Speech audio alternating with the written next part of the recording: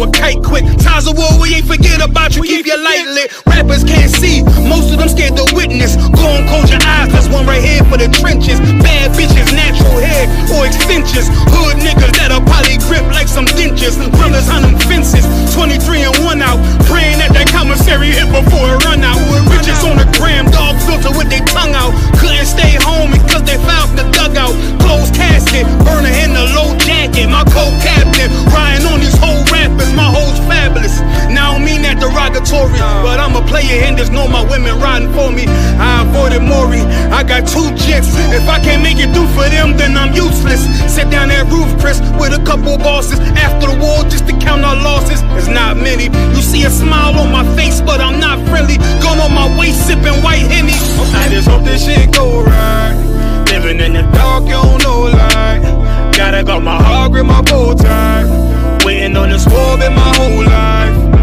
I just hope this shit go right. Living in the dark, you don't know light. Gotta got my heart grip, my bow tie.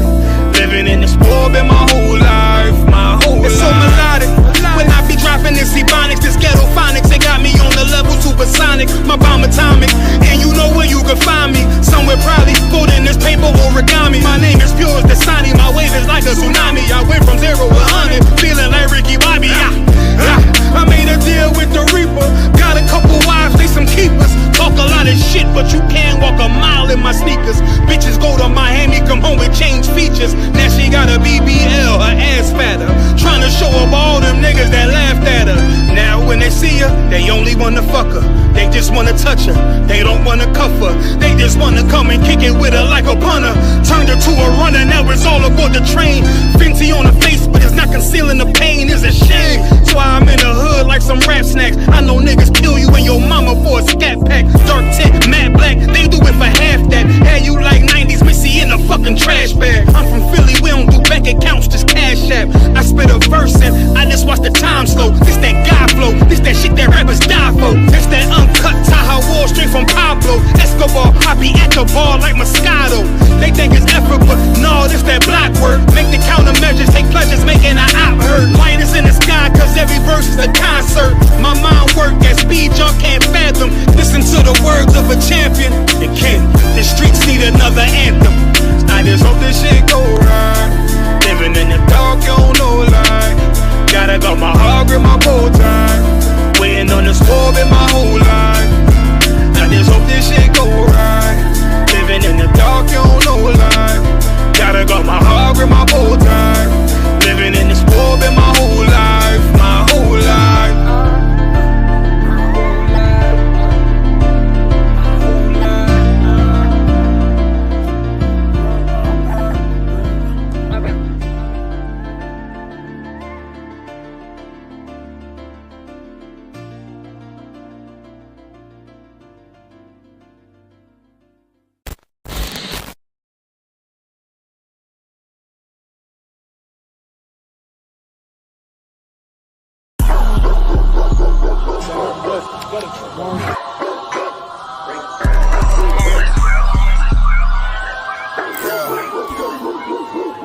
Let's get right to it, dog, you know it's raw. Well, let me catch you if you're showing off. I wanted to get you, I hold it off. Thought he was solid, but told it off. Running the field with the underdogs.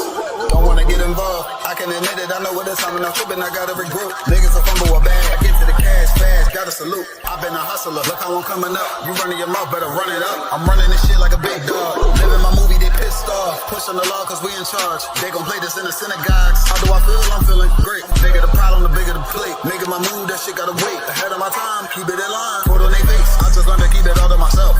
Wait, a couple of niggas that hang with me that'll bang for me. If I'm doing bad, never change on me. We the salt of the earth. We the motherfucking underdogs. We underestimated. You understand what I'm saying? I got tunnel vision. There's a bunch of ways I'm gonna get it. It's my way or the highway if you ain't fucking with it. Do what I say or go about your fucking business and take this money with you. I ain't dealing with no fucking children if they not my own. Going by myself, I'ma die alone. These bitches catch my wave, and more just hopping on. They hear what I make, it starts to turn them on. I think it's sorceress, the way they ride the bone, the black magic stick. They stopping by my home when I'm not even home. I'd rather be alone, so I can conquer shit, and I can see it wrong. I just keep popping shit, cause I won't be here long. I'm hopping on the road, and get my knees along. She wanna drop it low, and get her eagle on. My new bitch bad as fuck, she look like me alone. I came up from the dirt, was born right under y'all, and just like God of wine, said I just want the ball. These niggas seasonal, I watch them leave and fall. The last gon' finish first, cause we some underdogs. They say the first shall be last, the last shall be first. Nigga, we gon' rule this kingdom, nigga. This one West. Ride to the sunset, slide to the moon for a boss. All said ghetto, then I got him, that's my doggy dog. Don't bark, gotta mean bite, we them underdogs. Over off the wire, 5 yards, I'm pressing all of y'all. 9 niggas up like I'm director from a casting call. I don't give a fuck, you want beef, next to all of y'all. UPK priest, lace up boost, then it's time to ball. The clip name Winnie, all these shells, I'ma let them fall. Niggas claim they better than like who they think they better than. One West soldier, best believe we got that medal in. Last name Cannon, cause I still got them drummers in. Kept I set that trap to hell, yeah, I'ma let them know. Underdog, you niggas trippin', we'll be poppin' on you sniffin'. Real crafty with that smithin', lock in on the mission, rockin' all out. Who the type to hop out, you be bitchin', got the crew time. Now the Glock, glitch it, nigga.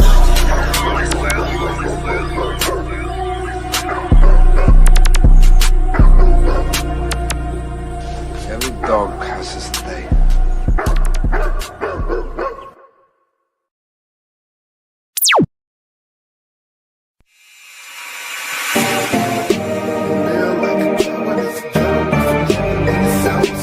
I'd rather die like a man than live like a coward. There's a ghetto up in heaven and it's ours. Black power, 144,000. I'm just trying to make 144,000. 144,000. I'm just trying to make 144,000. One body, one face, one Lord. Feel like I can take over the world with one sword.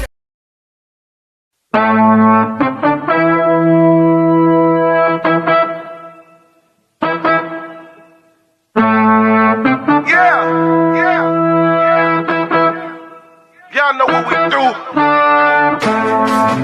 Y'all know what we came to do. Huh? You young niggas ain't tough. You young niggas ain't tough. You young niggas ain't tough enough. I don't think y'all really wanna fuck with us. I told you we no bitches. I'ma need for you to listen while I paint this perfect picture. We not Christians, watch your mouth. Have them angels in your house, and them people bring you out. Bitch, you know we got that power, and you know we not no cowards. Oh, you on that bullshit? Well, I'm on it too. Oh, you think I'm bullshitting? Wait till I get with ya. If I gotta go to ground, I'ma shut the town down. I ain't about to stop until I hear stand down. All you gonna see is a lot of man down. You dealing with the men of war. We at war. I sided with the Lord, of course, on one accord. We ain't never stopping now. You running now. All my niggas go to ground. We go to ground. You dealing with the men of war. We at war. I sided with the Lord, of course, on one accord. We ain't never stopping now. You running now. All my niggas go to ground. We go to ground.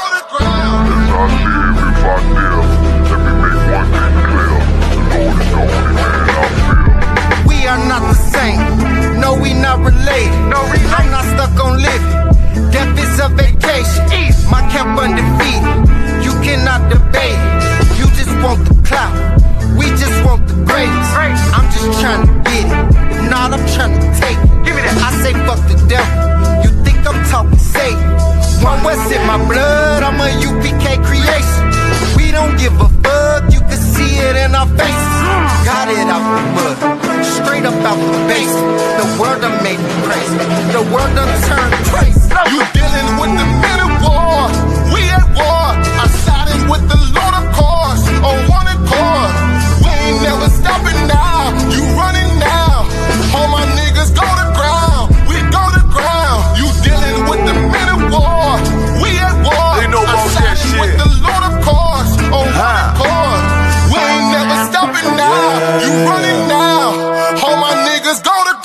44, nigga. You see me riding with them people I be sliding with. We take the truth, ain't no denying it. It's this fire I spit, I got that line script. I put that pressure on them, about to put extra on them. This how the Lord is doing you. Boy, I tried to warn you. We go to ground, I own your time, yeah. You wanna blaze, we in them last days.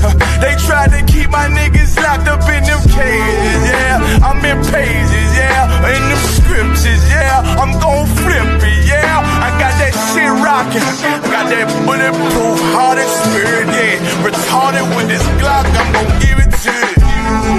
You with them niggas that's gon' go to ground. Take over and you know your place. Make no mistakes. There ain't gon' be no trace. Ain't gon' be nothing left. Spit to my last breath. Boy, better watch yourself. I'm coming with last shit. Hey, leave them niggas in them ashes. I'm flowing like Cassius. They killing the masses. It's cool, cuz when I meet the king, we gon' be masters. Yeah.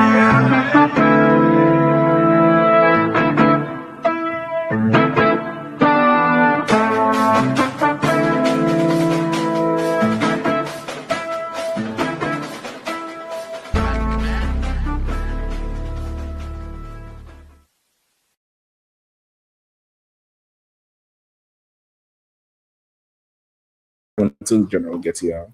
Everybody can put their phones on mute. Too, please. All right, let's clap it up. Boy, I want these lights a little closer if you don't mind. All right. So a little bit closer. Also, this here.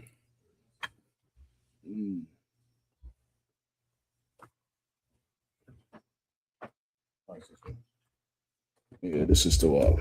This is the wall right here. Yeah. All right. Let's clap it up.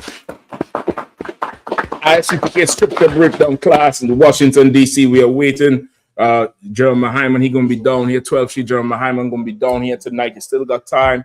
You're going to make it. I know it's Friday. I know there's a ton of traffic on the road. Don't become one of them Friday evening statistics, man. If you don't want to become a number, get in this number. Come up in here. You get the point? Come up in here. We're going to have an amazing weekend. Tomorrow, we're going to be in D.C. dismantling every object you see. That's the best way I could put it. We're going to be breaking it down, dismantling it all. It's going to be an amazing thing. Don't forget, Sunday, we up in Baltimore for the Feast of First Fruits. We up in school in Baltimore, Feast of First Fruits, Eastern Avenue. Just type in I.S.U.P.K Baltimore. And you're going to see the address, everything. Come up through there. If you're in the DMV area, DC, Maryland, Virginia, anywhere, and you're in driving distance, make your way down to Baltimore on Sunday for sure. DC, we're in DC tonight in the class. We're going to be downtown in DC tomorrow. Stay tuned. The general, he definitely going to be going into a few things that's just, you don't want to miss it. That's the best way I could put it for you. You don't want to miss it without letting the cat out of the bag too much. All right. I'm definitely going to hold it down until the general gets here. If there's any questions in the room, I'll take them. Any questions online, we'll take them. A lot is going on in DC. You have the Israelis meeting with the Jordanians in the Pentagon. They say that's such a rare thing, where a meeting like that usually happens in the White House, usually happens, somewhere more diplomatic than the Pentagon. The Pentagon is, more military. I don't know what they're doing in there, but they need to do something because these gas prices, goddamn. If go meeting in the Pentagon means gas go back to $2.50, then meet up. Right. Meet, greet, sleet, whatever it is. But we need that gas down. Go ahead, Isan. Like you said, when Benjamin Netanyahu went to Congress, they gave him standing ovations. Now they're welcoming him into the Pentagon. So that's wild. It seems like they're making some power moves. I didn't even see that. I didn't even know that part. They give him standing ovations. Well, like he runs America at this point, right? The state of Israel is not a functioning country like you and I would think it is. It's way more political, way more sinister than something plain. So of course, the presence of those leaders really, they're getting emboldened right now. The leaders of the earth, the kings of the earth are being emboldened right now to make moves that assures their white supremacy. You get the point? Like this, the moves they're making right now is not about anything but their supremacy, right? Oil is only a factor because of the abundance of it, and the world is glued into oil now. But if something else comes up, that's what's going to be the factor. But it has to all fall back to, will these moves make their supremacy stay? Will these moves cement their white supremacy? Will these moves further their white supremacy or not? Will it be a threat? You get the point? So it's like, it's going to be very interesting. I always say it for the rest of the year. This year is their midterms. It's going to be very interesting watching to see the different things that's going to be happening in America and throughout the world, you know, up until that election. And then you'll be able to really gauge the water going forward. They'll know if they have to turn the volume up, if they want to turn it down, if it's going to be, you know, just as planned, we'll know. But rest assured, whatever is going on is lining up for the Third World War. It's lining up for the Third World War, which precursors the return of Jesus Christ to make war with this nation, to make war with the kings of the earth, right? And in the meantime, what should everybody do? What should everybody do in the meantime? As this war is ramping, as this war is, you know, getting together, they're talking about how Israel's sending them explosive drones. They're sending all them explosive drones all into Jordan and Lebanon and tearing them up. Them Jordanian women, these women, they say this is their Vietnam. That's what they tell the news reporters. This is their Vietnam. I mean, I know y'all ain't dig no tunnels yet. Y'all ain't dig no tunnels. Y'all ain't dig no tunnels underground yet. I ain't seen none of that shit just yet. So I don't know how this is your Vietnam. You gotta explain that to me. And until y'all put bamboo in a hole somewhere, you know what I mean, and sleep in a tunnel and breathe through a pipe up into the soil, I don't know how this is your Vietnam. You know what I mean? But it's the situation is very it's getting there. The volume is being turned up. It's definitely getting there more and more. As this happens, what should we do, General? Follow up on you. Rock. You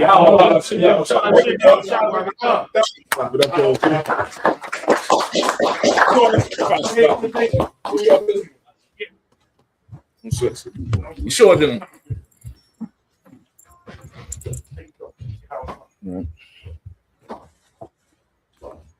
So as these things happen, what should we do? What should we do? Find the UPK, but I need a precept. I need a precept for it. All right, well, let me get a bottle of water. Go ahead. That said that little sanctuary. I could take that. What's all that smoke out there? That's our smoke going out? Get the fuck out of here. Yeah, kind of. Shit. Yo trying to put the fire on my shelter wood. All right. What should we be doing? All right, I need a precept for it though. What should we do? I need my precept though. Absolutely need a precept for it. Yo, because I don't pack them too. Don't leave them in the box, all right?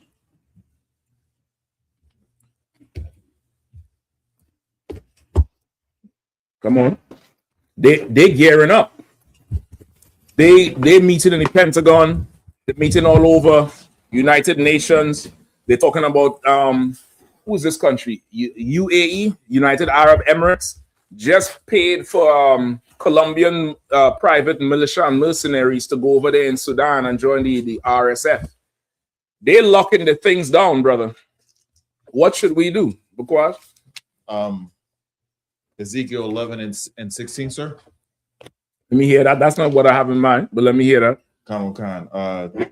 Therefore, thus saith the Lord God, although I have cast them far far off among the heathen, and although I have scattered them among the countries, yet I will be to them as a little sanctuary in the countries where they shall come. I got you. I think that's the one that Barak pulled. Okay, that's good. You find the little sanctuary. The Lord say he'll be to them a little sanctuary. They'll find that little sanctuary. Perfect. But what should we do? We should just find the little sanctuary? Something else. Go ahead. I want to turn to the 2 and 1. Say again? Zephaniah 2 and 1. You onto it, you close. That's good too, but there's still some more. Like sir, if I may. Yeah, go ahead, priest. You're coming in kind of low. Any way you could get closer to a mic or anything? Yeah, kind of a concert. I might have to say stand a little closer. Is this better? Yeah. Go ahead, please. In Revelation, meaning come out of Babylon and not partake of her sins. That's what I want, brother Tawada. I'll give him a hand. That's exactly what I want. That's exactly what I want. Pull it for me, brother. Or somebody pull it and read. Somebody pull it and read. Like that's what needs to happen. To find the sanctuary, you're gonna have to leave Babylon first. You're not finding the sanctuary and staying in Babylon. And what do I mean by staying in Babylon and leaving Babylon? Pull the precept first too, and then you really get the understanding of it. All right, Revelations 18. Let's rock. Water, sir. We got the book of Revelations, chapter 18, starting at verse 4. And I heard another voice from heaven saying, come out of her, my people, that ye be not partakers of her sins, and that ye receive not of her plagues. Right? Come out of her, my people, that you don't partake in her sins or receive any of her plagues. And we all the way in Babylon right now. We all the way in her, and we taking part in her sins. We taking part in her sins from the highest to the lowest, from the Diddy parties to Adrian Broner, to your teachers in school, to the police. You get the point? The police, I mean, they just arrested a DC lieutenant. He's the devil though, but he was on his way to have a escapade with a 14-year-old boy in Maryland. They got the catch a predator? To catch a predator guys pulled him up. They pulled him up right there on the damn thing. And he's a lieutenant. Like this place, her sins have reached to heaven. And of course, they're saying, come out of her, my people. You get the point, as a general? No sweat. And they're saying, come out of her, my people. So now that's what we need to do now. What we need to do now as a people is come out of Babylon. Come out of her. What does that mean? What does it mean to come out of her, my people? What does that mean? Come on, Arwadi. Yeah, use the mic there. No sweat. You hear me, sir? Yeah. We could hear you. That's for the people online to be able to hear you. What that means is don't celebrate her holidays. Don't partake in what America got to give as far as deviancy, criminal acts, lies, like I said, the holidays. Don't follow behind her. We still here. We don't have to leave the shores of America to not be a part of America. Right. That's what you want. Come out of her. To leave in Babylon is not a migration. It's not getting on a plane or jumping in a vehicle or getting on a boat and leaving, with a destination to end up somewhere. You get the point? Go ahead. Okay. What Officer Arwad just said is 100% right. You can't be in the spirit of America. So, for example, when the holidays come around, you're not in the spirit of Christmas, right? Because you're out of her.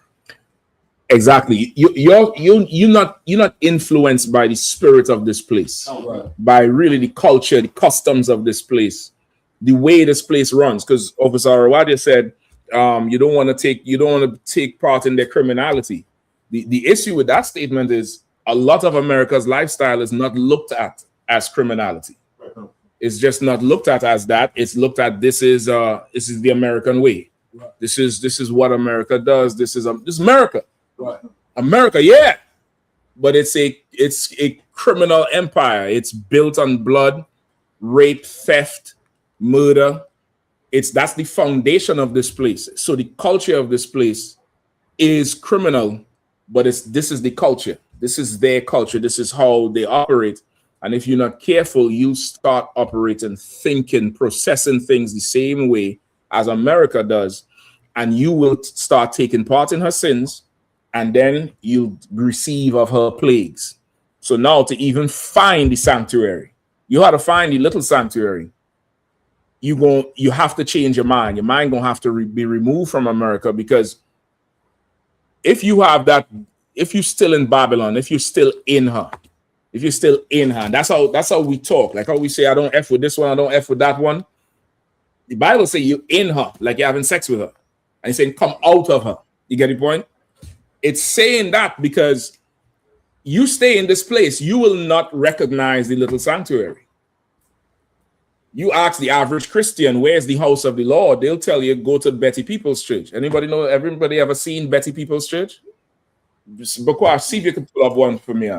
Some years ago, brother, Betty Peoples, I think it's Peoples is her name.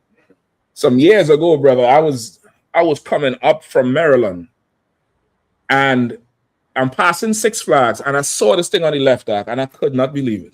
General, I had to stop and U-turn and drive into the thing. I could not believe that was a church. I couldn't believe it. Slacky, so you pass this mic to the general. You remember the introduction to the what was it? It wasn't Black Watch. At that time. It was the grill. That's a Hebrew speak. It was the grill. The grill, yeah. The grill. Commanding General Yahanna show. We went around to all the mega churches in DC and filmed them. Betty People's Church was one of the churches that was on that list or what have you. It's humongous. Yeah, that's a ridiculous. Is it still going? I ain't been out there in a while, but I ain't hear people saying nothing about it. But I'm gonna look for that intro too. It's on the intro. The intro where the general talking, General Mayak talking, general's talking, and they're showing you the church. And this church is so big, it has its own exit off the highway. It has its own exit off the highway, brother, and it's huge. Okay, that's not it. Is that it? Okay, then that's not the one I'm talking about. Yeah, the one I'm talking about, it's huge. It's just huge, and see how this one looks square? That one is steeples all over the damn place. What's it called, sir? I think it's Betty Peoples. I probably called and saying the wrong name. Yeah, let's put Betty People's Church. Oh, church. Peoples, maybe Peoples. Go ahead, Arwadi. Oh, Salagi, sir. Yeah, when that church first got open, when her husband was still living, they had a parade going down Bright Sea Road, and I think 202. Yep, 202. So she was waving in the convertible, like you know, the like Queen Diana. Yeah, and they got their own apartment complex as well, and their own schools. Yeah, it's huge. It's a huge thing. That's the aerial view right there, brother. But that's one of them. Maybe it's more than one, because there's another church out there. Yeah, that's the one that's in the video. I don't know what the name is. The one that's in the video is the one I'm talking about. Okay, yeah. Is this the one close to Six Flags? Yeah. Slack, sis. Pass him, I think it's called Jericho. Oh, yeah. The one by Six Flags is Jericho. Okay. Well then that's two we had to look up. If you see how big that one is, you could pull that one up for them to see. That's Betty People's place, and that thing is a spread. Like the blue and white remind me of Epstein Island, to be honest. Mm-hmm. Yep. It reminds me of Epstein parking lot. Right. It's huge. And see if you could look up the other one, the Jericho Church. That's the one I think close to Six Flags. Brother, I took a driving tour of that place.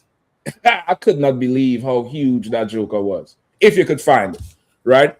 But the point is, if you in Babylon, they ask you the house of the Lord, that's what you will look for. You would be impressed by that. You would be impressed by you go down Michigan Avenue, northeast, you will see that cathedral, and that ain't the National Cathedral, right? The National Cathedral, I think, is off of Wisconsin Avenue or somewhere up there in Northwest. But that one right there by the hospital, by the Children's Hospital, that is a massive church. Children think it's a castle. The first time they see it, they think it's a castle. You found it? Arwadian? City of Praise. City of Praise, not church, eh? It's called City of Praise. Like this joker here got its own zip code. Its own zip code. Like these churches, you'll think that's the house of the Lord. You'll think those men are the men of the Lord.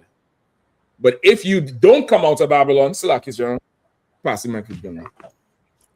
I got a scripture for you if you want. Yes, sir. Please. Jeremiah 7:4. Somebody could read it, please. That the book of Jeremiah, chapter 7 and verse 4. Trust ye not in lying words, saying, the temple of the Lord, the temple of the Lord, the temple of the Lord are these. Right? Trust ye not. That's perfect, General. So wow, give General a hand for that one. Trust ye not in lying words, saying the temple of the Lord are these. Because that's what Babylon will tell you.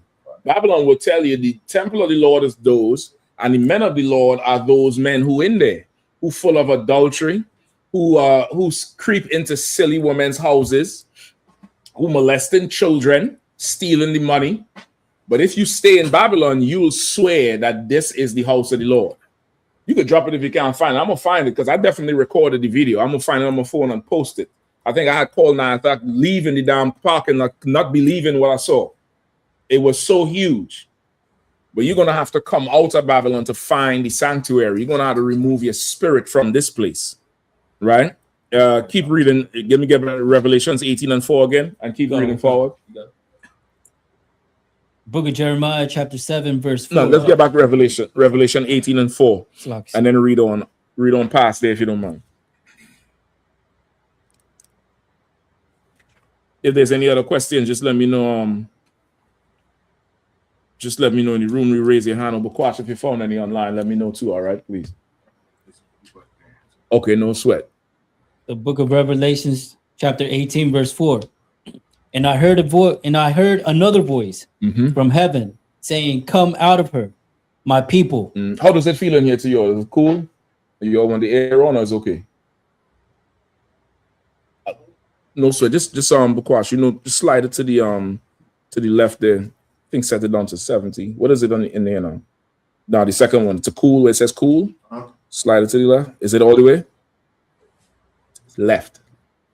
All the way, yeah. All right, and then drop the temperature. Go down some more.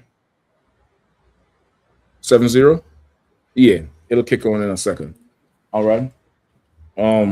Where we at? Salaki, go ahead. Book of Revelations, chapter 18, verse 4.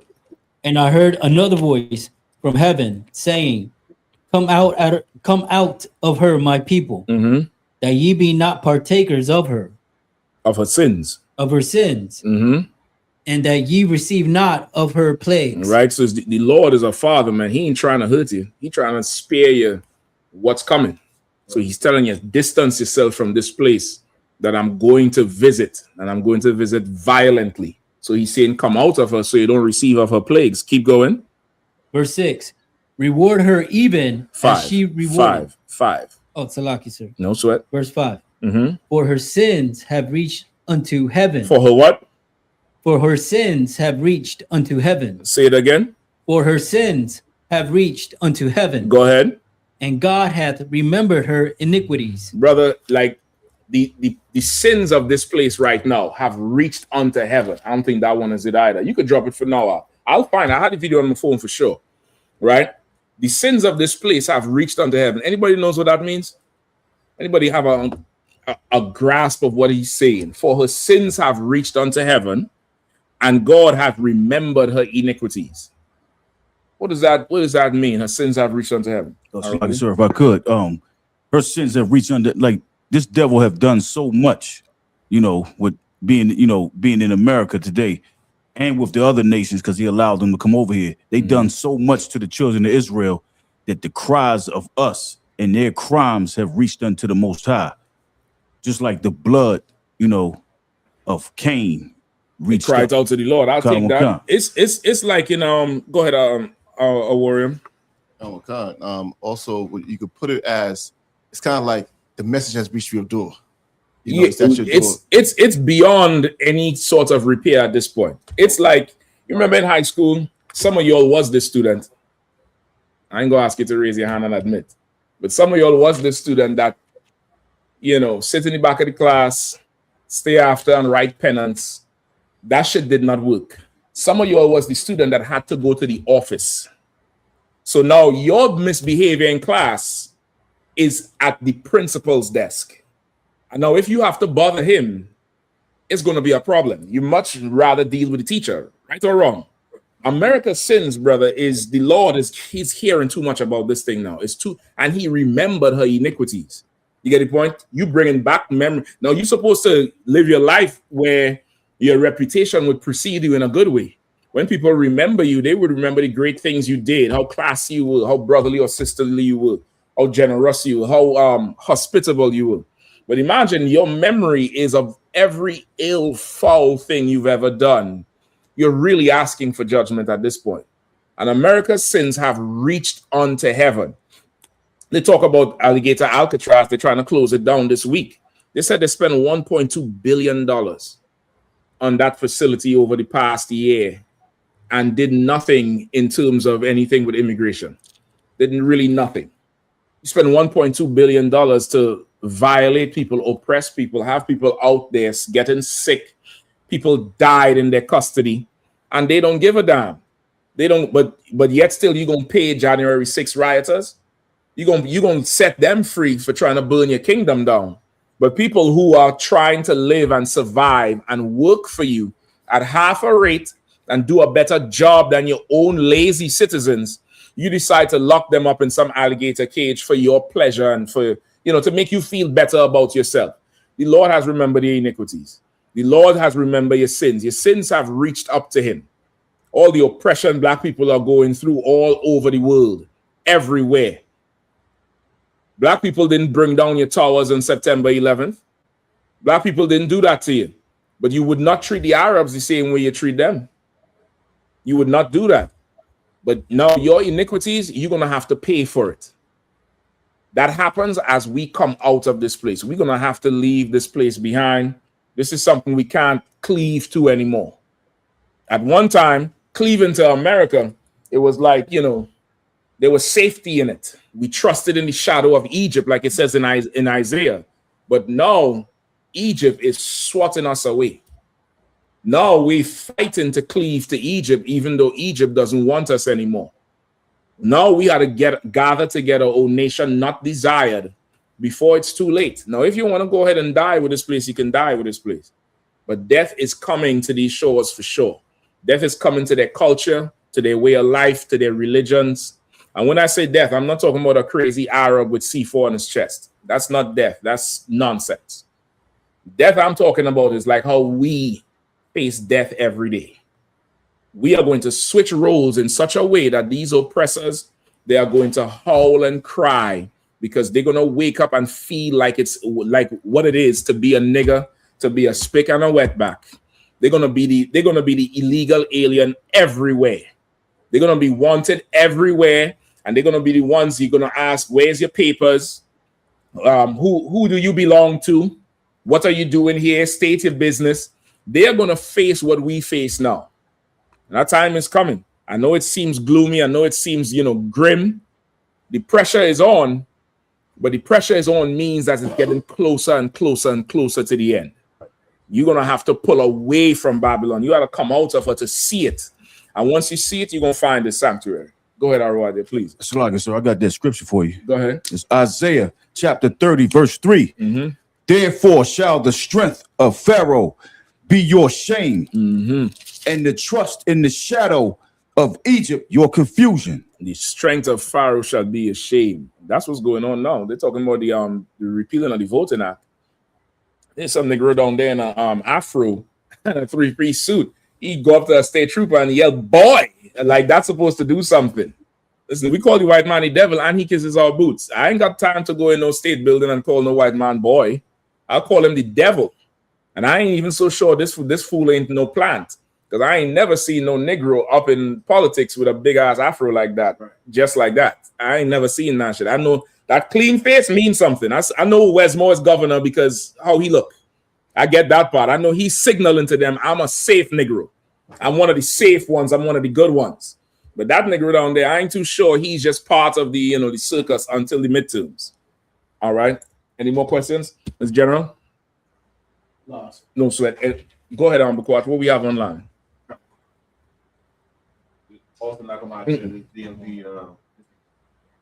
No, that's not the one I remember. You could drop it up. Let me get the questions. It's all to work. It was a general breakdown. 2 questions. Like, it's from Ilazar.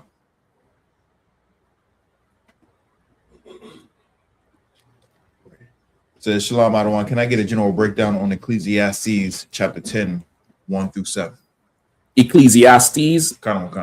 Say where he wanted again. Ecclesiastes chapter 10, verse 1 through 7.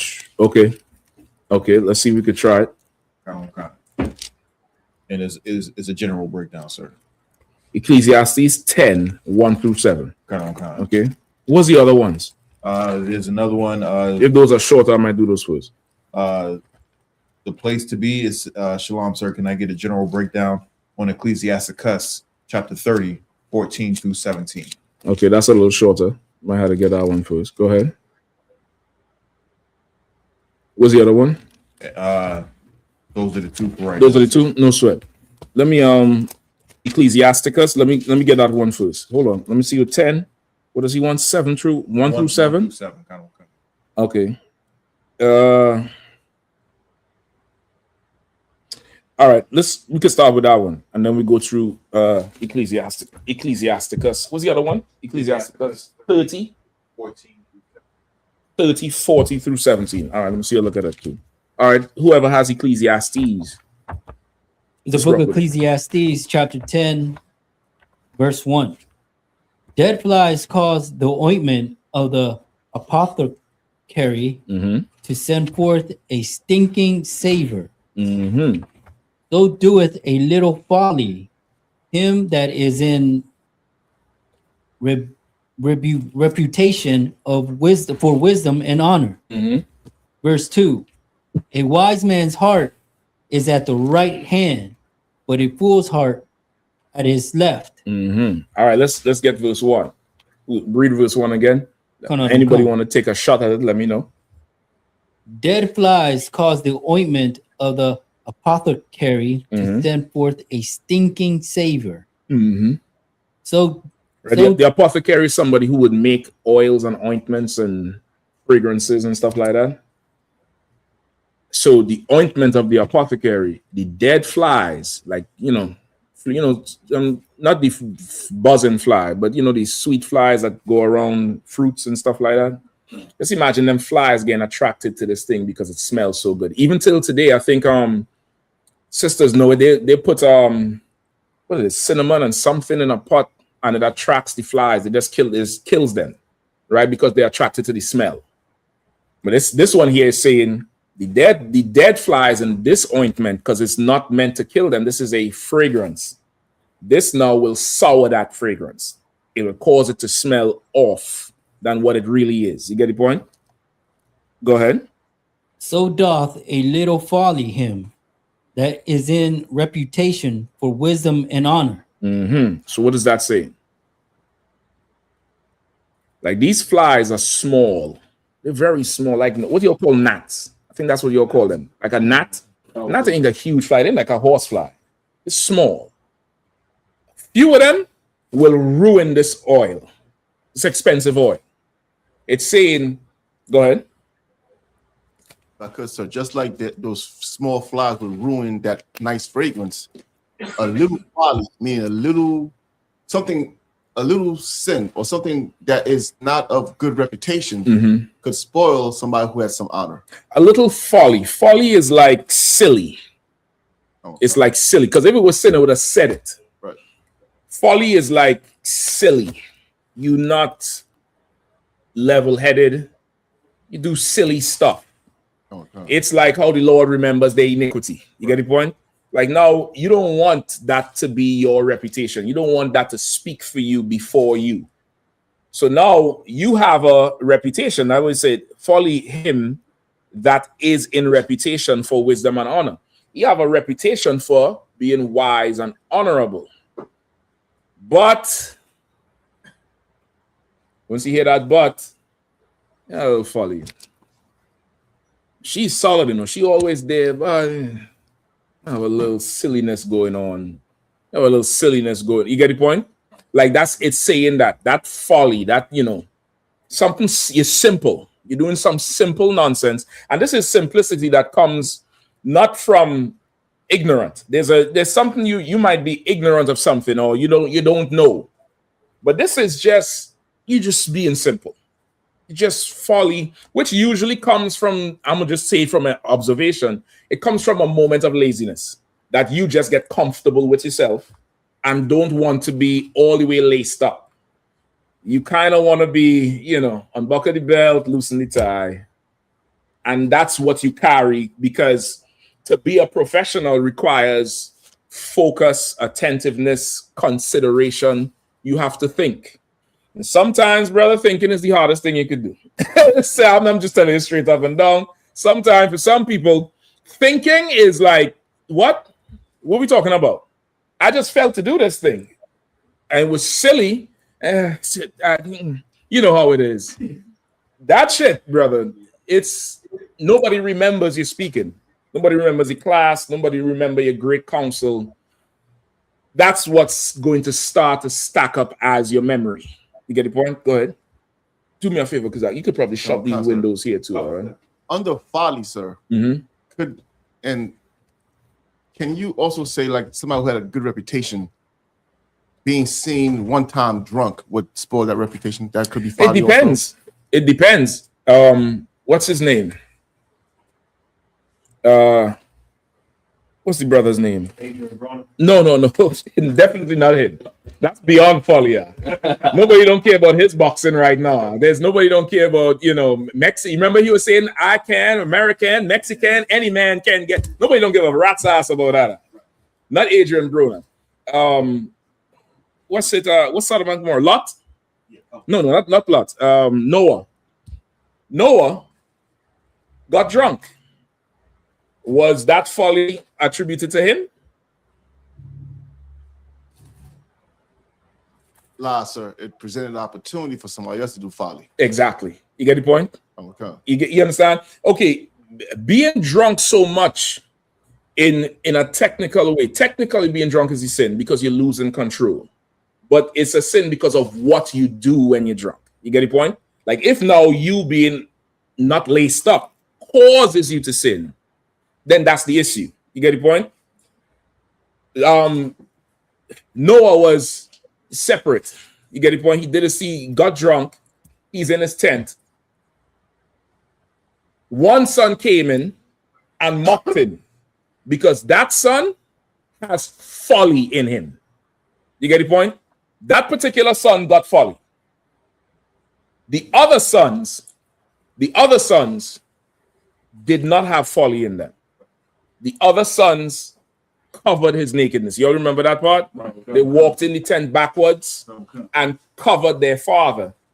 And the father, once he sobered up the next day, he cursed Ham because Ham had folly in him. You get the point? I'm sure Ham was useful in building the ark.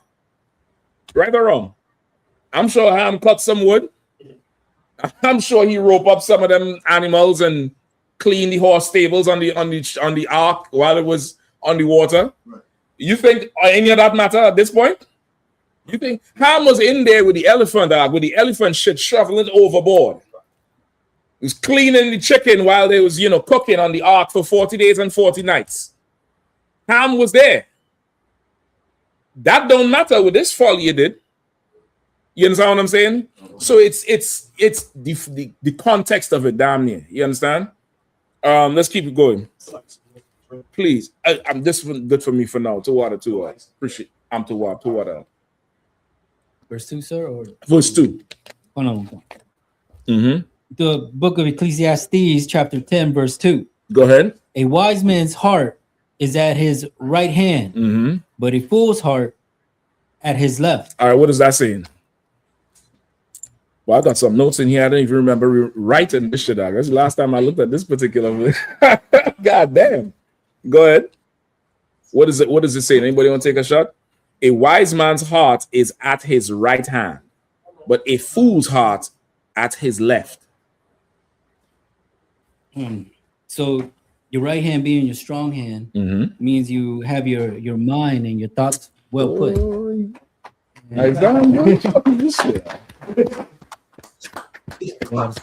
God damn, Isaiah. That's exactly it. It's your heart is your mind. A wise man, his mind would be to his strong hand. Go ahead. But a fool's heart at his left, so meaning since your left hand is weak, so is your mind. It's like now you giving over to folly versus giving over to the wisdom and knowledge of the Lord, or the proper way to behave, or that's basically it. You a wise man would give over to what's strong. A fool, because remember we just said folly. This fool here, his heart is on the left-hand side. His mind is on the left-hand side. In Israel, the right is the right-hand side. Your left is like outer left field. You get the point? That's how it is.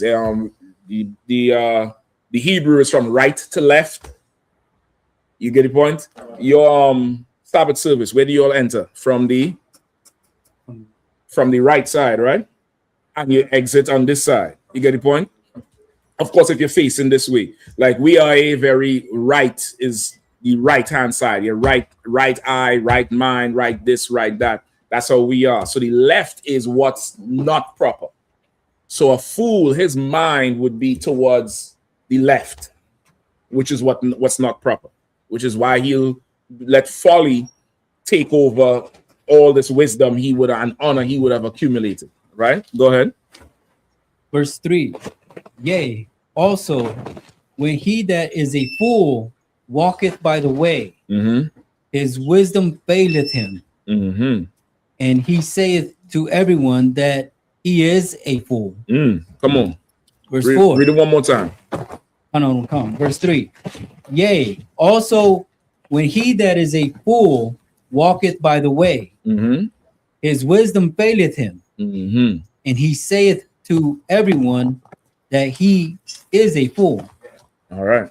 Come on. Explain to me. We want to take a shot. We want to try it. Come on, a warrior. So a fool, when he's on the way, meaning when he's out in public and he's walking, his wisdom fails him, meaning that he shows he's a fool by the decision he's making out there. And by the decision he makes out there, he tells everybody he's a fool. Exactly. He ain't verbally saying I'm an idiot, even though some people say it. I read an article. I had to Google it 3 times just to make sure I wasn't getting spoofed or gaffed or whatever they say. They said Angel Reese, a basketball player who, was supposed to be the vanguard for the WNBA for black players. They say she got on live recently because she had a breakup with her boyfriend. Boo-hoo. Right? Everybody breaking up now because of Meg Thee Stallion and that fool. She broke up with her boyfriend. Boyfriend said publicly how she have 80 bodies on her. She got on the live and said, so what? I got 80 bodies. I went to LSU. Some of my teammates have 300 and more. I mean, I don't know if she's a capital H and a common O. In her mind, if she's a smaller hoe. And this one, the other ones is capital H, capital O with the exclamation mark. I don't know what she's thinking. I would like to see 80 points from the broad, not 80 niggas. And she said, I went to LSU. So, I mean, you people who graduating soon, just don't go to LSU. Just don't go. So, like, I think you're a Q at his hand. I was just getting ready to say, I think them 40-year-olds are starting to look way better. They got less miles.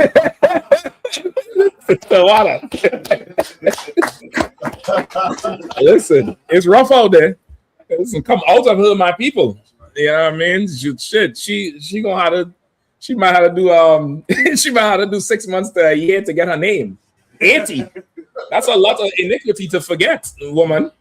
God damn. And that's what you saying was then. you know, we in a rough time, man. Like now, she don't have to tell nobody she's a fool. She don't. She don't have to say she's an idiot. She made the statement live. You know, the internet confirmed it. I thought it was a fake. The internet confirmed it. And birds of a feather flock together. So the way she throw her friends under the bus, she says some of her friends, her teammates, I think she said, got 300. Y'all can't put up 300 points. Y'all ain't doing nothing. Y'all, the white girl running the NBA right now, the WNBA. What is the whole thing about? Nobody. She doesn't have to say she's a fool. I used to feel sorry for her when they put the Ice Age meme up with the little green thing from Ice Age. You remember that with the two eyes on the side and said this is Angel Reese. I used to feel sorry for her, but I mean, right now, you got to own that shit. You got somebody out there now? Yeah. Go ahead. Oh, I'm coming to you. That should be a lesson for all sisters. That when they preach this freedom and stuff like that, it's only so that they can always point to you as the bigger hoe. I mean, it's a setup. It's a defense mechanism. Right. To go be free. So if we have an argument, you got 80, you got 300. Spartans. What is your profession? Oh, Barack, 1 second, brother. Let because I can't do that, please. If you don't mind, just keep the memory, all right? Remember, all right? Just let Kazak handle them things, all right? All right, so what? Kazak, if you don't mind, if whatever you need back there, sorted, all right? Right? What is your profession?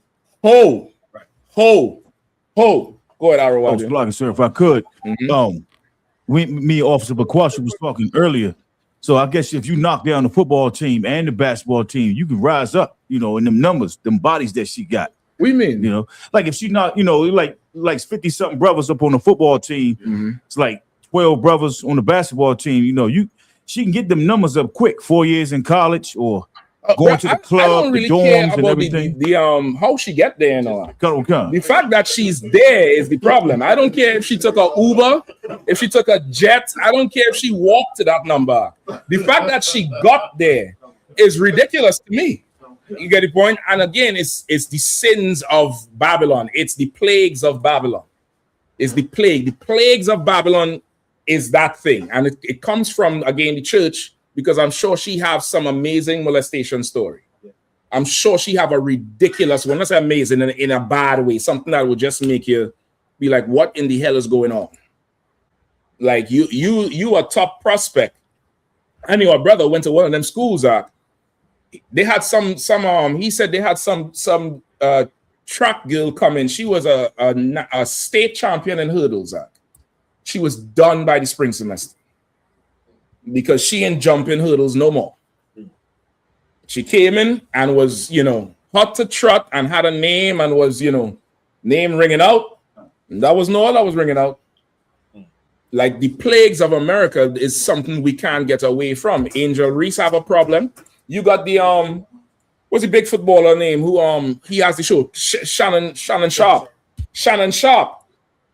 This nigga's what, 6'5"? He's a freak of nature, Hall of Famer, super successful in the NFL. And he has a deviancy where he cannot control himself. Right. He gets finessed out of what? A few $1 million? 50 million. I thought it was like 2 or 3.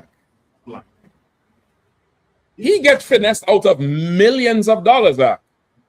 Adrian Broner, he can't, anything wrong than soft, he got to touch it. Remember the general did the class about, somebody who just can't leave something alone. They got to just touch something. It's part of the culture in America to ruin a childhood by some deviant. And now that child is going to grow up deviant and just perpetuate deviant lifestyle. And it's just going to get worse and worse and worse, which is why you have to come out of this place, which is why your mind got to be in your right hand and not the left, which is why you can't let folly stay in your reputation like gnats in an ointment. You get the point? Keep reading that, please. Verse 4. If the spirit of the ruler rise up against thee, leave not thy place, for yielding pacifieth great offense. Offenses. All right. Read that one more time. Hold on, we'll come. Verse 4. If the spirit of the ruler rise up against thee, leave not thy place, for yielding pacifieth great offenses. Talk to me. Who want to take a shot? Who want to take a shot at it?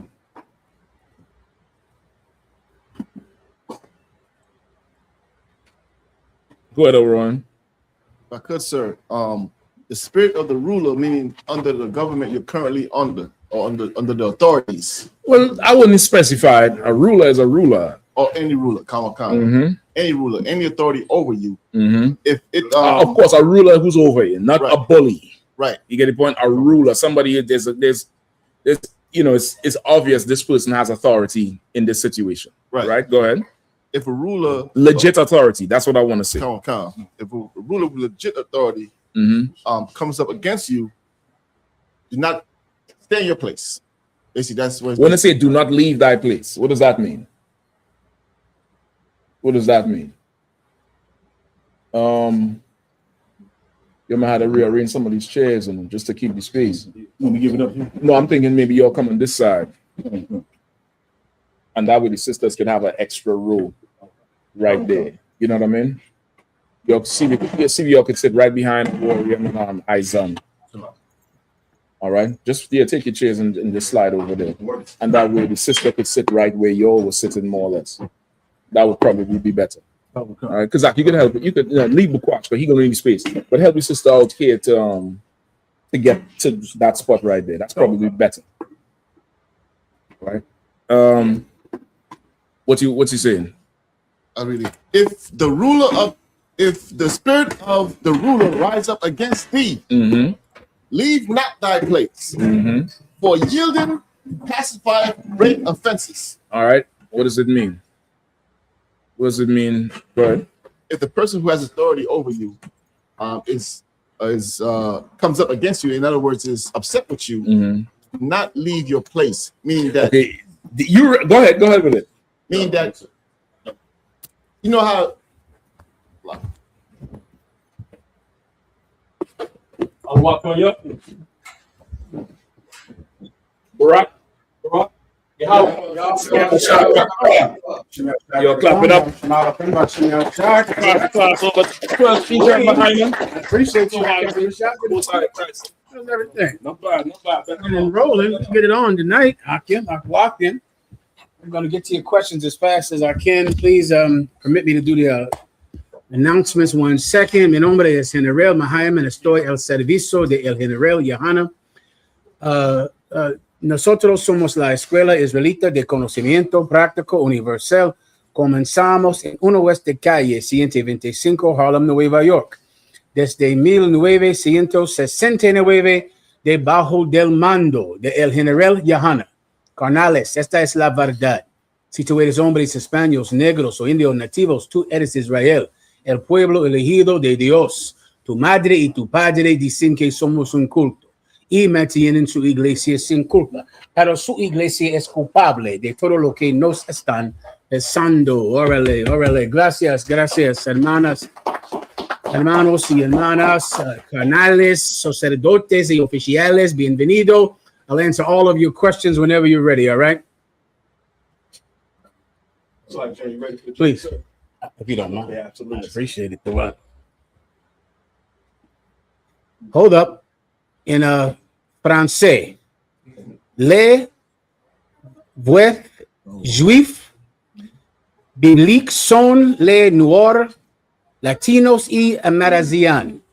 Somebody who speaks French, let me know if that's right. All right, clap it up. Is it a little bit? You speak a little French? Okay, how should I? Let me say it one more time. Les vrais. That one is hard. Say it again. Vrais. Les vrais juifs. Les vrais juifs bibliques sont les noirs, latinos y amérindiens. Latinos, let me try it one more time. Les vrais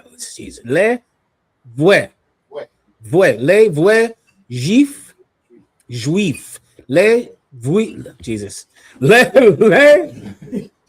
les vrais juifs bibliques sont les noirs latinos y amerindiens. Close enough. Close enough. I'll practice it. All right. I'm ready to rock, Aki, whenever you are. Questions, please, up front. Slug it, sir, if I could. So I was scheming through the YouTube, ran into Sarnetta and them again, you know. So I kept hearing something. They were saying that Paul, Luke, and John, they wasn't recorded, like their names wasn't on, you know what I'm saying, our records. Well, I mean, where does that come from? If you ever heard of it, what they're talking about, you got to ask them about that. The record is right there in front of them, right? It's the Bible, and of course, the Bible is written in the Qumran caves on scrolls that monks gave their lives to protect. Like many people look at the Bible, and especially the King James version of the Bible, it was written at a time when King James was in a battle with the Catholic Church, a terrible battle with the Catholic Church, because he wanted supremacy over the Catholics in England. Right, he wanted it for selfish reasons, but that spurred him to really fight to have a Bible that the common people could have directly understood, because simply he wanted to take away power from the Pope and power from the bishops. He didn't want them to have the power to have the only true translations. So he went through painstaking cost, stock, and expense with scholars to make sure it was correct. The records he had were scrolls, brother, that monks gave their lives to protect. I mean, they died. They died during the time of the Third Crusade and the Fourth Crusade, when the western part of the Catholic Church came to kill them, to destroy those scrolls, and to murder them for having black pictures of saints on their walls of their churches. And they went to slaughter them. And brothers gave their lives, hid these, because if they would have been found, they would have been destroyed. You understand? So, and of course, those brothers, Matthew, Mark, Luke, and John, they're all over those scrolls, and they're all over the Bible because of that. You understand? The water, sir. No problem. Now, here's a lesson, since we're in a scripture breakdown class. So, what's the reason that Sarnetta wants to devalue or degrade Matthew, Mark, Luke, and John? What's the point? And why do they do it? What's the reason that anyone wants to say that Bible is tampered with? The white man used that Bible to destroy us. That Bible is so old, you shouldn't follow some book so old. You're going to hear that all the time. But like in every battle, what you want to do is get the motivation of the person that is saying the lie, mentiroso, the lie. Get what's motivating him. What could it possibly be when you're talking about the conscious community? Take a guess. Go ahead. So, They trying to prove us to be liars. Why? Because first of all, they don't even believe in the truth. Okay, are the conscious community now? They're Black Panthers and terrorists. Are we too radical for them? They sell drugs. Right. Captain Desaryak, man, used to battle him all the time. He got arrested for selling cocaine.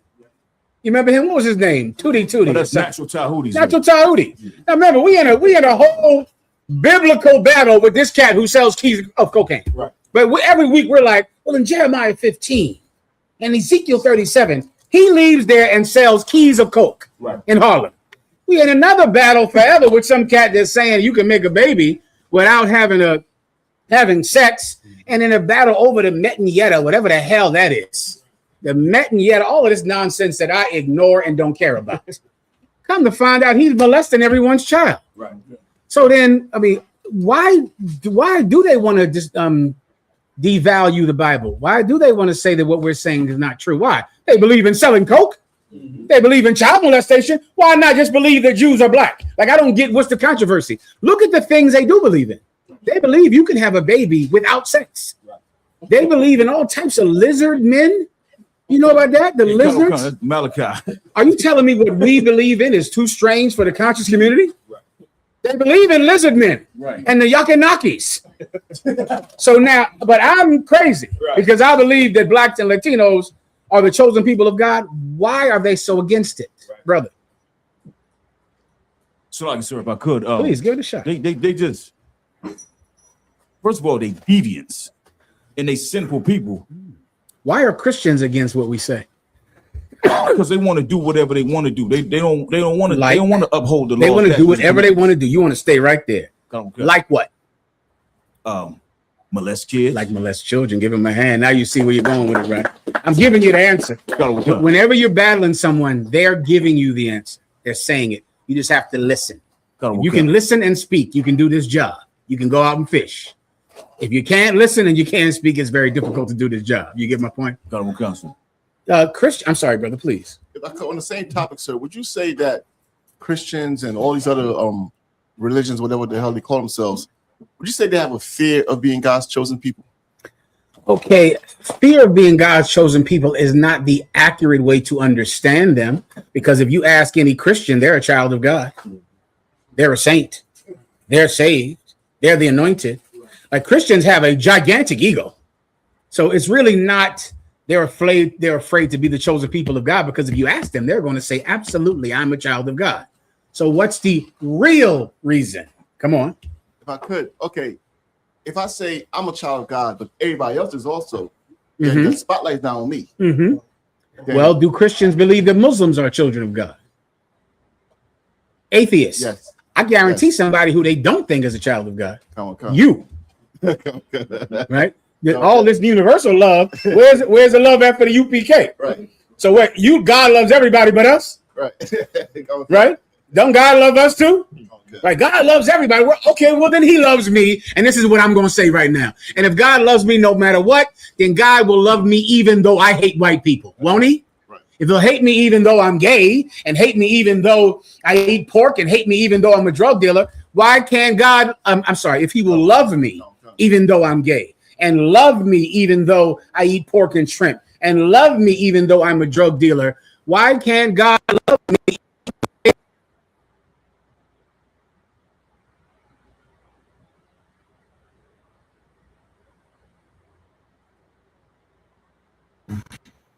Is like Officer Awaja said, they just want to be lustful. What, and what things do they want to do?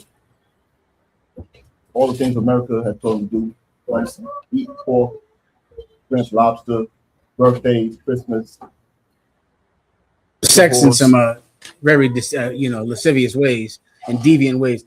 You want to, okay, if you can't do this, this can make it difficult. You want to really boil everyone down to the sin that they commit, that they know that God says not to do in that Bible. That's it. It seems so much more complicated, because it seems like you are in a theologian's battle with Papa Natuti. Like, you in a real, you've seen him, bro. You watch him, so you know. You remember those battles? It was like, but they met in Yetta. When you translate it back from the original Greek, the original Greek, he's selling cocaine. The original Greek. That polite, forget about it. I mean, he was a scholar of scholars, was he not? He understood all knowledge upon the earth. Well, when the original went back to, what's the name of Egypt? Kemet. When the original Kemet, when they went to the valley of death, he's touching your child and having sex with a 13-year-old girl. I'm starting to think they're not so scholarly like they might want me to believe. Right. I'm thinking that maybe they're hustling me. Maybe they're just sexual deviants and drug addicts. Right. And so their whole problem with Matthew, Mark, Luke, and John are those words that tell you you cannot be a drug addict or a sexual deviant. Right. Maybe that's all this is about. Maybe this is about nothing else but that. Now, once you can get that, then cutting and destroying enemies can become quite easy. You understand? Anything else? Please. The water, sir. No problem. Clap it up. Good night. Please.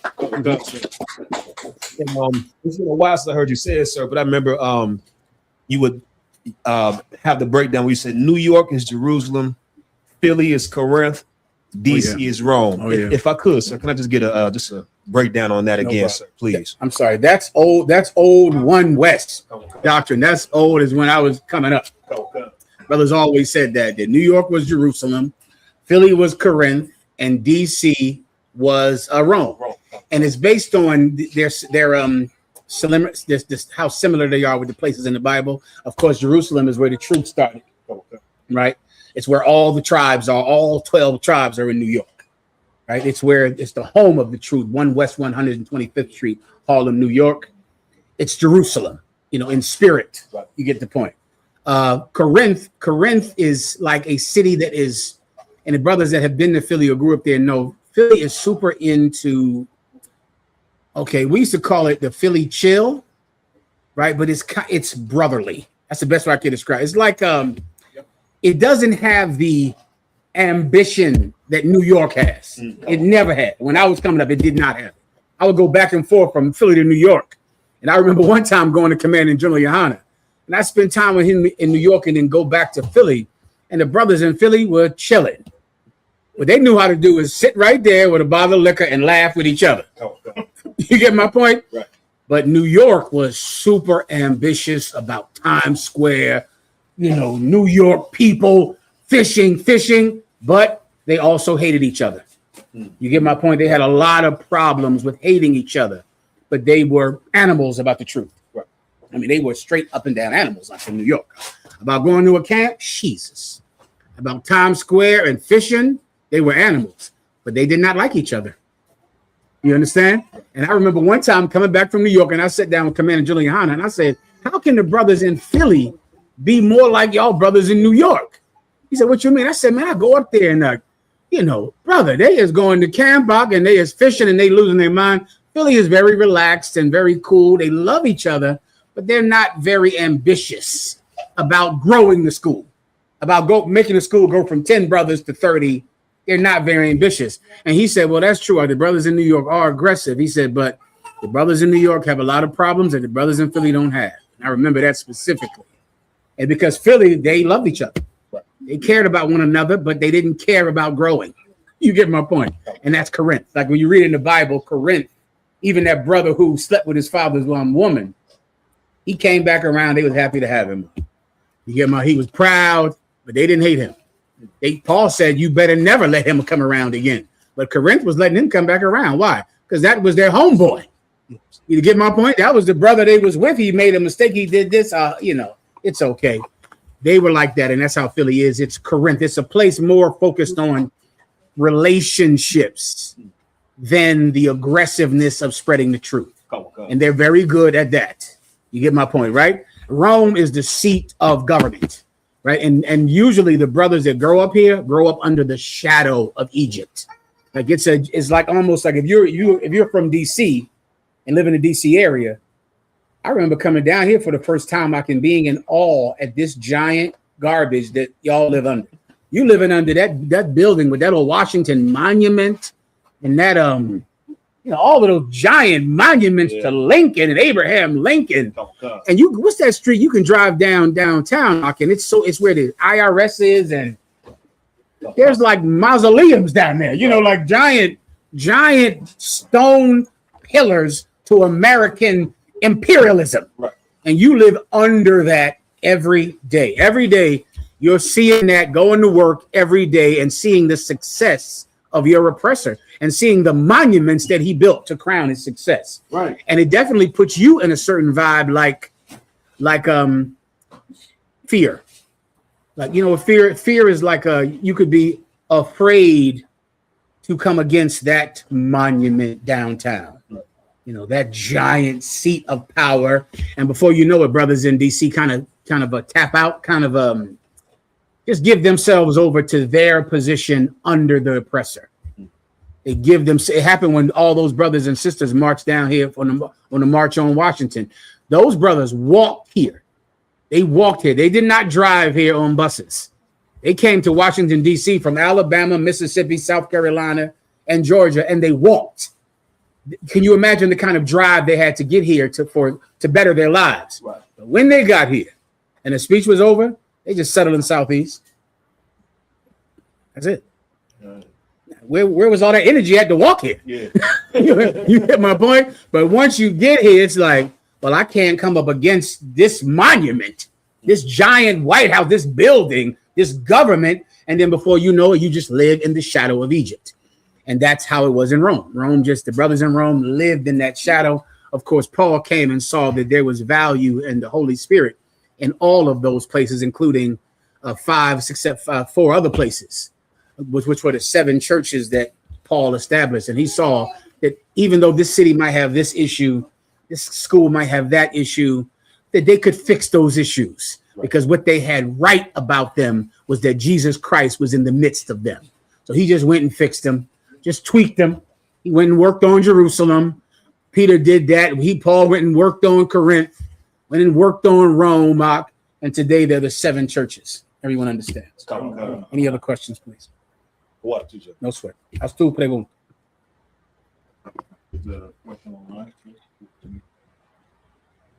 Is in the book of Ecclesiastes. Locked in. Yes. The place to be has says, Shalom, sir. Can I get a general breakdown on Ecclesiastes chapter 30, 14 through 17? Absolutely. Glad OKC. Whenever you're ready. Who made the food, Akim? The sisters?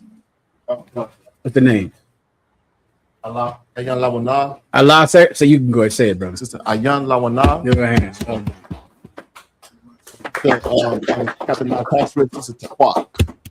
The water out there. Appreciate it. Right, I'm ready to rock.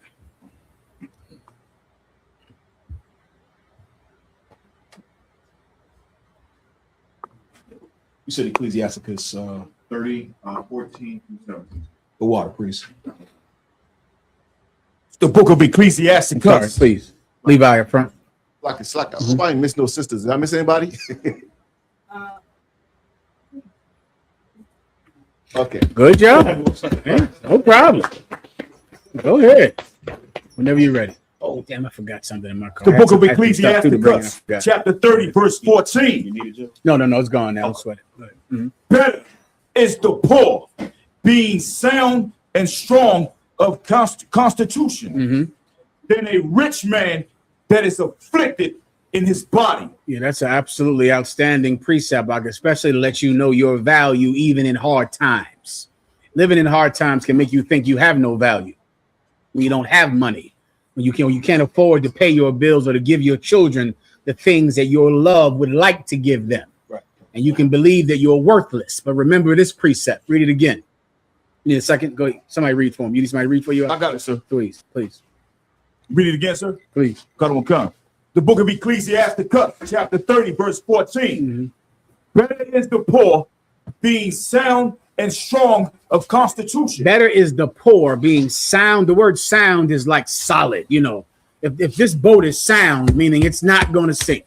It's sound. It's solid, right? Being sound and strong. You know, what's strong is fuerte, right? It's strong, meaning it's not going to break. It's not going to bend. You will survive on this boat. Better is the poor being sound and strong of constitution. What is your constitution? The rules that you live your life by, right? The rules that you conduct business with, that you build a family around, that you build a brotherhood with, a sisterhood with. That's your constitution, right? A poor man that has a strong belief system, a strong moral code of conduct. Keep going. That a rich man that is afflicted in his body. Oh, you're much better than a rich man who is afflicted in his body. This rich man, you know what he has? He has a body that constantly wants. That's all. It wants so much cocaine that he'll be dead at 34. Now you're going to idolize, remember being young, idolizing some rapper, he's dead next year. Like, think about the people you just thought, man, I wish I could get signed like him. I wish I could have, that Biggie Smalls, he really hit it big, didn't he? Oh, that Tupac. Let's all get thug life on our stomachs. Remember that, Shalom? Let's all get thug life on our stomachs. Let's all wear our pants like him, talk like him, because he's who we want to be. Then he's dead. Right? Why? Because Tupac's constitution was weak. He was somebody that had no self-control over himself. That's why he did those years in jail for raping that woman. Right. Because he was a weak man, Tupac. Right? He was weak.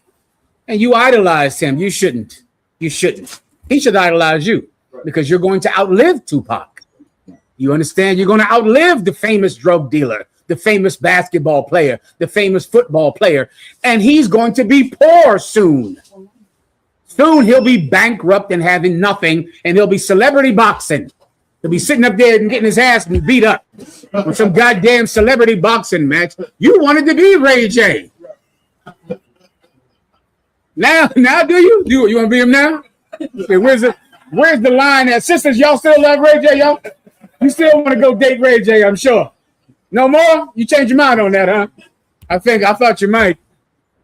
He ain't the heartthrob he used to be back in the 90s. Is he insist? You remember? Now Fox may remember when he was the heartthrob. You remember when you was coming up. Not anymore, huh? You happy you got Nia Fox now, I bet you. Give him Nia Fox a hand. Shit. You could have been with Ray J. Yeah, don't idolize him, man. Don't envy rich men, man. They're disgusting. They have no constitution. All they think about is what their penis wants and their stomach wants and their nose wants and their veins want, and they're going to die soon. And that's that. And you will survive past them. That's it. And for you, there's plenty of time to make more money. Ain't that an amazing thing? If you don't snort coke, right? That's something I didn't realize. But if you give up coke, you could actually make more money. Like you don't have to die because you OD'd or fentanyl. You could now, even though you're poor now, if you had a stronger constitution, you will survive long enough to make more money. While the rich man is going to snort everything he wants right now and never live long enough to get off of coke. You understand? That's all I can do for you. Is there anything else? You good here? Questions? Online, we done? No, it's one more question. Mm-hmm.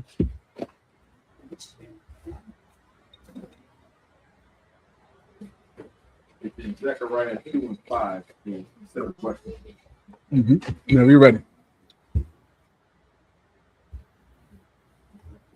Zechariah.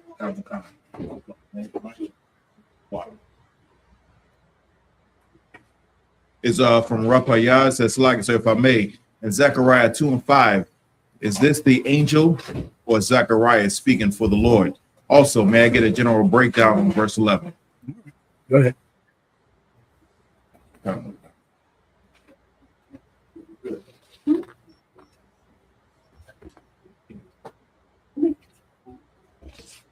This is Zechariah chapter 2 and verse 5.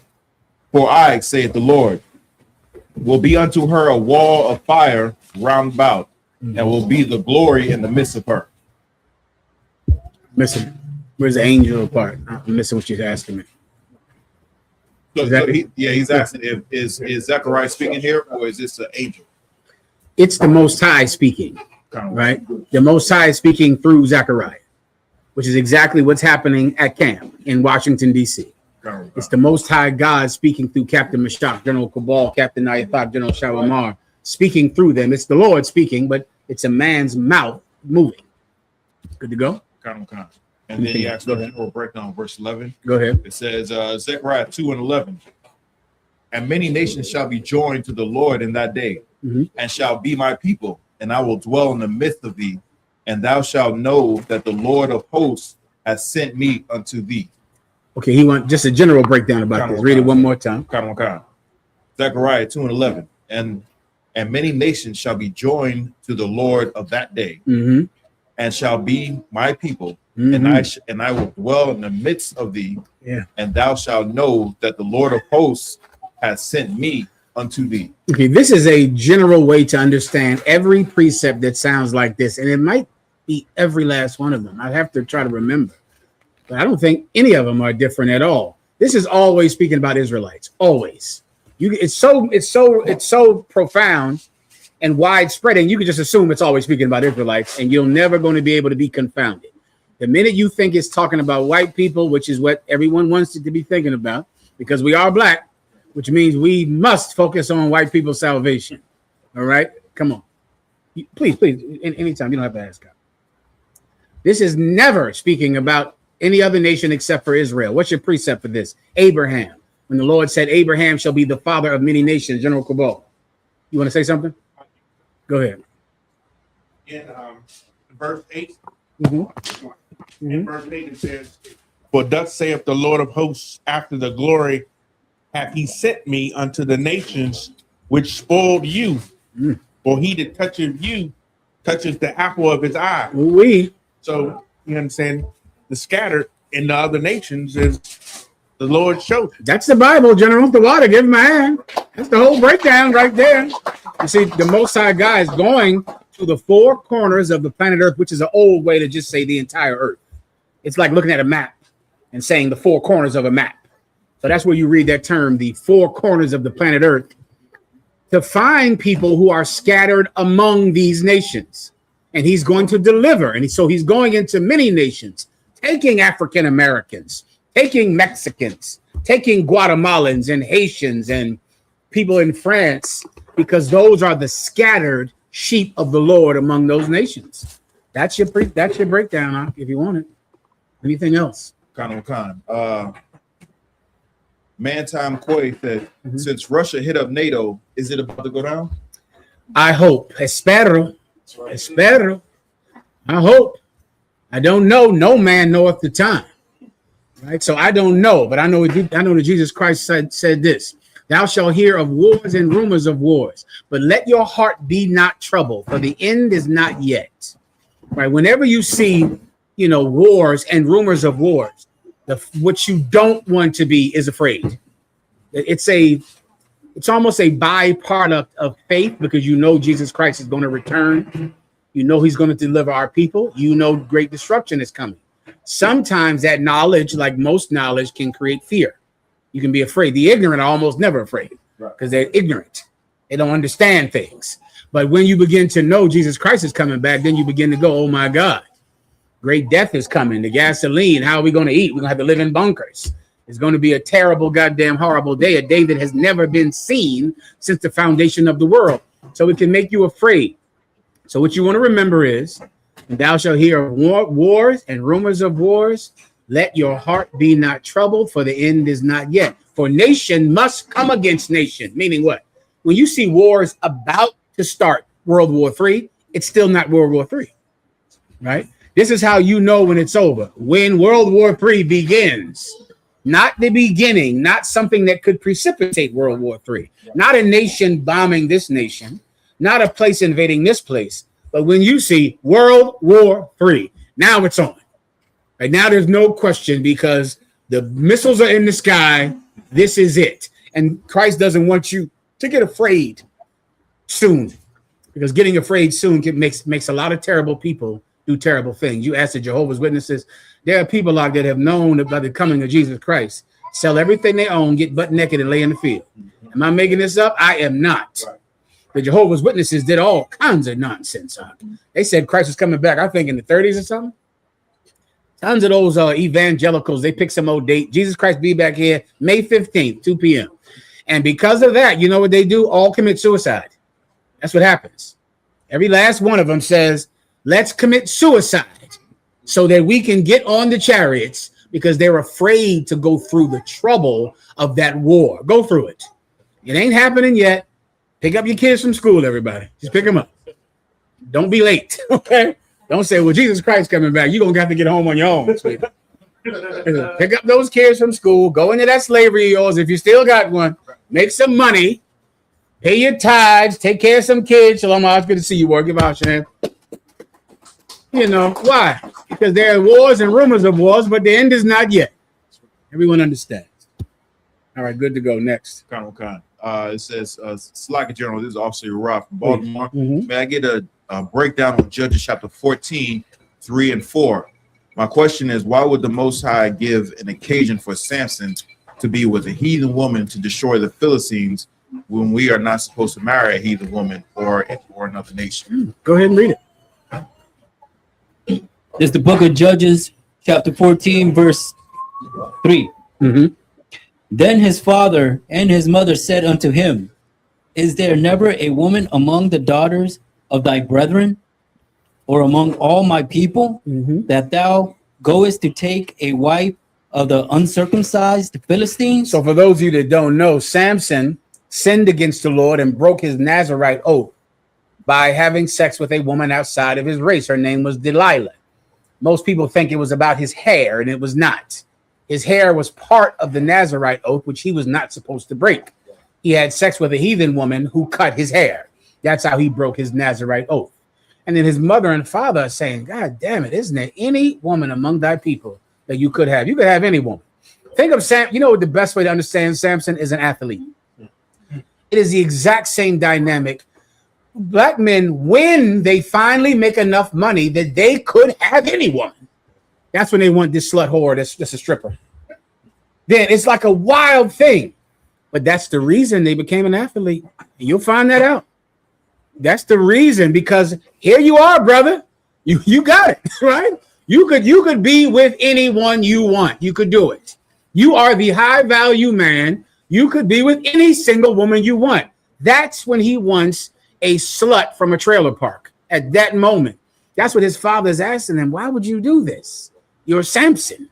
You're famous. You don't have to do this. Keep going. And Samson said unto his father, get her for me. Samson said, get her for me. I don't want to hear none of that shit you talk. Blah, blah, blah, blah, blah. Go get her. Go ahead. That's what you need to understand Uriah's question right there. Please. That Prescott did. He had the height of his goddamn career, and he go get an Edomite. When at the end of the game, he run over to the sideline and kiss her in front of the whole goddamn stadium. That's sick. That's disgusting. And that Shannon Sharp, my God. I hate to even think about how much money he gave that piece of garbage. Right. Well, he was at the height of his career, so now it's time to give it to a piece of garbage, right? Now it's time to give everything he has to some slut, right? Remember that part you just read. His father is telling him, why would you do something like this?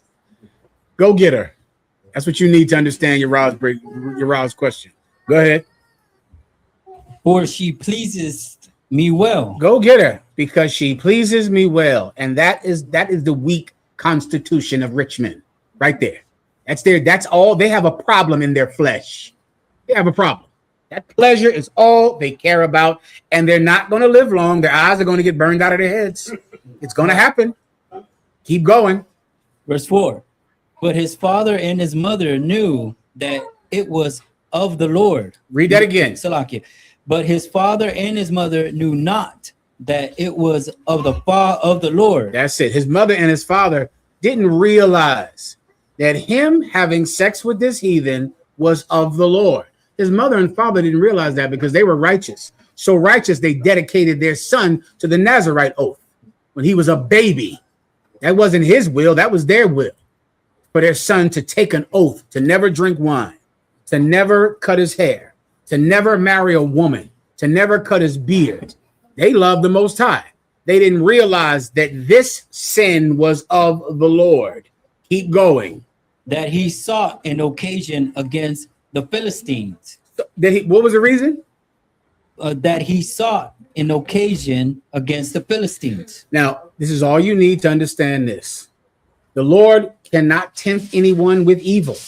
Neither is he tempted with evil. Never say when thou art tempted with evil that it is the Lord that have done it. That is a extremely easy to understand precept. So all you need is that. And now remember, nothing you read here can contradict that. This is difficult to understand. That one is not. So now explain. I just gave you some clues. Uriah can give it a shot if he wants. He gave you some clues. His parents didn't realize, you know what? The Most High wants this. Did the Most High want Samson to sin? No, he did not want Samson to sin. Was Samson going to sin anyway? Claro que sí. He was going to do that shit regardless. The Lord didn't want him to sin. The Lord wanted Samson to never cut his hair, never cut his beard, never drink wine, never have sex with anyone. That's what the Lord wanted. But Samson was a filthy, disgusting sinner. That's what he was, regardless of what was right or wrong or what God wanted.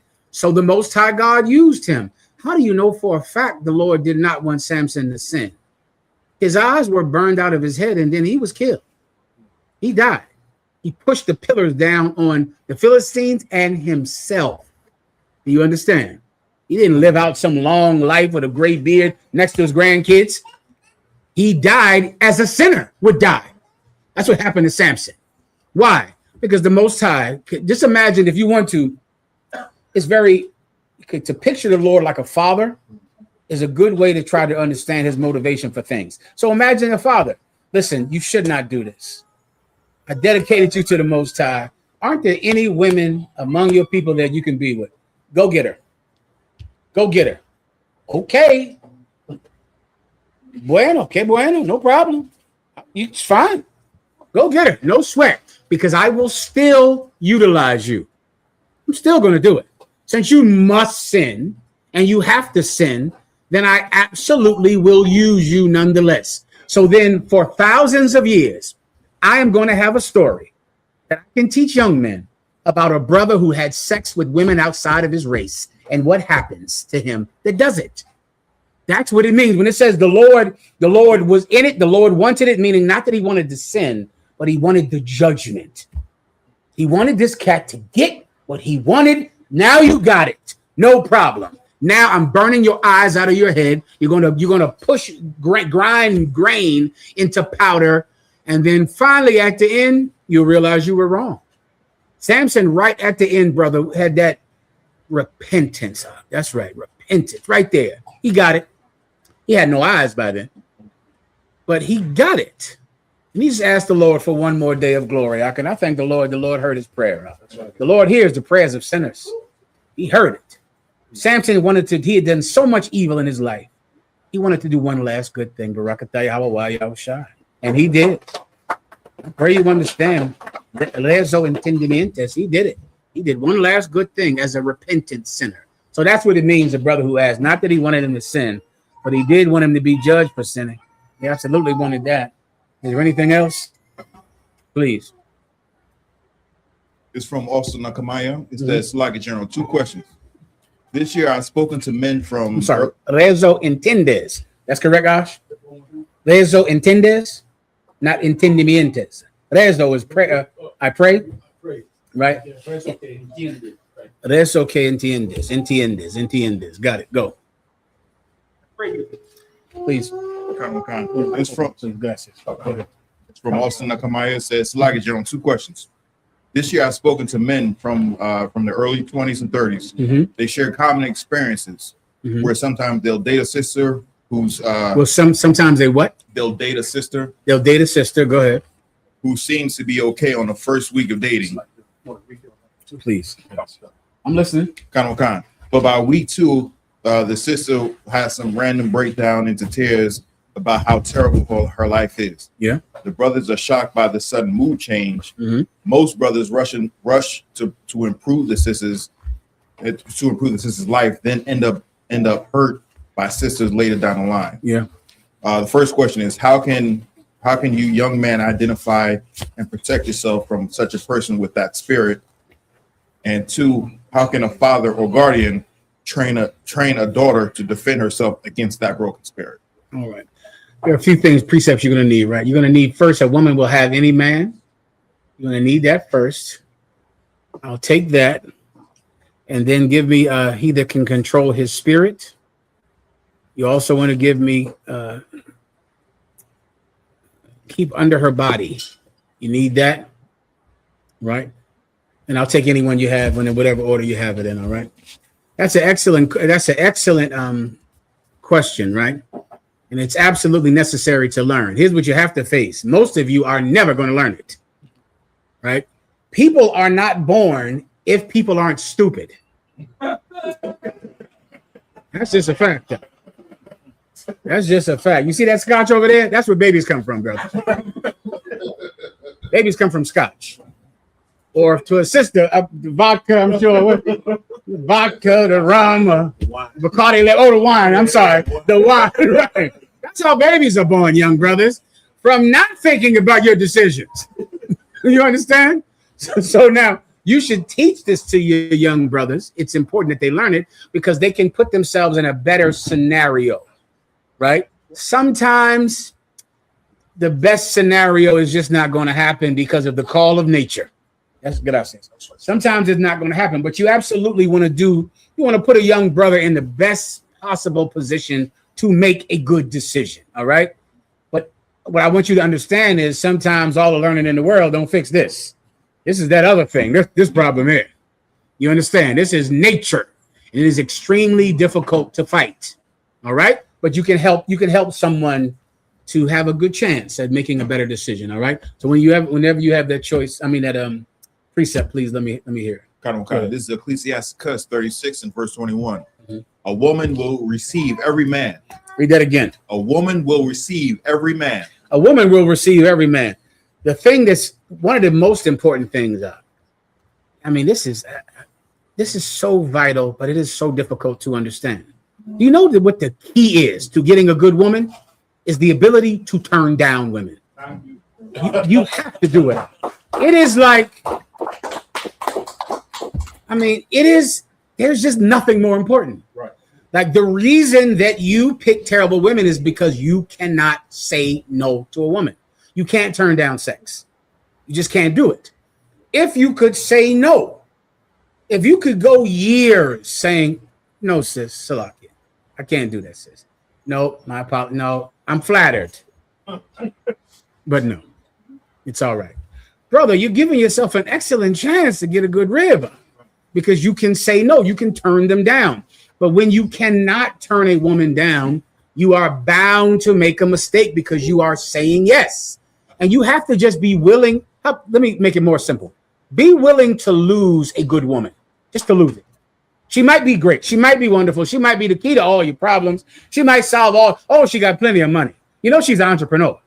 Do y'all know about that? Oh, they all entrepreneurs now, Michelle. They all got businesses. They all flaunt them like crazy. Oh, Jesus Christ. LLC. Ooh, they got him, General Cabal. If 70's good. Samson women. Oh, Lord. Listen, they're so attractive in every way. They have an LL. You know they're doctors. Did you know they're doctors? They're doctors too. They have PhDs. They have LLCs. They have everything. Oh, they're showing their breasts. They got beautiful bodies. They got beautiful faces. They love you. And guess what? I got no problem with you having other wives. No, I'm fine with that. She's not. She's lying about that. She's lying. She is telling you that she absolutely can accept you have another wife. Let me explain. She can accept you cheating on your first wife with her, but she will not accept you getting another wife after her. Right? She likes the fact that you have a woman because then she can feel like she's better than your first wife. She can feel like your first wife is too heavy, too old, too slow, and now I'm having sex with her man. That ups her self-esteem if you have a wife, because then she can look at your first wife and go, he's over here with me now.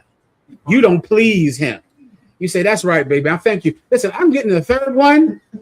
Hand me my gun, and it's time for me to shoot you now. And then you're going to go, but baby, you said that was no. She's lying. So what do you need to do? You need to say, she's wonderful. I still don't want her. I'm still not going to do it. I'm good to go. I have enough. I'm like butter spread out over too much bread. I'm spread too thin. Right? You're wonderful. Be wonderful for some other brother. Go ahead. Y'all got it. Go ahead. Go ahead. Kazak and shot. Y'all on deck. Get it. Go get it. I'm done. Levi, you coming up young and strong. Give something to Levi. That's right. Don't give me none. Fine. Okay, why? Because if you can do that, then you can avoid the inevitable, I thought she was great and she's not.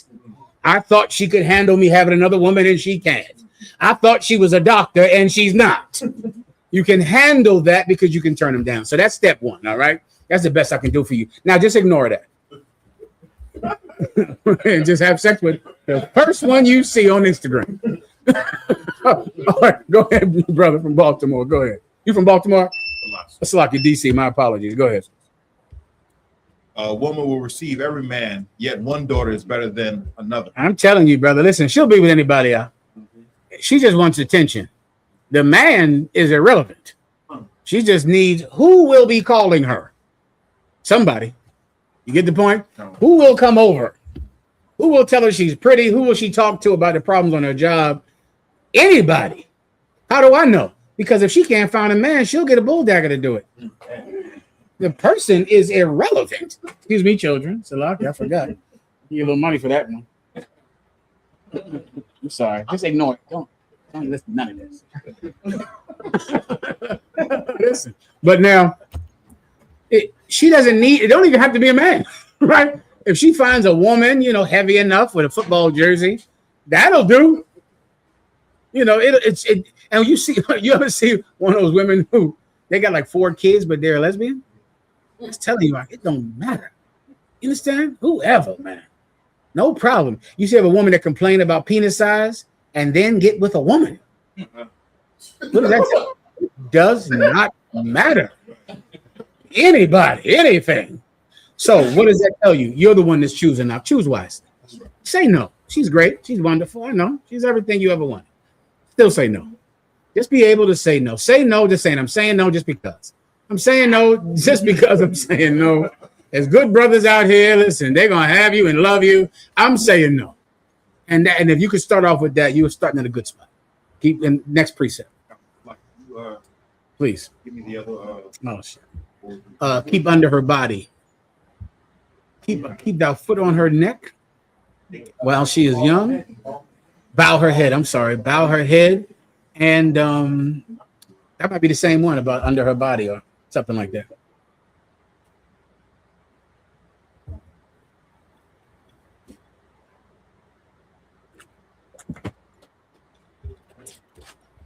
So you also asked for Proverbs 25 and 28. I think. Come on, sir.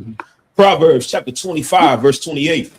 He that hath no rule over his own spirit is like a city that is broken down. Yeah, brother, if you can't control yourself, you're a broken down city. You have no protection. And women are the thing that's going to destroy you. It destroyed Samson. Right. That's what's going to destroy you, women. Right? No matter how strong you are, tall you are, rich you are, you're going to be destroyed by women because you cannot control yourself. So a young brother has to be able to control himself. What do I mean by that? You have to turn down women. Excellent women, beautiful women, wonderful women, women with everything you always wanted. You have to still be able to say no to them. Give me anything else? Whoever was reading. That was it, okay, good to go. Last one about the body one, and that's that. If you have it, isn't it? I think Ecclesiasticus. Kind of Ecclesiasticus. Okay, under her body. 6 and 24. Let me hear. And put thy foot into her fetters, and thy neck into her chain. That's not it. That's about something else. He is worded like give her a watch of her body, not a watch of her body, like a. I don't think it's keep watch. It's something else, like something right there.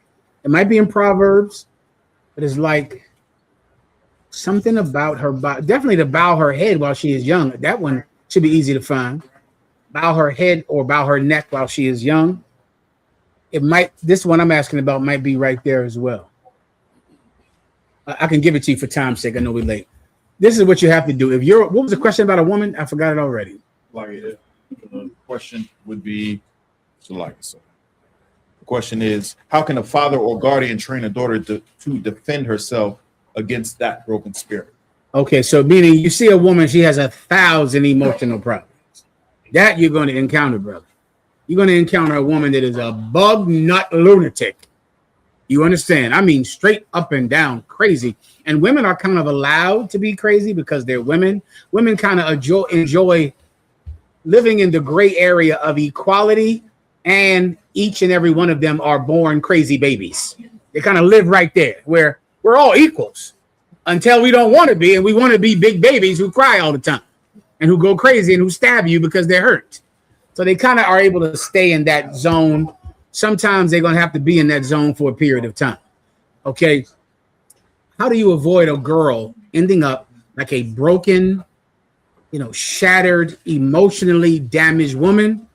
Let me condense everything down into a simple thing. Be able not to have sex with men.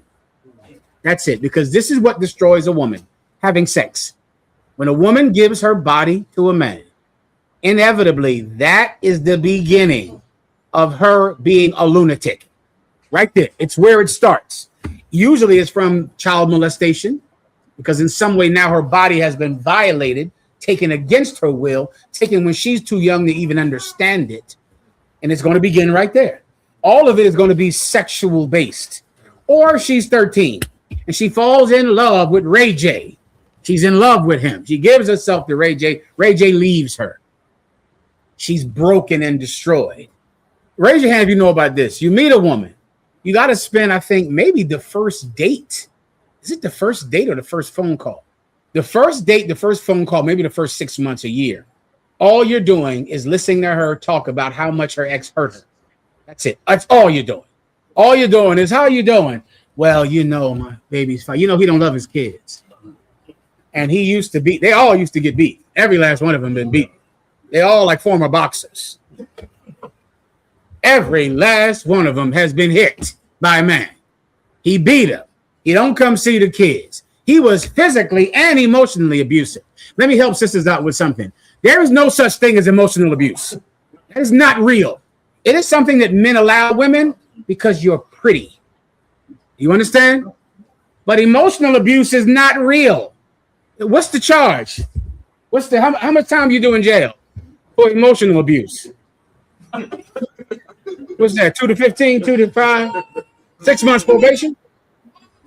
Men are allowing you to say, my ex, he physically abused me. Emotionally, oh, he emotionally abused you. Oh no. Is he in jail? Did you call the cops? When he told you that when he cheated on you, and that of course destroyed you, did you tell the police that he cheated on you? When he called you names, when he called you a bitch, did you call the cops? Is he in prison now? No, because there is no such thing as emotional abuse. Every man is just letting you say it and acting like it's true because you look good.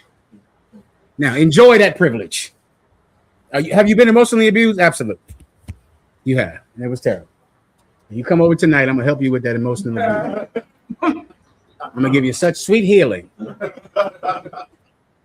All your problems go away. All right, it's not real, but you know that she's like this and she's hurt. What does it center around? She had sex with somebody she shouldn't have. That's it. She should not have done it. She should have been able to say no. She should have been able to say no to Ray J, no to Mike Tyson, no to this guy, no to the neighborhood drug dealer, which had sex with everybody, and he beat you, right? You know, the brothers that sell drugs beat you too. Lo and behold. Right? They also go upside your head and put lumps on your head like Ray J's lumps. You a celebrity boxer. You got lumps like Ray J. Well, you see, you was with this cat. He sold drugs. You know, you didn't care. You know, he was a big neighborhood bully. You didn't care about that. He was a big man at school. You didn't care about that. You know, he was some athlete that was a gorilla on some football field. He was a gorilla at home. Came home and went upside that head too. He was in a white man's military killing people, right? Guess what? Get ready. Get ready. Right. You got to be able to say no to people, women. That's the whole key. You like him. You like him. Listen, where did this happen at? Was this today? Where was I at today? I was in a coffee house today. And I'm pulling up to the coffee house, right? And it's a brother and a woman. Right, a sister, and they're on a date. You can tell they're on a date, and I'll explain. Right, because I'm looking at her, and he's doing this, and she's doing, brother, what I remember from back in the day. You know how you're dating a woman, and it's like you're trying to sell her a car, and she's waiting to see if you can talk her into buying this car, and she's doing it. She's like, all right. And I'm looking at her like, oh my God, I remember that. It's like, okay, you know how you buying a car, you know that the car dealer is hustling you. Yeah. You know it. You know before you walk in the door. You're getting ready like, this motherfucker gonna hustle me into buying this car. But what's the problem? I want to buy a car today. Right.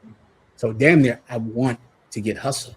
I'm just listening for, is he gonna give me is he gonna say the right thing that make me walk out of here with a car today? I'm wanting to say the right thing. And women on a date, you're going to see that look like, And why is that? And why would you? Well, because see, I know he used to beat you. I would never treat your kids like that. Your kids need a father figure, right?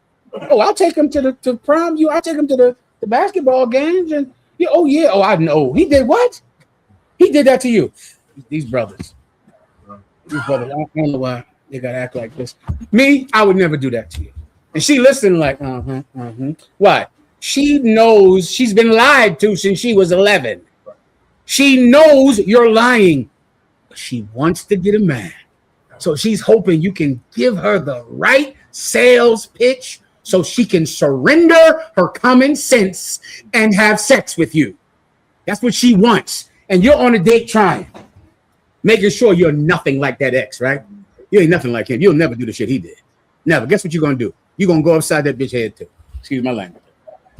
You're going to hit her in the head. Why? Who knows why? Why? Because she's going to drive you out of your goddamn mind, and you're going to hit her, and then you're going to say, God damn, now I see why that nigga lumped your head up.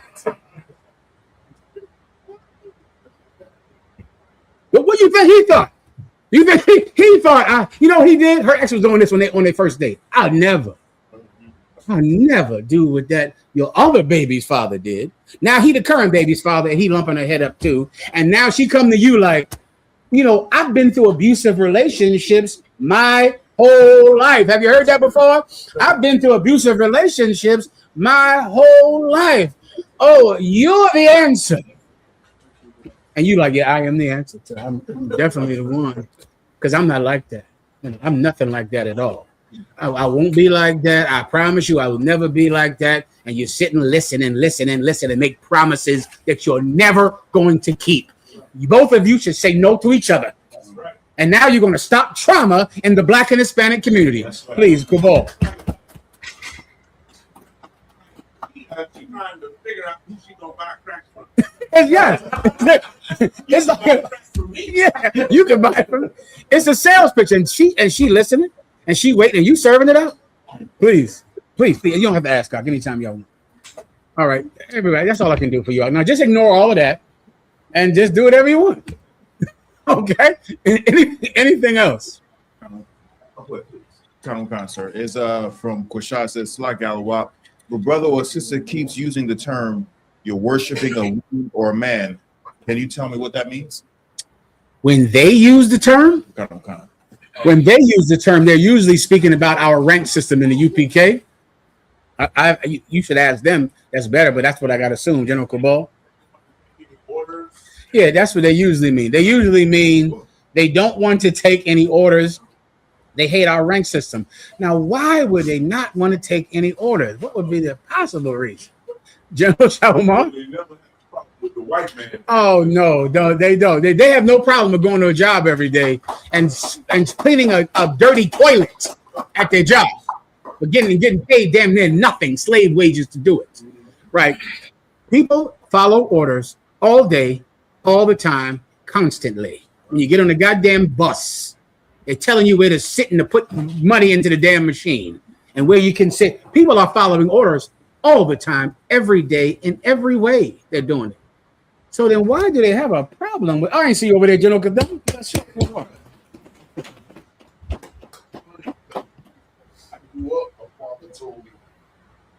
When I was growing up, my father always told me, you're going to follow orders from somebody.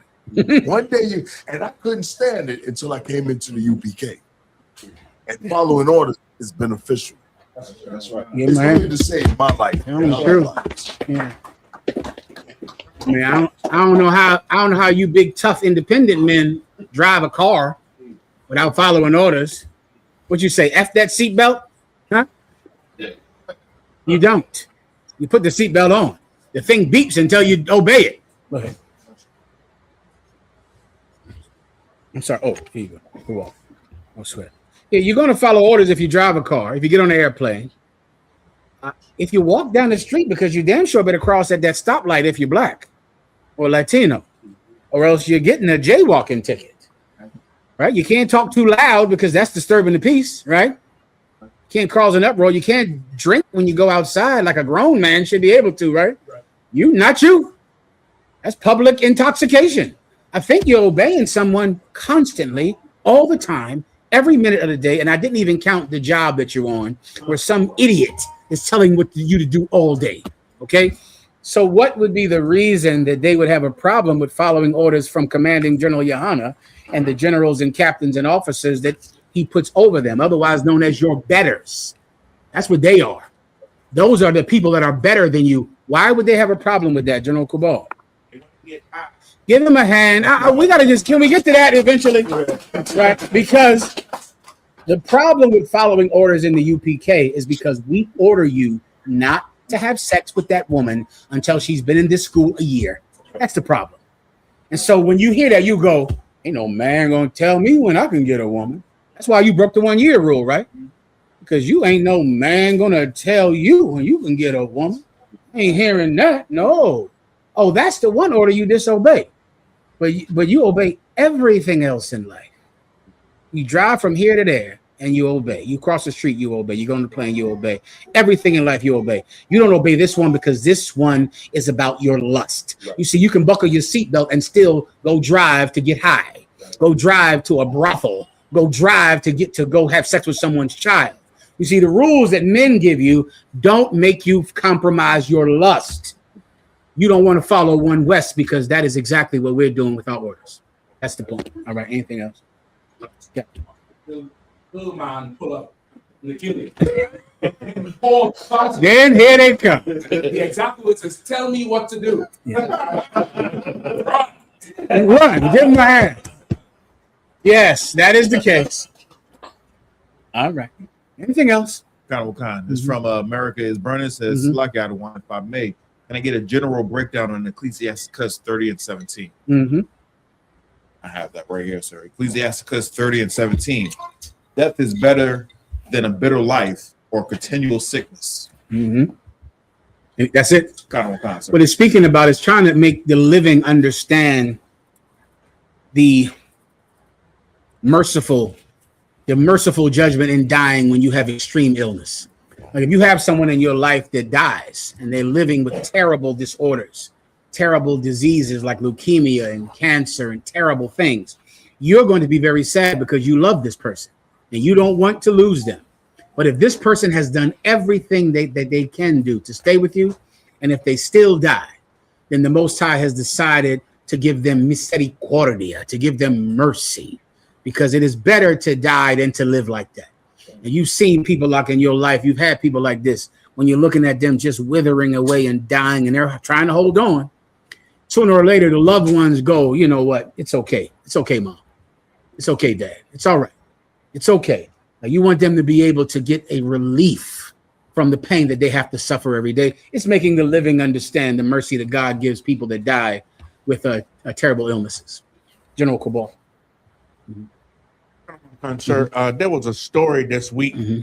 Don't go to Canada. That's basically what I got to say That's about the that. Don't go to Canada is the story because they committed some cat on the street or what have you. They have doctors walking around. You know, they got a whole assisted suicide thing up there in Canada where like you liable to, you know, you get homeless or anything like that, they just going to euthanize you or what have you. Basically, that's how bad they get. I never heard about that. I think I'm going up there soon. Yikes!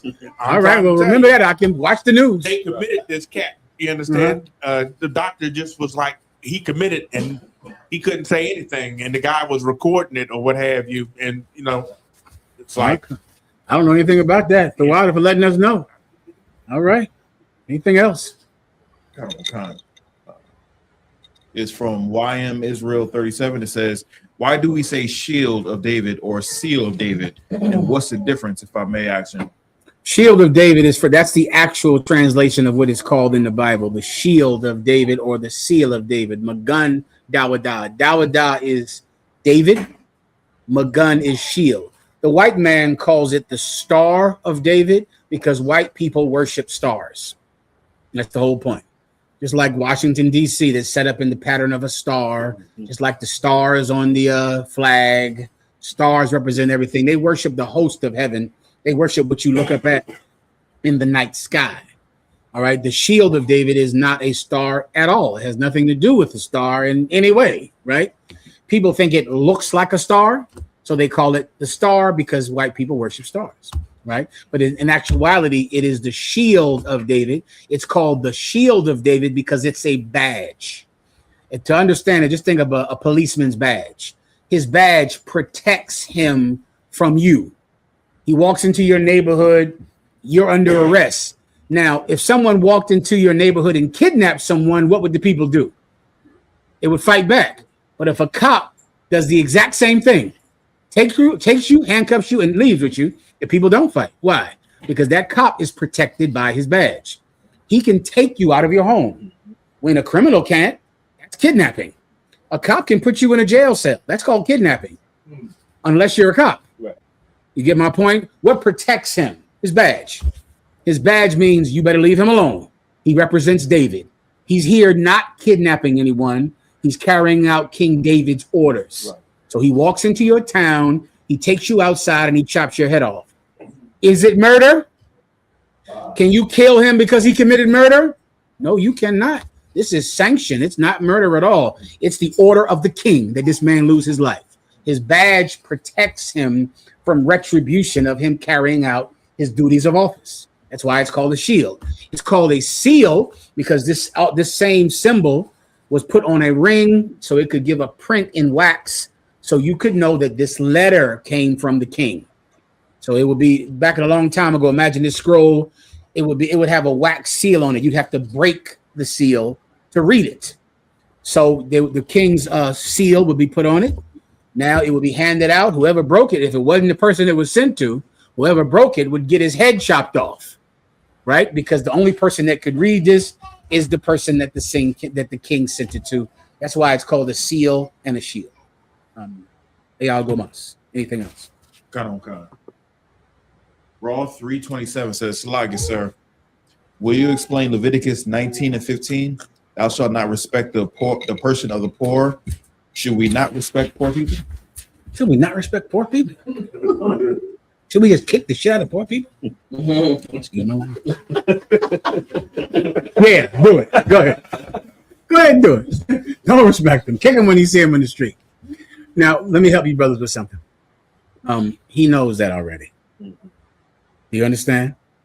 He knows already that I'm not going to say, no, you should never respect poor people. You should kick them and stomp on them and steal their cup of coins. He knows I'm not going to say that, right? And I'm going to break it down now for him because I'm so patient and kind, long suffering. Anything else? Go ahead and read it whenever you're ready. It's the book of Leviticus, chapter 19, verse 15. Ye shall do no unrighteousness in judgment. Mm-hmm. Thou shalt not respect the person of the poor, nor honor the person of the mighty. You shall not respect the person of the poor, nor honor the person of the mighty. I might have to explain the word respect to you, all right? Respect means to, you see how the term, the term spectacle means, right? Respect means to look at or to look back, like rewind. It comes, the term respect, the old term respect, it was a military term referring to a leader in front of a column of soldiers.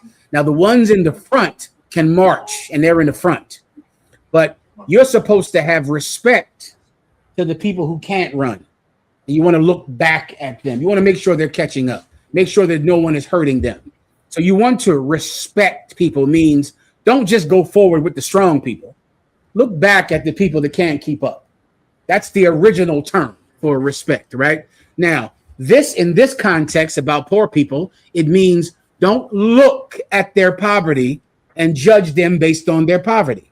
Don't look at that. So this cat is coming in front of me poor. I don't go, he's poor. He only has a free lawyer, right? He doesn't have a suit on, which I wonder why you must have a suit on. Right. What's the point? You ever wonder why is that?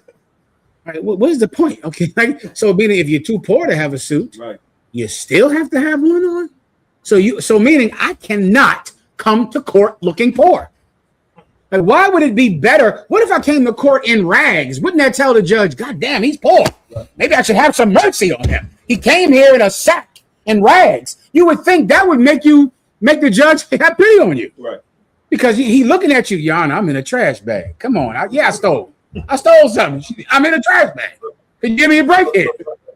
A poor man still has to go to court looking like he's rich. Still. Because they don't want to have mercy on the poor. Well, the Bible is saying, don't look at what he's wearing. Don't look at that. Don't acknowledge it. It means nothing about this case. Don't honor the rich. So now I'm going to look at the poor man, how he doesn't have a suit on, how he's dirty and filthy. I'm going to honor the rich man. You're going to be a terrible judge if you do that. Right. Don't do that. Ignore that. Ignore their status in society. Ignore their financial status. That's not what this is about. Give me the precept you need in James. Now, the man has the ring on his hand, and you judge him differently than you judge the poor man. That's the precept that you need for this. The respect here is talking about the looking. It's using the term in the old way of looking. Come on. I can say, if you have a beef with somebody, you say, play with me, I have court clothes. So how you break it down? That's a good one. It's that. That's a real Benjamin Code saying. Yeah, I'm a court clothes. So it's from what you're saying, where you ain't having money to have court clothes, much less a lawyer to go nowhere. Forget about it. If you can pay for a lawyer, you could do anything you want. You could raid the Congress. You can do whatever you want to do. That's correct. The water. Whenever you have the precept, let me know. I think it's in James, right? The poor man, he has a ring. The rich man has a ring on. James 2 sounds right. I see no children ask questions today. Y'all got rich kids down here in D.C. Need money. These kids got cash, huh? God damn. Loan me some money. In case you want a little something, it's sitting there for you. Couple comments. James chapter 2, verse 2.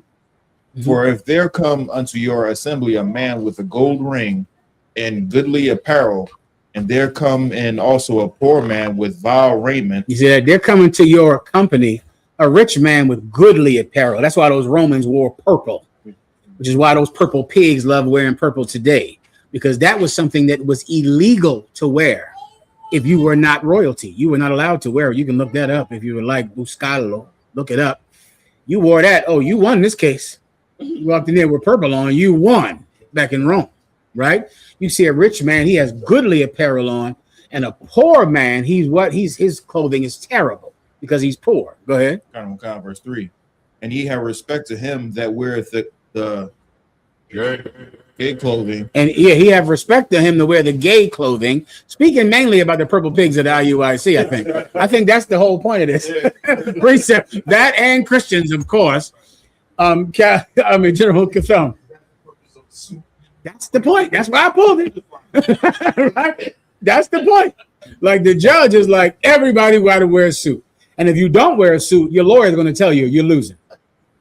The lawyer is going to tell your mama to do what she has to do to get a suit up to that court, because that lawyer knows that place is corrupt. Right. And he knows if you look like a man who stole out of necessity, who sold drugs because he was poor, if you look like that, you're going to jail. Right. You have to look like someone that didn't need to sell drugs to be able to not get convicted of selling drugs, which I'll never understand. Okay, but it is exactly how court works in Great Britain, America, Trinidad, and other places. Anything else? That's it. You can keep going. And say unto him, sit thou here in a good place. Sit here. The reason I pull this is because it has respect here, saying you had respect to the rich. Over there, it said you had respect to the poor. This one, you have respect to the rich, meaning you're looking at this rich man's clothing. You're looking at that poor man's clothing, and you've prejudged this situation before you've heard any evidence. You're prejudiced. The real kind, the damaging one, the one that government does, just like racism. Racism is something that you have to be rich to do. No Black or Latino is racist. It's impossible for you to be racist at all. Only governments and landlords and banks can be racist, can establish racism, right? And judges, they're the ones that have respect on the poor when they see you don't have a suit on, and they have respect on the rich when they see you do. That's the point. All right, anything else? Good to go. Here's another question from one was Zakarwan. It says, Shalom, Yahabashim Yashar Brakatha. Also, Zakarwan checking in from Dallas, Texas. Good to hear from you, warrior. Slack out one. Can I use John 17:5 to say that Christ knows he was Adam? Let's hear it. The one I would usually go to is in Romans. I know if I battle somebody, I go to Romans, first Adam, last Adam. That's the one I rock with. Go John ahead. chapter 17, verse 5. And now, O Father, glorify thou me with thine own self, with the glory which I had with thee before the world was. That's strong. I take that. I wouldn't take it first, but I would take it. I'll take that for Adam. But this is where I would go directly. I would go to first Adam, last Adam in Corinthians or Romans or something. I got it right here, sir. So go ahead. 1 Corinthians chapter 15, verse 45. And so it is written, the first man Adam was made a living soul. Now, everyone you're battling is going to know who the first man Adam was. The first man Adam in the book of Genesis, the first book of the Bible. They'll know what you're talking about. The first man Adam was made a living soul. That's directly out the Bible. The Most High God breathed the breath of life into him, and he became a living soul. Go. The last Adam. The what? The last Adam. The what? The last Adam. There was another who? The last Adam. You see, there was another Adam, though. The first man, Adam, became a living soul. The last Adam, his story is at the end of the Bible. Right. Right? It's at the end of the Bible, in the last books of the Bible. The last Adam, go ahead. Was made a quickening spirit. He was made a quickening spirit. Adam was made a living soul. He was given life.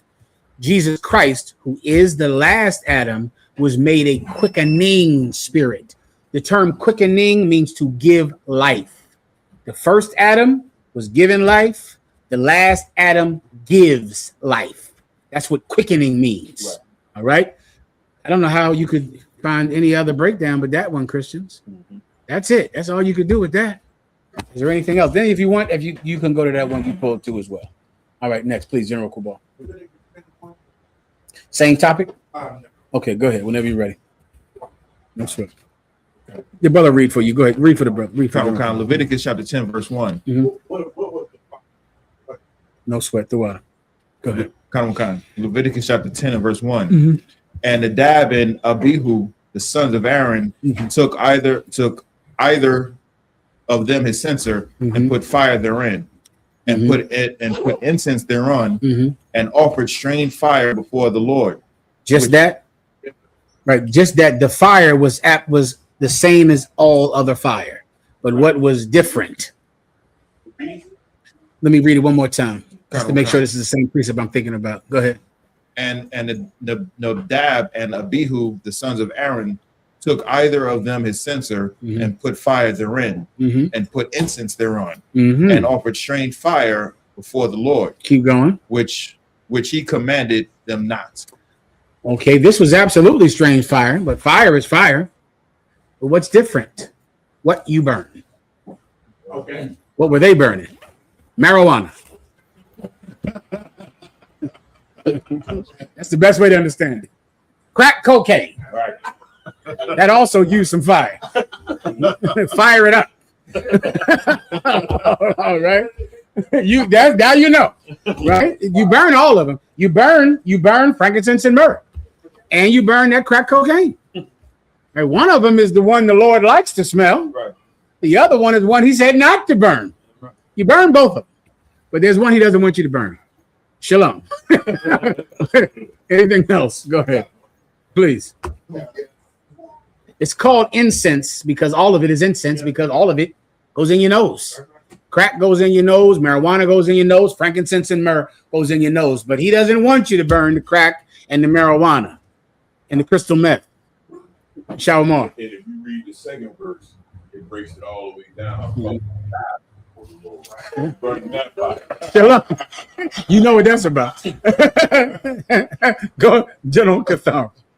Ecclesiastes 21, verse 27, on how people always, talk about Satan and, Satan. Okay, go ahead.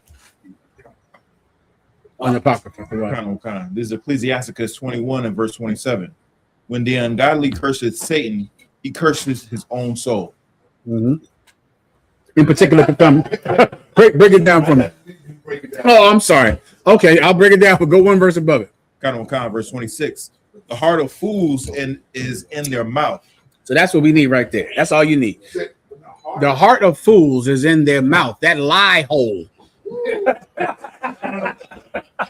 That's good. That's where it's at.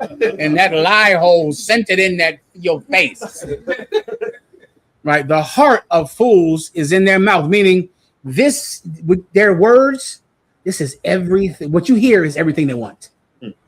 Your heart, the thing that's in you, everything you want is just sex and drugs and alcoholism and money and everything. You can just hear it. They just want it. It's spilling out of that lie hole all day, all the time. Please.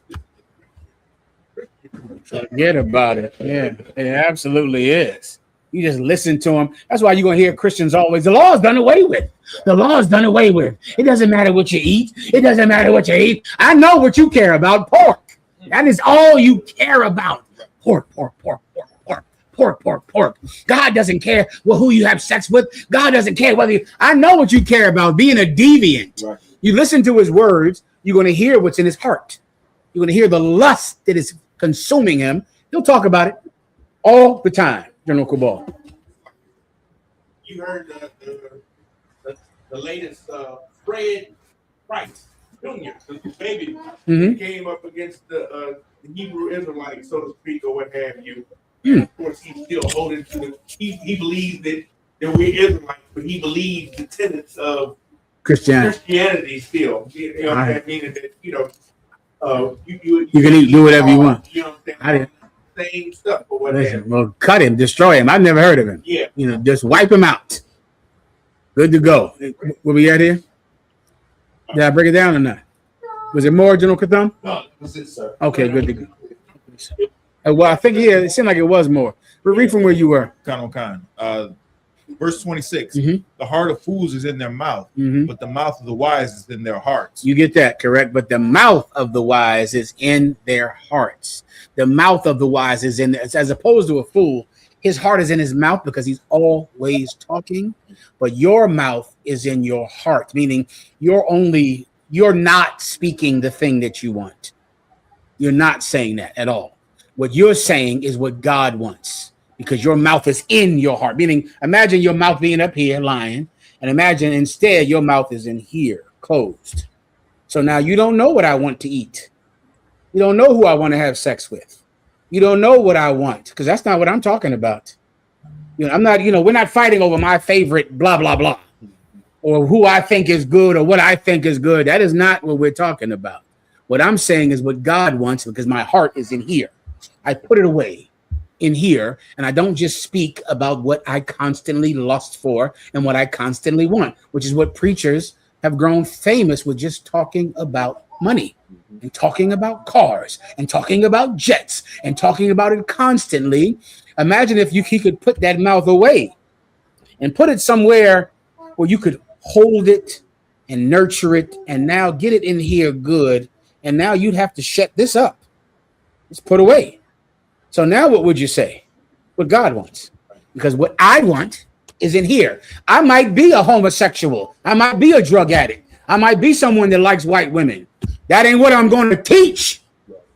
You get my point? I'm not going to get on the TV and say, God's law is done away with. Sex, you can have sex with whatever you want to have sex with. These homosexuals, brother, they could give that up. Why don't they? They can't. A homosexual can give up his sexual preference, but yet you would die for Jesus? I think you might be lying. Right. Because why would somebody say that they would give their life for Jesus Christ, but they wouldn't give up their sexual preference? You wouldn't do that, though.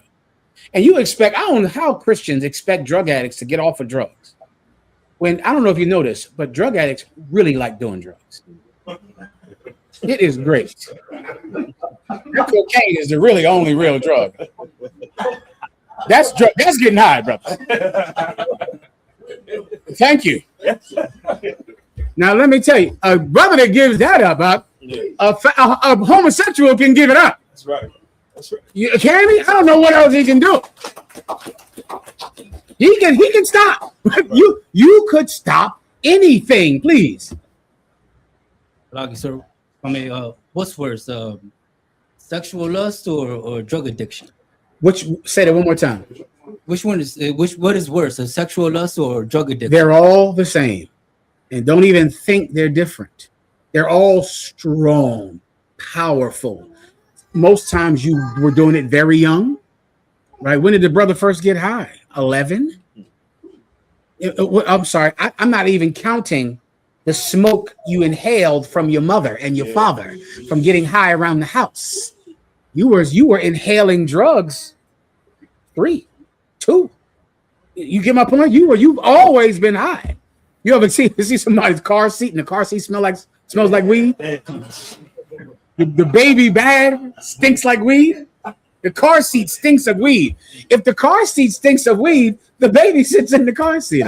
Do you understand? The baby has been getting high since he could get in the car. And I think that happened the day he came home from the hospital. Do you understand? So don't think of lust as stronger. They're just all the same. This is what matters. Do you love the Most High God more than your lust? That's it. People that don't give up their lust don't love God more than their lust. People that do love the Most High more than their own lust. You can give up anything. There's nothing that you can't stop. I don't care if it was you or young. None of that means anything at all. You can stop doing anything. Ask the lesbian. She got 3 kids. What happened with that? Do you understand? There's people that think you can't stop being gay. But raise your hand if you know a lesbian with children. Okay. Do you know what that means then? She was with men. She was with men. And you know what she decided? These men are emotionally abusive. They're physically abusive. And I'm done with this. And she just switched. Now she's with women. And no one ever says, damn, that ain't possible. How could you have 3 kids and be with women now? No one even questions it on. No one even thinks anything about it. A lesbian has another lesbian watching her kids. And no one ever says, oh, where these kids come from? What all these lesbians? Nothing. But why can't a gay man say, I'm done with that. I was molested as a child. These terrible things happened to me. I was so young, I didn't understand. I'm done with that. F that. That's it. I'm going to change myself. The lesbians do it. Drug addicts do it. Why can't you? The Christian church doesn't want you to. That's right. Because the minute that gay people, drug addicts, pork eaters, and murderers stop going to church, the Christian church falls. And that's that. Anything else? Say algo mas, please. So in the next scripture, when it says in verse 27, when it says the ungodly curse of Satan, is cursing Satan is sinning. Cursing Satan is sinning? When the ungodly curses Satan, read it from the text. It's a lot, yeah. It's a lot. I see it now. When the ungodly curseth Satan, he curseth his own soul. You get it? I guess I'm confused that it's saying that he curseth his own soul. It's right there. It's right there in front of you. Let General Cabal break it down. Go ahead. You got it. Christians. Give him a hand. That's all. That's all you need right there. What they do? And you know, the devil is a liar. The devil is a liar. The devil is. Satan, I rebuke you. Satan this, Satan that. Yeah. When the ungodly curse Satan, he's cursing himself because he is full of Satan. Right. You understand? Satan is what's in him. Right. So it's like, and that's why Jesus Christ said, when they acclaimed that Jesus Christ was doing miracles by the power of Satan, he said, Satan cannot cast out Satan, or else he would destroy his own kingdom. It's impossible for Satan to cast out Satan. Well, when the ungodly curses Satan, Satan, you a liar, Satan, you evil. Now let's have some pork and be gay men and have sex with children. Satan is in you. So when you curse Satan, you're cursing yourself. When you curse Satan, you're cursing your own soul because Satan has control of your soul. That's the point. You're a hypocrite. Can I break it down that way? Is that simple enough? Yeah. You're saying something, but you're a hypocrite because you do that. You're saying you hate Satan, but really you love Satan. You're saying you hate sin, but you're a sinner. You're a hypocrite. Satan is inside of you. That's the point. Good to go? Solid. Anything else? Also, Mashak, let me know. Can someone contact the brothers with Commander General Yahanna and see if I should hold or end it? Please go ahead. Colonel Khan, this is from Maga War 144. It says, Shalom, General. You schizophrenic people have a demon that make them say what their demons are saying out loud? Yes. It's so much of what we call mental illness is demons. That all of it. It's just all a demon. And that's good news, because if it's a demon, it can be fought. That's right. It can be fought. You can fight it. There's so many different ways. You can fight it medically. You can fight it with discipline. You can fight it with both. All right. You can fight it because it's absolutely a demon. A schizophrenic, that's a powerful demon. That's those demons that Christ talked about when the disciples went out and tried to cast them out. And they would come back and Christ said, you need to work on your faith. You don't have faith. Howbeit, this one ain't coming out with just faith. There's some demons where faith ain't going to be good enough. This one cometh not out but by fasting and prayer. Meaning what? That person that has the demon, they're going to have to want to give it up. How do they show it? They stop eating. You want to get rid of schizophrenia? You can't do it? Stop eating. Stop drinking. Do it. The brothers that's working with you, they stop eating. They stop drinking. Everybody just says, we locked into this. Because if a schizophrenic person does not want to not be a schizophrenic, I don't care how much somebody else believes. That ain't going to work. Right? So Peter can believe all he wants, but that is irrelevant. That person with schizophrenia has to say, I'm tired of schizophrenia.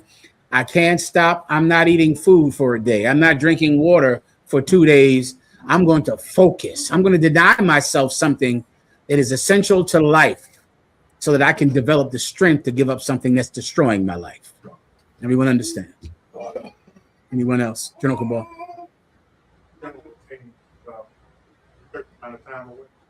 He said he was on his way before I came here, but I'm not sure with the traffic. I got in bad traffic as well. Okay, okay. So I'm just trying to see if I should end it or still do it. I just want to know when I should end the class. That's all. Anything else? Anyone that has to leave, of course, you can always leave whenever you need to. All right. Go ahead. I.S.U.P.K. Francis Lockout All-Wap. If I can get a breakdown of Daniel 8:3, Baba Shaw, specifically, what do the ram and two horns represent, sir? This is Daniel chapter 8 and verse 3. Then I lifted up mine eyes and saw, and behold, there stood before the river a ram which had two horns, and the two horns were high, but one was higher than the other, and the higher came up last. This is jogging my memory, but not all the way. Keep reading. Verse 4. I saw the ram pushing westward and northward and southward, so that no beast might stand before him. Neither was there any that could deliver out of his hand. Okay, one second. I'm about 85% sure this is America, right? Okay, let me hear about the little horn again. The shorter horn. You got anything in there? It's like, but the one was higher than the other, right? And the higher came up last. Okay. This I'm about 85% sure. This is speaking about our oppressor, so-called white man, and the little horn speaking about America. The longer horn, I'm sorry, read it again. This is Daniel chapter 8, verse 3. Then I lifted up mine eyes and saw, and behold, there stood before the river a ram which had two horns. Got you. Go ahead. And the two horns were high. Two horns are high. Go ahead. But one was higher than the other. One higher than the other. Go ahead. And the higher came up last. And the higher came up last. Right. The higher that came up last is America. Right. That's the little horn that Daniel prophesied about. The highest horn is the youngest horn. Right. It's the littlest horn. So meaning the reason that what you want to key your mind on is that if it came up last, it should be shorter because it's younger. Right. This horn is older, but it's shorter than the one that came up last, because that last horn, that young horn that's bigger than the other horn, is America. And Great Britain is the horn that's right next to it. They come out the same head, right? Which takes you to Revelations and the seven-headed dragon, which the horns that come out of the head. This is speaking about, this is a prophecy, a future prophecy of America and Great Britain. That's what this precept is, all right? Good to go. Anything else? I'm sorry. Just water. Go ahead. Anything else, sir? There's a question from Warrior of Yahushua. It says, if I may, sir, what's the best way to introduce our way of life to a new woman? besides leading by example and introducing her to classes? Is there a manner of us men, Yasha'Allah, should present it? Give me 1 second, all right? Khan.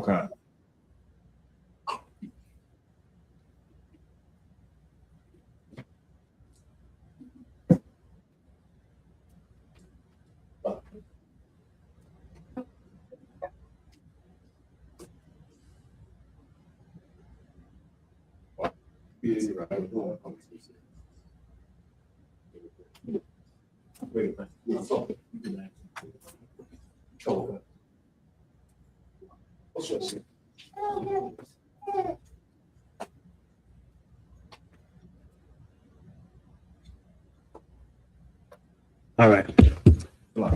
I'm sorry. No, I don't think I'm good to go, Warrior. I appreciate it, do I? I'm sorry. What was your question? Khan. The question is, if I may, sir, what's the best way to introduce our way of life to a new woman, besides leading by example and introducing her to classes? Is there a manner us men of Yasha'Allah should present it?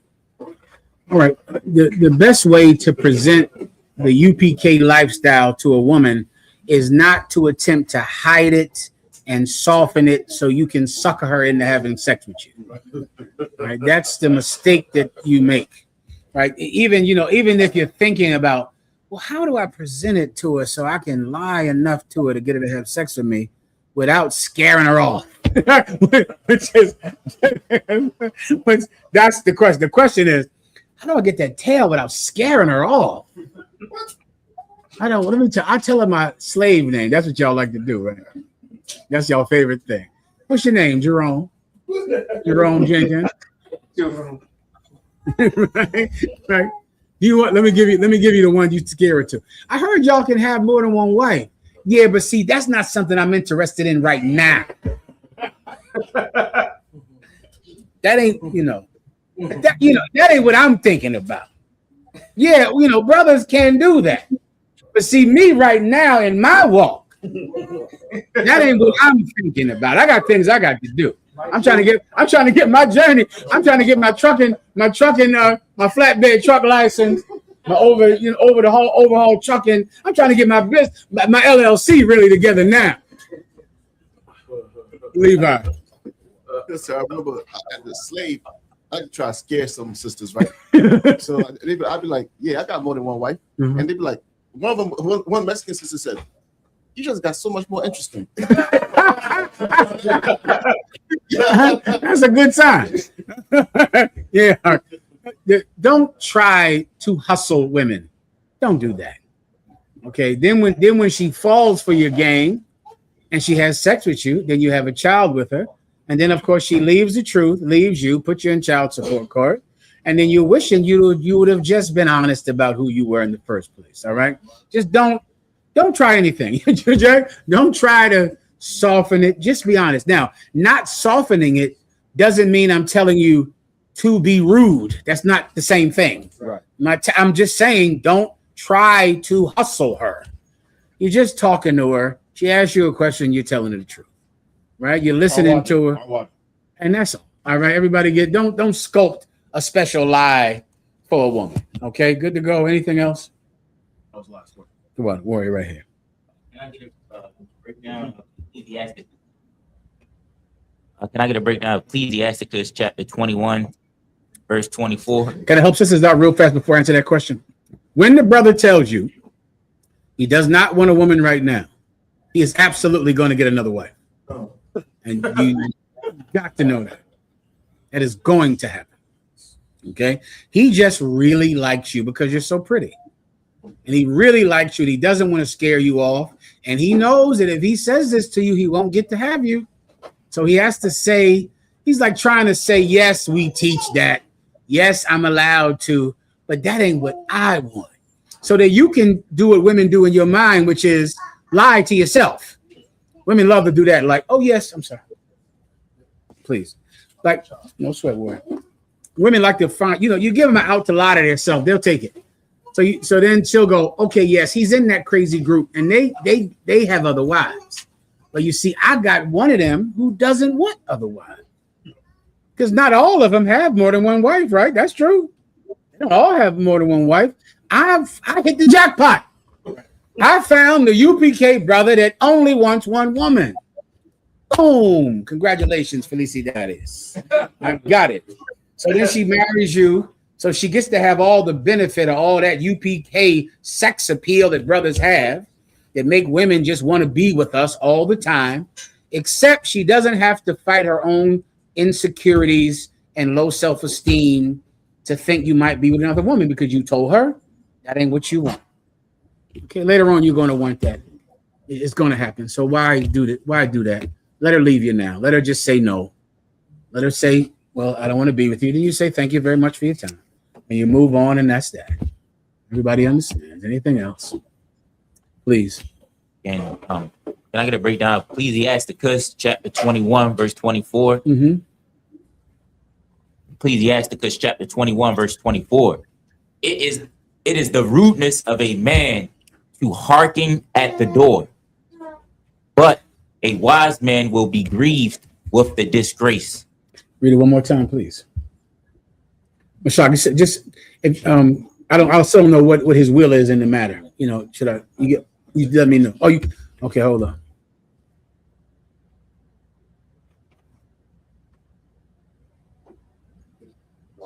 This is from you though, that's not from him. Okay. Okay. 1 second, let me read it one more time.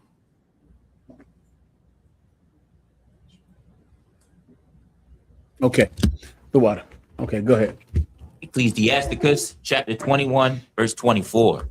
It is the rudeness of a man to hearken at the door, but a wise man will be grieved with the disgrace. You got to read above it a little bit. I can explain it to you in 1 second. Verse 23. A fool will peep. Let me start to go up another. Yeah, please. Verse 22. A foolish man's foot is soon in his neighbor's house, but a man of experience is ashamed of him. That's where you need to start to understand it right there, right? So read it one more time. Ecclesiasticus chapter 21, verse 22. A foolish man's foot is soon in his neighbor's house. A foolish man's foot is soon in his neighbor's house, meaning what? If you're a fool, you're going to rob your neighbor. You're going to rob the brothers that you need to depend on for safety. You all live on the same neighborhood, on the same block. You need each other. You're dependent on one another. What do you do as a dummy? You go sleep with his wife. You go molest his children. You go steal his car, steal his goods, right? When this is someone that you need, you make an enemy of someone that lives next door. You need this person to survive. Now you're enemies because you're going in his home, stealing what belongs to him. You understand that part, right? Please. But a man of experience. But a man of what? Experience. But a man of experience, someone that has grown wisdom through living through situations. You know not to do this to him. No, anybody but him. I need these brothers. I need them to look out for my truck at night. God damn. I started giving kids money. I just paid kids money to be outside at night. They're around my truck. I started getting them all water ices. Hey, how y'all little bad niggas doing? You want some water ice? Anybody looking at my truck? No, all right. Go get some water ices and make peace with everything. Y'all know around here, what are we doing around here? We still giving out pizza and beer around here? Mashaka, you know it, Katham? Shit. What we do in this neighborhood? Tell them, you better tell these young brothers. We did this. We come around here, all the Hispanic brothers around here, and we go just pull up with cervezas. And everybody beer, everybody pizza. We love all. Here you go. What y'all want? Y'all want a drink? They are drinking all night, making a ton of noise. You think we call the cops? No, we show up with beer, brother. Cervezas. We show up with cases of beer. Hand them to them. Food. Hand them to them. Why? Because they're our neighbors. We're gonna have peace around here. Or else how the hell are we gonna sleep? That's right. How the hell the truck gonna sit outside? I'm a shock. Recently, one of them got. Oh man! They all came right back on this corner. I was on the front lawn chilling. The next day, he came and told me what was going on, and I said, "Yeah, man, we was out there." I just told him, don't mess with the cars. So stay on this side, like from the hospitality. Yeah, he remembered, but they all came because it was young when we first came. That one died, and they, I mean, it was like about 150 people. And they man, get some bottles out there, man. Out there more than that, brother, man. Show up with some what they love to drink. It's a car out here. Tequila, Modelo, man. Show up with that tequila more than that, brother, man. Let him sit right here. Let him sit right out here on the grass and drink that tequila right there. Come on, Katham. He told me go out there and just hit him with some beer. And next thing you know, the leader was protecting everything, putting everybody in check. What that cost us? $30. It's grace, sock. You know what they would call it in the past? They would call it having some class. That's it. Instead of saying get off my lawn, get off my step. No. Here's some beer. Here's some food. Sit there. Relax. Sit right there. Before you know it, the cat who you are feeding that sits on your step, he's no longer someone sitting on your property. He is guarding your property. That's right. That's what's going to happen. Right. He's going to be sitting there all night drinking, watching the block while you sleep. That's what his precept is telling you. Like, that's what you would do if you had some experience. You wouldn't just treat every neighbor like you're stealing from them and robbing them and hurting them. You would treat them like allies. You understand? Continue. Microphone he needs. Go ahead. Verse 23. A fool will peek in at the door into the house. But what does a fool do to his neighbor's house? He peeps in at the door to his neighbor's house. Why is he peeping in? Same brother. Because he's trying to see what you got that he can take. He's trying to see what he can steal. Does he have a woman in there? Does he have some kids in there? Does he have a TV? What he got in that house over there next door? Keep going. But he that is well nurtured will stand without. But he that is well nurtured, he's been fed. He understands how to have friends, how to have allies. He stands outside that man's door. He's not trying to harm him. He's outside of it because this is his neighbor. He wants peace with him. He wants to be allies with him. And you can make the most cruel man your ally in many cases. I mean, someone else that they would think are these kids, like Captain Mashak is telling me, that are out here, what are the kids doing, Mashak? Teen takeovers. And you could make those teen takeovers your block guardians. They'll be guarding the block, all of them. They'll be outside late at night, summertime. They'll be making sure nobody comes at your car, nobody messes with your house. There's a way to do it. That's what this precept is about. Was that your question? Can you go into verse 24? Please. Verse 24. It is the rudeness of a man to hearken at the door. It is the rudeness of a man to listen at the door. They used to call that eavesdropping. When you listen in, they still do the glass. They used to put the glass up against the wall. I think these niggas argue so much now, you ain't got to use no glass now. I mean, they yelling, you can hear them down the block. right. They go live, but they're arguing now. Yeah, it's rude to listen at your neighbor's door.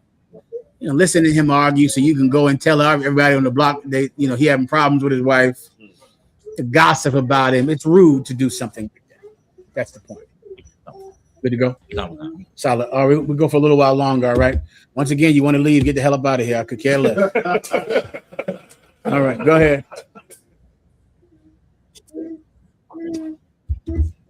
These children are awful quiet, Michelle. Let's see. Anybody? Who's good in here today? All of them. This one right here in this red is awful good. Her name. What's your name, little sis? All right. Let me. How do I say this in Spanish? Recibir tu dinero. Come on up and get your money. Recibir tu dinero. Good girl. Underbar. Good girl. Who else? Oh, look at the little one over there. How about that little one right there? Oh boy. What's your name?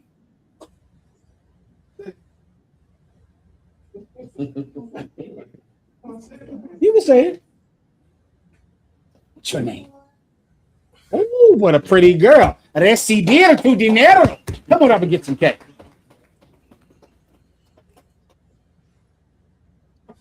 Good girl. Good job. How about that one over there hiding over there in that corner? Who's that over there? Oh, come on over here and get some money. What's her name? Oh, give her some cash. Recibir tu dinero. Come on, let me get some cash. Good girl. Well done. Good job. All right, missing somebody, let me know, all right? I see one over there, back there in that corner right there. Who's that one? What's her name? Huh? Maya, come on up, Maya. I know you. Recibir tu dinero. Good job. Well done. Got you off with that one, all right? All right, let's go ahead. Okay. Any other questions? It's a question from Michael Ward 144. It says, it's like, can I get a breakdown on John 11, 9 and 10, Papa Shaw? You got it. It's the book of John, chapter 11 and verse 9. Jesus answered, are there not 12 hours in a day? If any man walk in the day, he stumbleth not, because he seeth the light of this world. Verse 10. But if a man walk in the night, he stumbleth, because there is no light in him. Just a general breakdown. Sir. All right, this is speaking about the truth and how if you have the truth, you're going to make the right decisions in life. Jesus Christ said that I am the light of the world. And the condemnation of the world is that light has come into the world and men prefer darkness rather than light. Jesus Christ came to teach us how to live out. Teach us how to walk up and down this earth arc and make good decisions, marry the right women, marry the right men, raise right children, and fight oppression with righteousness. He came to do it. If you follow him, you'll do it well. Why? Aren't there 12 hours in a day? Speaking about the daylight hours, right? In the daytime. If you go out and you're moving around in the daylight, you're going to not bump into something. Right? Imagine a time where there was real darkness, you know, before electricity. And it was dark, nigga. It was dark back then. Well, come on now. Listen, if you operate and moving and riding your horse around in the daylight, you'll be fine. Now trying to do that in the dark is a whole different problem. Right. Well, he was shedding the light on this world. He was letting everyone know what to do, what not to do. And if they did what he told them to do, they would be safe. That's the point. Anything else? There's another question from Nadiyab Yahanna. It says, Shalom, General. If I may, sir, with your grace, could I get a breakdown on Isaiah 45 and verse 14? How do I bring this to life and relate? I didn't do any of those damn stories I was supposed to do today. Yes. I forgot who filled this. Who filled this up like this? That you? Somebody, you know. Somebody wants this class to go off the rails, so I can get suspended. You know he on his way here now.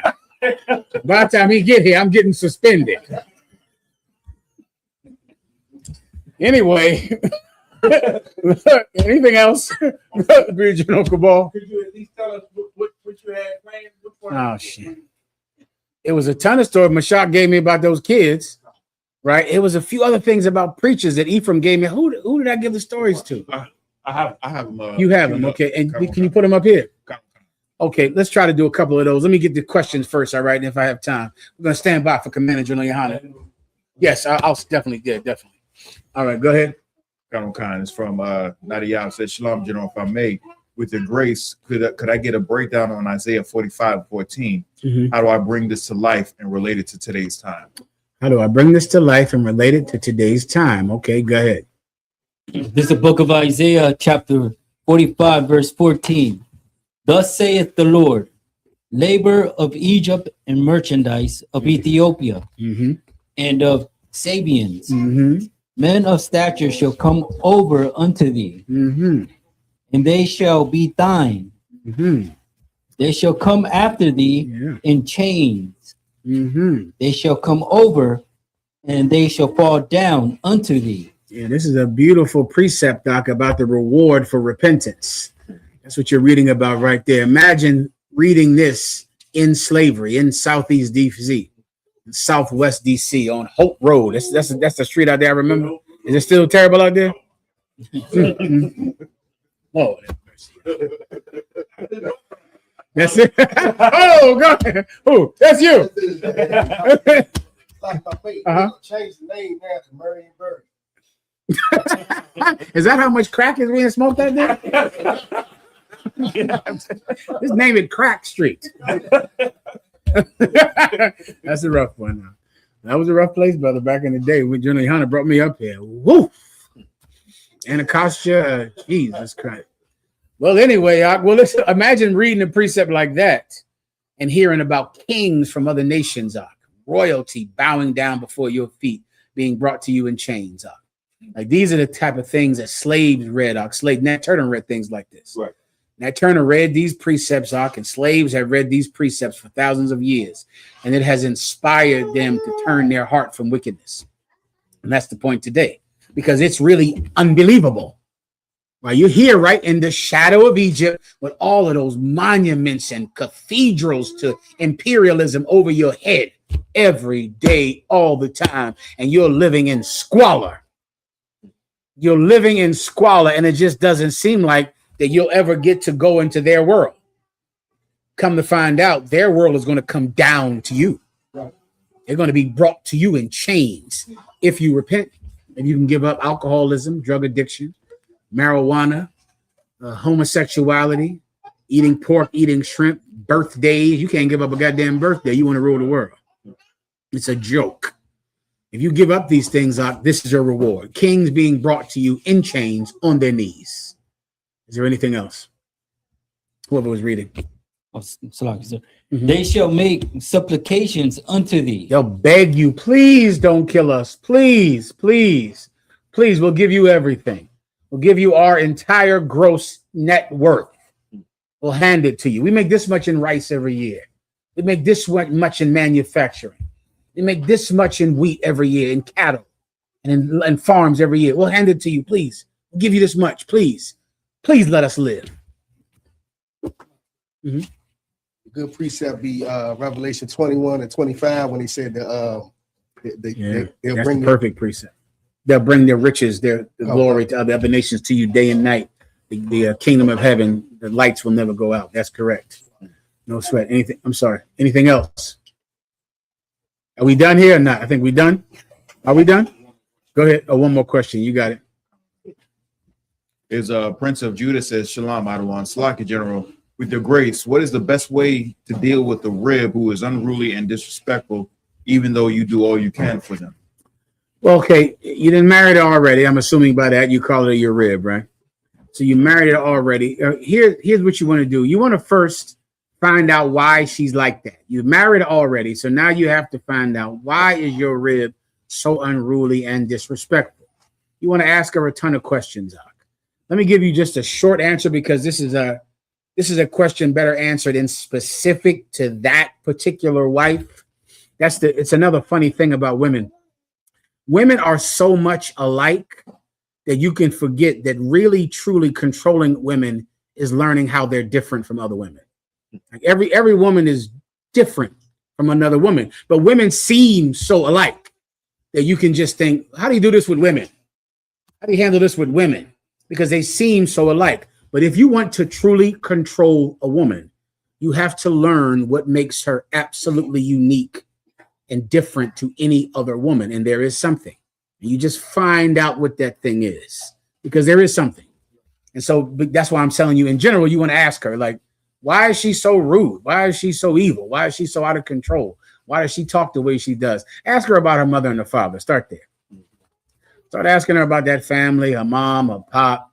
Start asking her about her first boyfriend, first time she fell in love. You want in essence really question her about her history. And in doing so, you'll see what makes her specifically different to every other woman on the planet. Now, once you have that, once you have the thing that is her and her alone, then you take that and you control her for the rest of her life. And she won't be able to do without you. There'll be nothing that she can do because she would have given you the most intimate part of herself. And then now she can't do without you. And so now, just the thought of losing you, when I say losing you, I mean, you not calling today. That's what losing you is. Losing you will feel like he didn't call me today. Oh, well, to get you to call every day, she'll watch her effing mouth. To get you to call every day. To get you to care about her, to look at her. Just to look at her. If you don't look at her, then she is destroyed. So she'll need you to look at her. Why? Because instead of putting on this tough act, which is what women do in general, this, I ain't taking no shit and blah, blah, blah, blah, blah, blah, blah. Oh, they tough. They tough. They so tough and so small and so tough. Right? And so that is a defense mechanism. So to the brother's question, all of that rude mouth. And just so you know, white women do the same thing. That's right. Every Chinese women do the same thing. Chinese women is rude as hell. Chinese people are just rude, period. Yeah. Okay. It's just a rude race of people. And a Chinese woman is cursing out that Chinese man all night, all day. Because it's not about being a black woman or being a Latino woman. It's about being a person that has no self-control. So you're just out of control. Tell you if you're Chinese, you're all goddamn night. Come on. Go ahead. If I could share this, Uncle Shop. Please. I had to drive a bus to New York today and come back on the way back. I had to use the bathroom. So I stopped and said, we're going to take a break 15 minutes. If you're not back at this time, I'm leaving. Everybody was on the bus. I started to leave. The woman came up and said, hold on, my husband, he's coming. I said, is it the guy in the mirror that's coming running up now? She said, if she stuck her head out that window, out that door, and whatever language she was speaking, she come from all the way out. He came on the bus and apologized to everybody. Well, that's good. he had some class. It's because we know black women. We think it's like it's a theory in debates and battles. I forget the name. It's like knowledge that's specific to you, so you think it's important. Not empirical knowledge. That's something that's factual. Confirmation bias. That's close to it, but not confirmation bias. Oh, it's on the tip of my tongue. I can't recall it, but it's like it's small. I mean, you think because you went through this, this is true to everyone. That's what the whole premise is called. But it's really just you going through it. That is not what's happening. You think that black women are rude. Every woman is out of goddamn control because they all have a monthly. Have you heard of that before? They're all just, hysterical. And they're all, and that's how they are. So now, why? Want to figure it out. Why doesn't she have any control over herself? You're going to talk about that mom and that pop and that history and who's abused her in the past and the abuse she had as a child. You're going to figure it out. You're going to say, oh, that's why you talk like that. Oh, I get it now. I get exactly why you cannot control your emotions. I get it. So then you find that out. You start digging away at that. Some of you women need to get on what's called medication. Have you heard of that before? That's right. They got to get to the doctor because they don't have enough self-control to fight that demon without stabbing someone. Right. So they need to get on medication, get down to that doctor and take some medication. They take it. Why? Because the alternative is stabbing you. So you got to think about that. And they're not going to want to take the medication. And of course, no one should have to take medication. The only people that do not need to take medication is people that don't need to take medication. Right? So what do you got to be if you're a woman? Be someone that doesn't need it. That's all. I don't want to take no medication. All right. Well, then don't stab anybody. So don't scratch anybody. Don't yell and break all the TVs around here. Because if so, then you're the one that needs medication. You don't have to take it, just don't need it. Because if you need it, then you're going to have to take it. Is that simple enough to understand? That's it. You don't want to take it? No sweat. Well, where my TV at?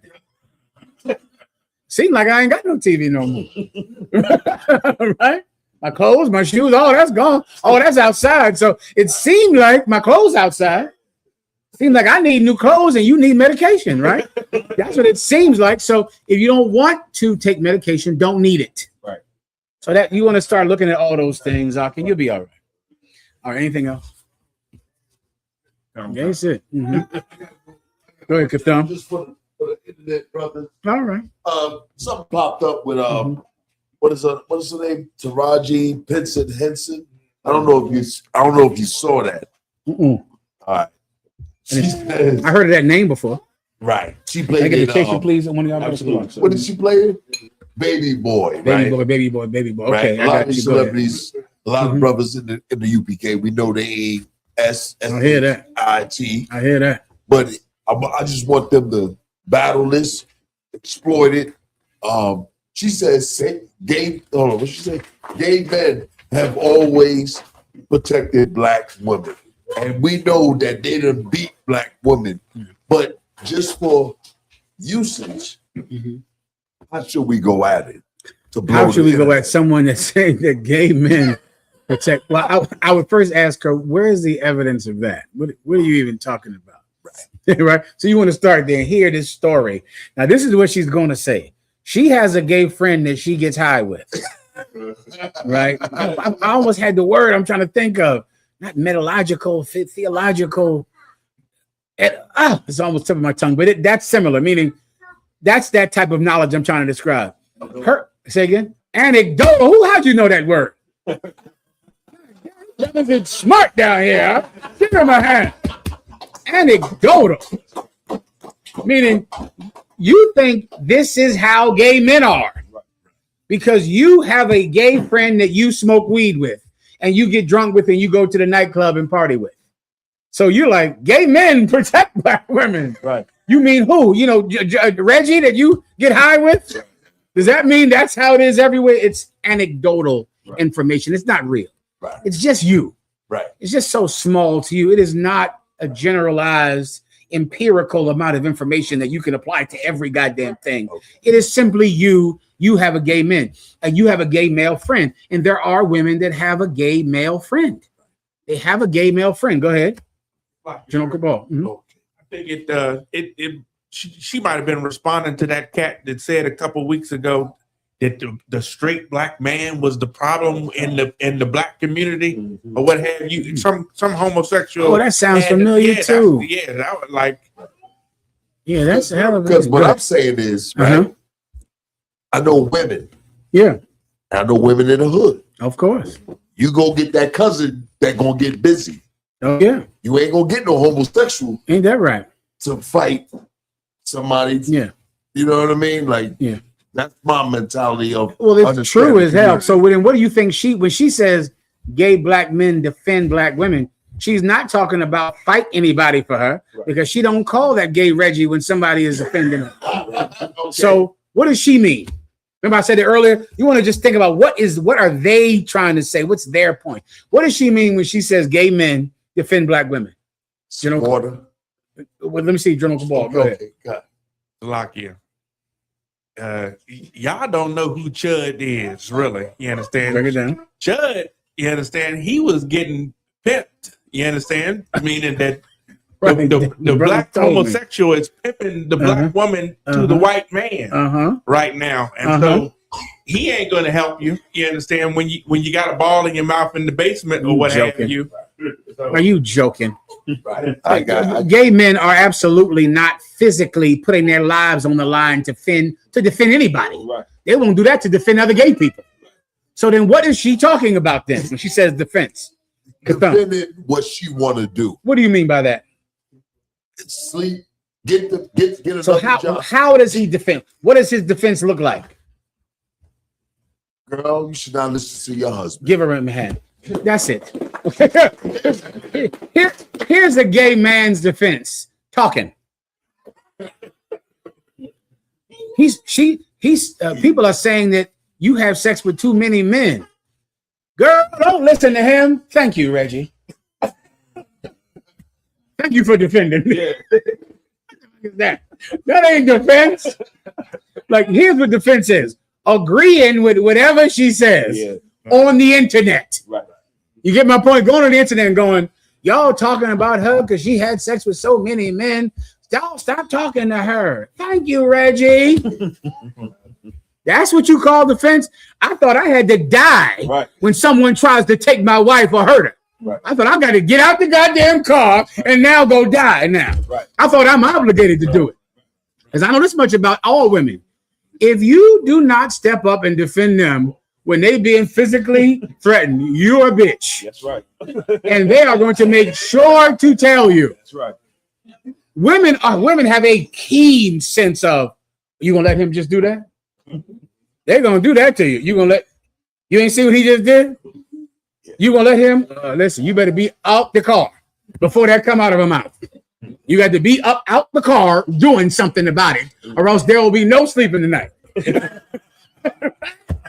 The minute happy, oh, that's it. Listen, I ain't going home with this bitch if I'm going out here. Nigga, who are you talking to?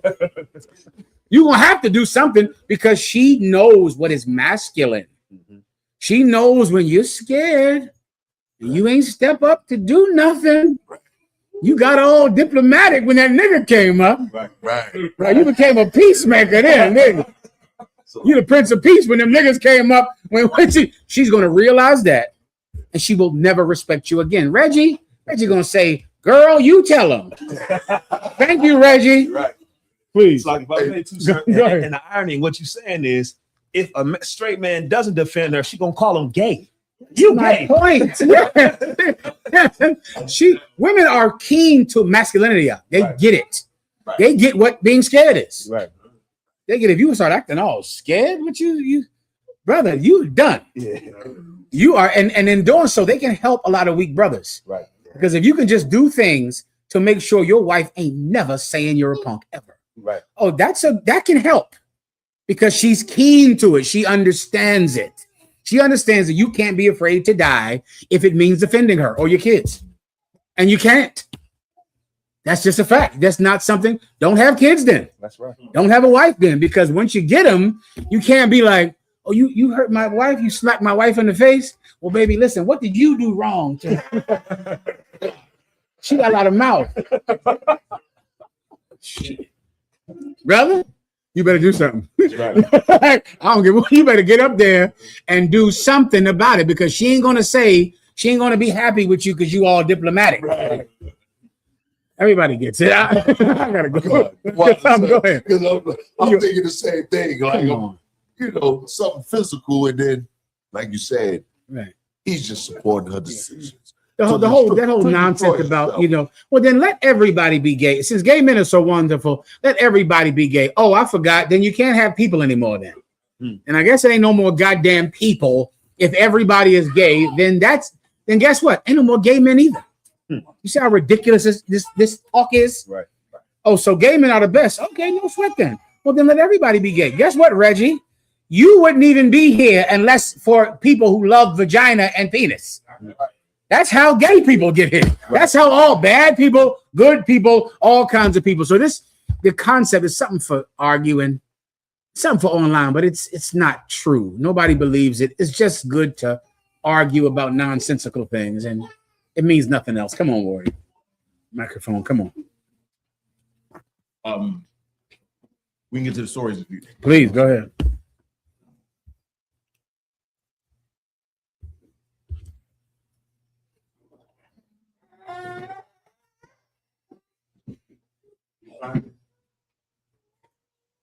Okay. This police lieutenant,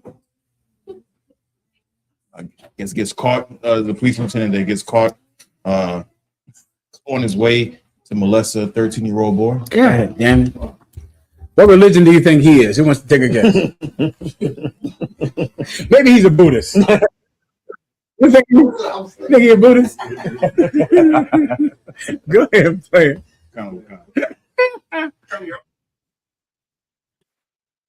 Oh, it's right here in DC.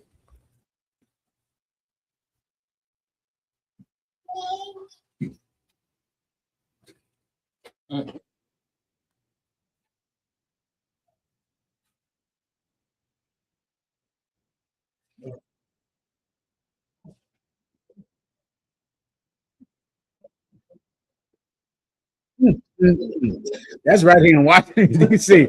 A Metropolitan Police lieutenant got caught in a child molestation sting. You know what religion he is, right? Let me ask you a question. Who did he vote for? You know he voted for Donald Trump, right? Like in America, child molestation was virtually legal before, but now it's absolutely legal to be a child molester. It's absolutely, Donald Trump legalized child molestation. And child molestation, brother, I've struggled sometimes trying to think of, I like to try to think of how could I condense things down into what is as simple and what is the basic enemy to destroying families. And it's hard for me to think of something worse than child molestation. Right. Child molestation is, I mean, it is at the root of every crazy, terrible person that you wonder what's wrong with them. Right. Somehow they're being interfered with as a child. As a child, somehow they're sexualized. Somehow something sexual has happened to them. All of these brothers that you think are gangbangers and they want to kill everybody, you'd be stunned how much you want to kill other men when a man has touched you when you were a boy. Right. Then you grow up and you are just killing anyone and everyone because you don't ever want anybody to think that you're weak again. Somebody thought you were weak when you were 6 years old, right? Somebody thought you were a punk. Never again. Right. Never again. You understand? Right. That's the root of it. That's why, of course, in prison, they're getting stabbed. Because in prison, they're making sure to hurt the people that ruin their life. They're doing it. And then you go to women, and every woman that you're looking at, you're wondering, why is she so promiscuous? Why is she so destroyed? What's wrong with her? Inevitably, it's going to go back to some type of sexual abuse. It is so damaging. It's hard for me to quantify it or to think of something that competes with it. Poverty does not compete with it. There are people, brother, you can be absolutely poor, living in poverty, get straight A's in school, go off to college if you have good parents. Right. Everybody knows this. If you have good parents, sometimes you don't even know you're poor. You don't even understand you're poor because you're in a loving home. Right. Everyone is caring for you and everything is good. And you're poor. You don't have everything you need, but everybody's working hard and working together. And no one is abusing the children. And now in the ghetto, in the projects, in Southwest, on Hope Road, still you can have good people. But then when you introduce child molestation into poverty, into the ghetto, into already a stressful situation, now you're wondering why everything is burnt to the ground. And that's the reason. That's the reason. And now Donald Trump has sanctioned it and pardoned everyone that was party to it and made it legal for white men to molest children and doesn't care about it. It's not a priority, and you absolutely can get a pardon. And this devil here could absolutely get pardoned for this. He absolutely could do it. Donald Trump has done it before. What does this show you? Also, give me another. I'll break it down with the rest of the stories, but all of them will have a common theme. All right. Give me the next story. Can I get some ice, please? What's up? Yeah. Oh, no problem. Let me go. The water. Go ahead. The person you've ever killed. Wait, rewind that and play it again. Come. Your claim that your abusive stepfather forced you to kill a man when you were 7 years old, is that the only person you've ever killed?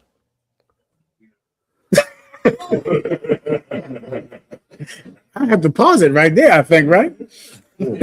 Oh, God damn, white man. What is wrong with white people? This cat is running for governor or something. He's running for governor. Mm-hmm.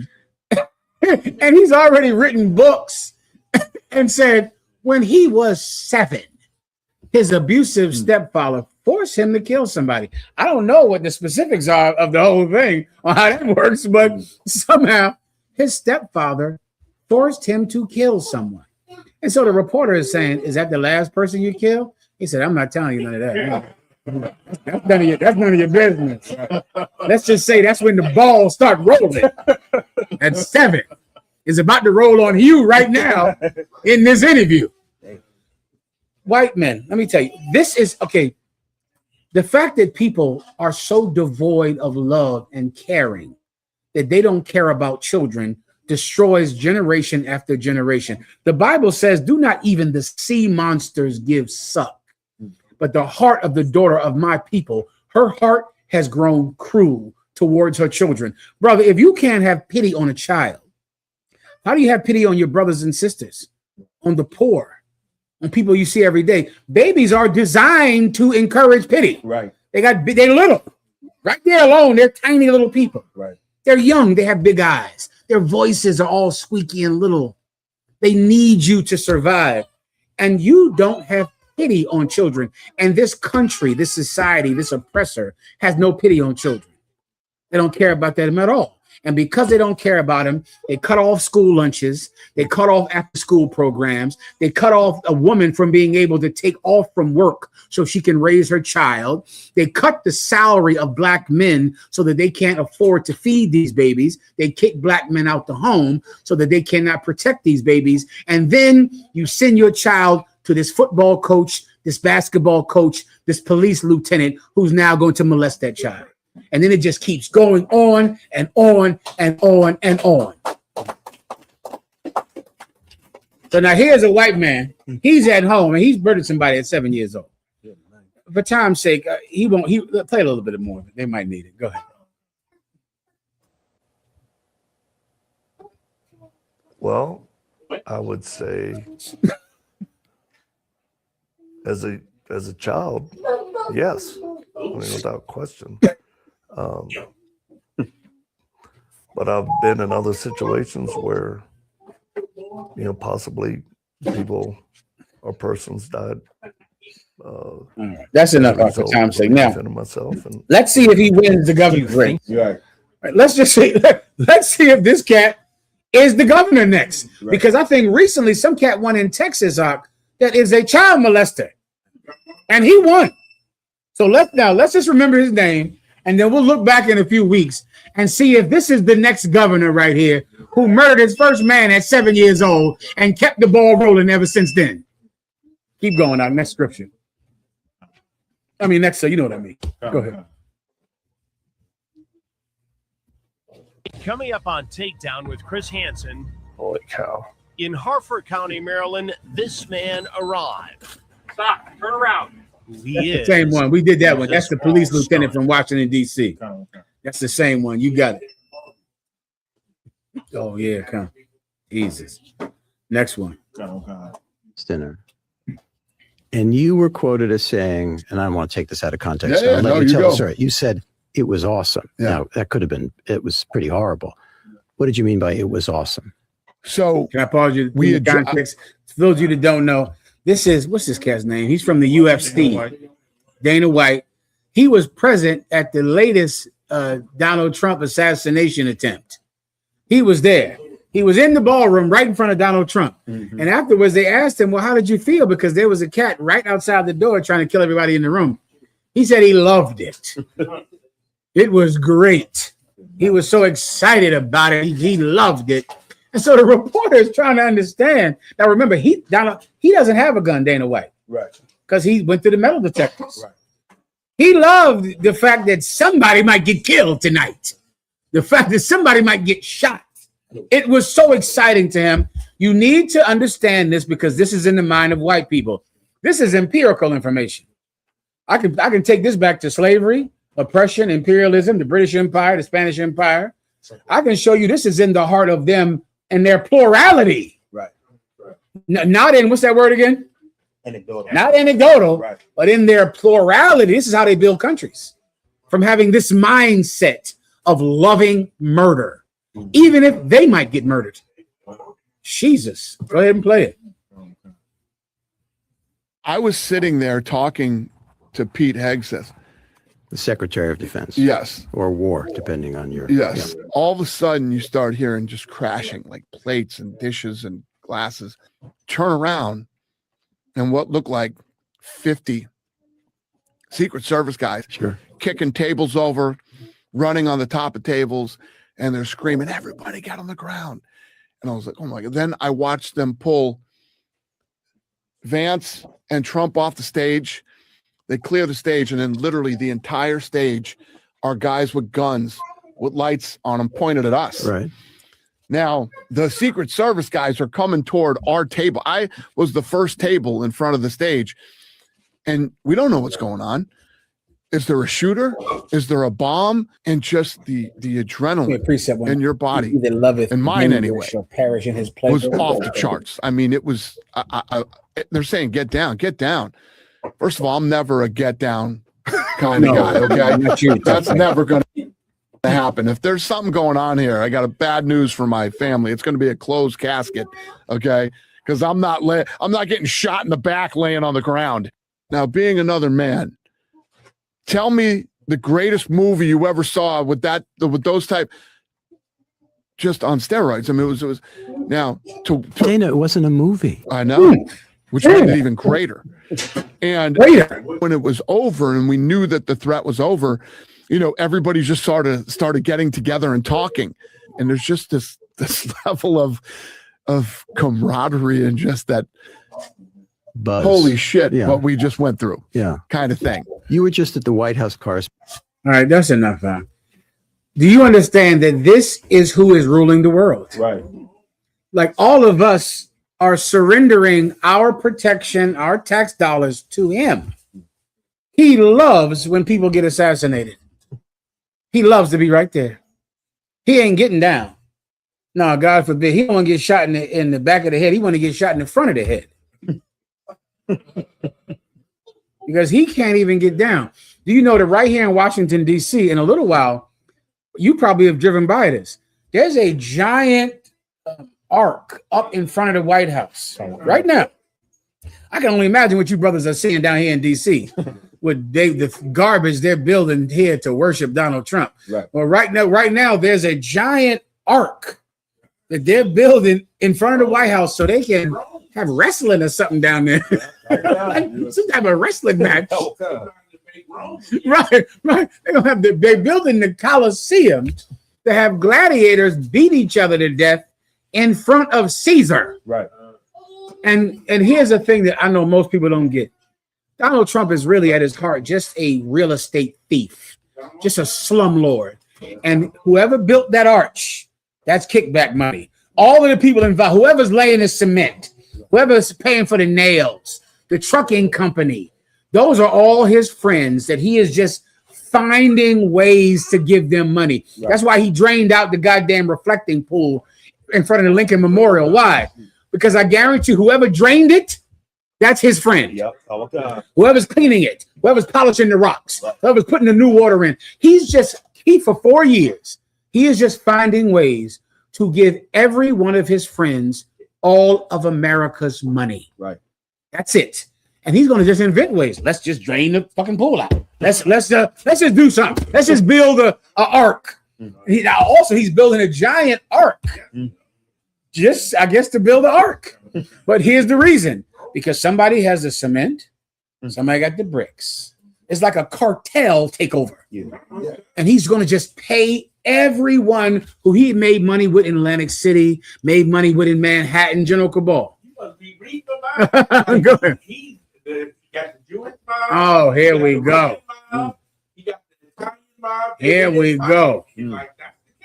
That is just it. And it's just so legal.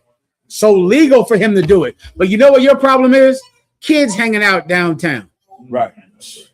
Be careful about that, y'all, because there's some kids hanging out downtown. Go ahead, Doug. It's like the sister had a. I'm sorry, please. Who had their hand up? Any sister had their hand up? Let me know. No problem. Good to go.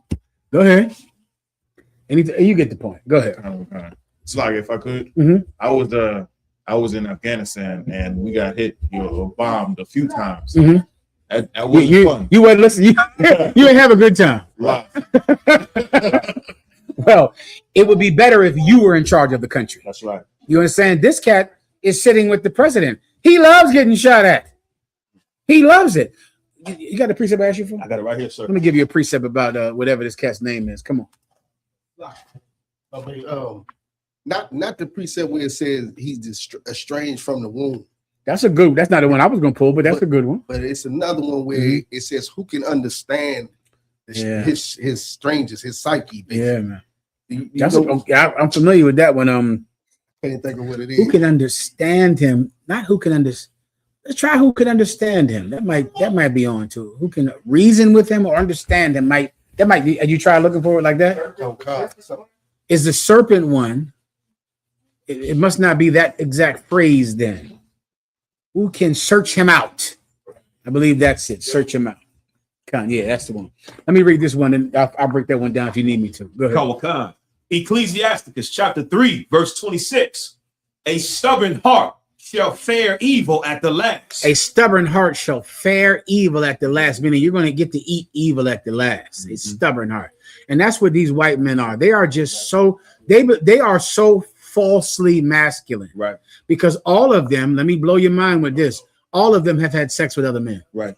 This cat here has had sex with other men. He know what a penis tastes like. Good. He know the different flavors of penis. Him. You think I'm joking? I'm not. You give me the toughest. I'll just pull 10 of them up here for you. Right. And they so tough, so masculine. They manly fisher and hunters, big game hunters. They taste penis. They've all done it, and they do it damn near like we were young. Yeah. We were young. Yikes. They do it like, like, it's part of growing up. yeah, part of growing up, tasting some penis with a few bros. That's them, brother. Yeah, and so now what does that give them? That gives them they need to prove that they're manly. Right. It's like trying to prove it. I don't duck down when they're shooting. I stand straight up like in a movie. Right. And the devil said, well, this ain't a movie, man. What the hell's wrong with you? Well, listen to this. Go ahead and read. Kawaka. And he that loveth danger. Read that again. And he that loveth danger. Read it again. And he that loveth danger. He that loveth danger shall perish therein. No problem. Listen, what's his name? Dana White. Dana White, I hope you have all the fun you want to have. I pray, rezo entendiendes. I pray that you have all the fun that you want to have. I pray all of you white men get to have just exciting, right, hunting lives. I pray that you get all the excitement that you want.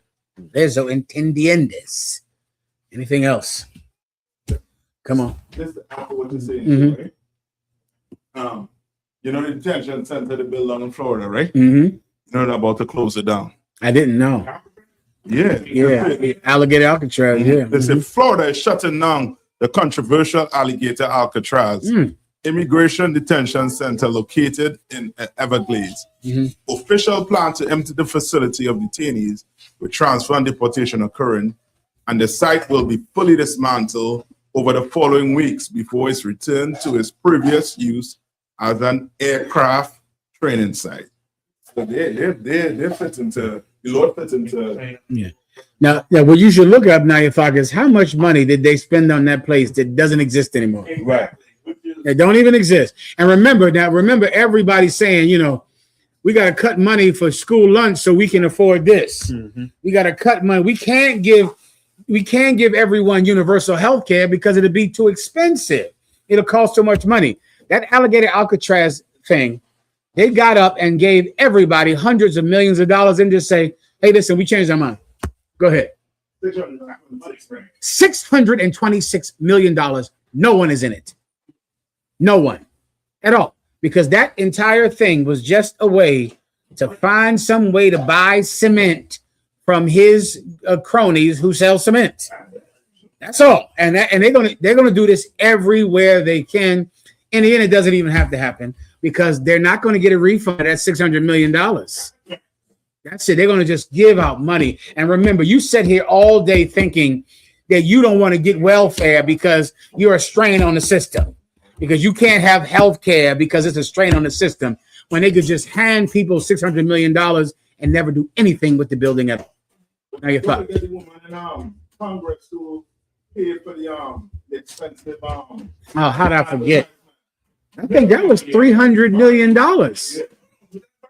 That was, I'm not sure which bimbo it was, but one of those bimbos spent $300 million on a 3-minute commercial. I don't know if it was 3 minutes. And that was that. And that's all. Oh, now, what is it? Keep going. Come on. Anything else? Go ahead. If I have a question, just tell me. If not, just keep going with the story.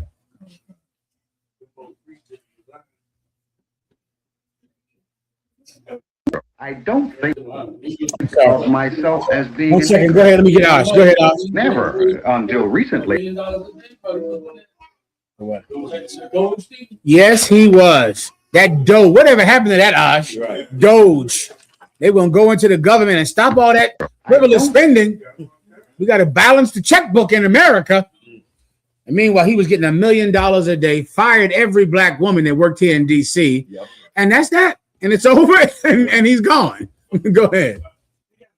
Military readiness service. When you go to the clinic and you get ready to go to war or what have you, they can't even keep the buildings open or what have you. So, you know what I'm saying? If you're in there, you understand, you better hurry up and get the hell out. You better. Because you understand, you ain't getting no service right now. You understand? In the nation's capital, all the way down to your special military in Quantico, yeah, man. What have you? You can't even keep the goddamn doors of your clinic open, and it's terrible. Shame as far as that part. It's horrible. And you know, General Cabal, do you know all of our parents and our brothers and sisters felt bad on welfare? Yes. They felt guilty. Right. They feel ashamed to go down to the welfare office. Right. You got food stamps and food assistance. You feel ashamed to let anybody know that you are taking $300 a month from the government. Right. You feel terrible about it. And we all grow up like this, when meanwhile white people are squandering the entire economy of America on playing. What does that tell you? Don't feel bad about it. You know what the key to take it to money with America is? Here's the key. Take every penny.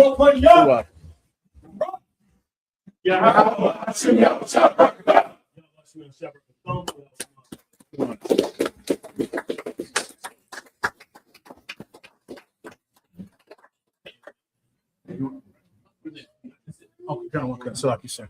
Please, please sit down. You grab a chair for the general, please. You can take this one. Hold on. I'll take that.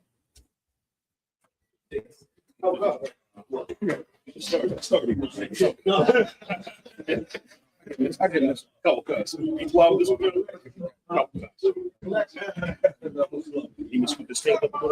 If it seems, I'm not sure. Okay. I'm already here. It's good to go. What? Kind of want to go. No, good to go. Yeah. That's right.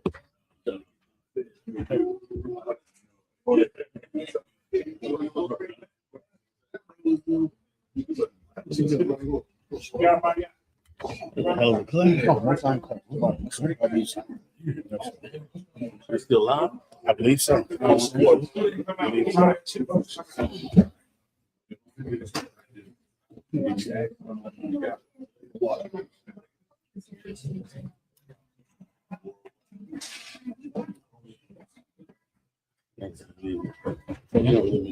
No, good to go. I think they just doing a couple of stories. They got the grub here too. I think that was it. You got another chair down here if we need it. There's two right here. Hey, Michelle. Michelle. Yeah. It's shot this swap. Michelle. Yes, we'll quick see. Is that Mashak's daughter, Zan, right there? Is that Zan? What's your name? Zan, how old are you? Huh. Remember, you were born. You're a grown woman now. Look at her. Give her a hand. Oh, my God. You like a little tiny damn baby. You're 15? You remember me? Who the hell I am? I damn near raised you. Ask your father. Ask your father and your mother. Pick you up from that school every goddamn day. That is Zan. She's a grown woman. That's what they say. Look how old they got it. Here you, brother. Keep it going. Shit. Oh, my goodness.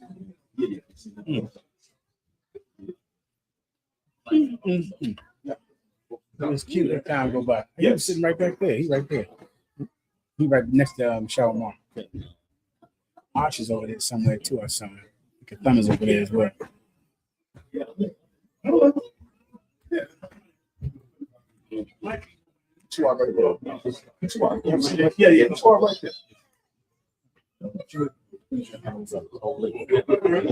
damn sure. A long time. He wants to put right now, so drink. Kids probably want something. I had to scratch. No, I'm asking what this is. Oh, it's like Jack Daniels. We have to stop some frogs.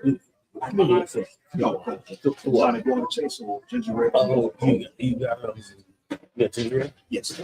If you could. Absolutely. Thank you so much. Please. What?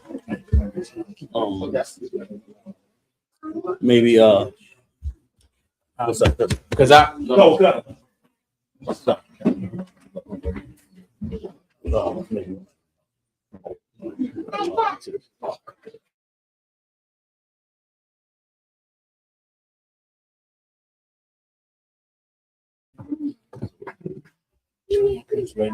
So he was a rare phone, man. Oh shit.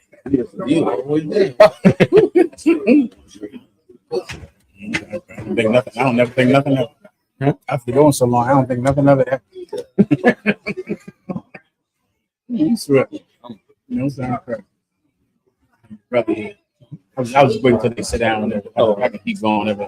Maybe we should do it now. Maybe we just keep going so we can wrap it up. We just keep going then, I guess. Yeah. Well, you got a microphone for everyone online to hear you.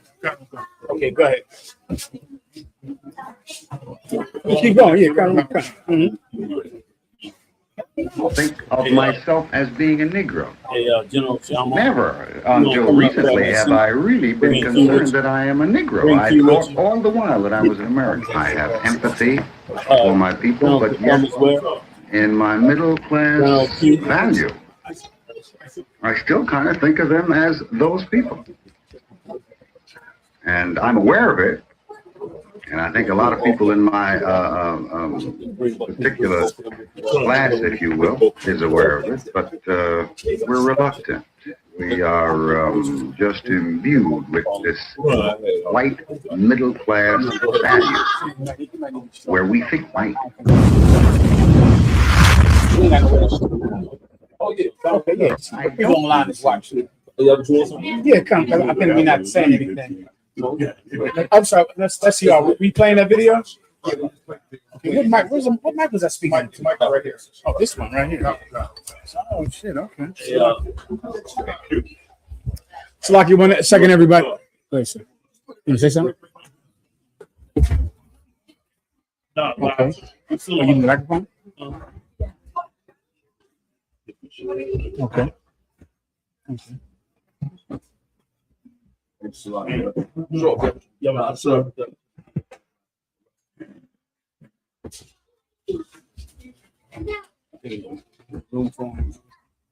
can move in.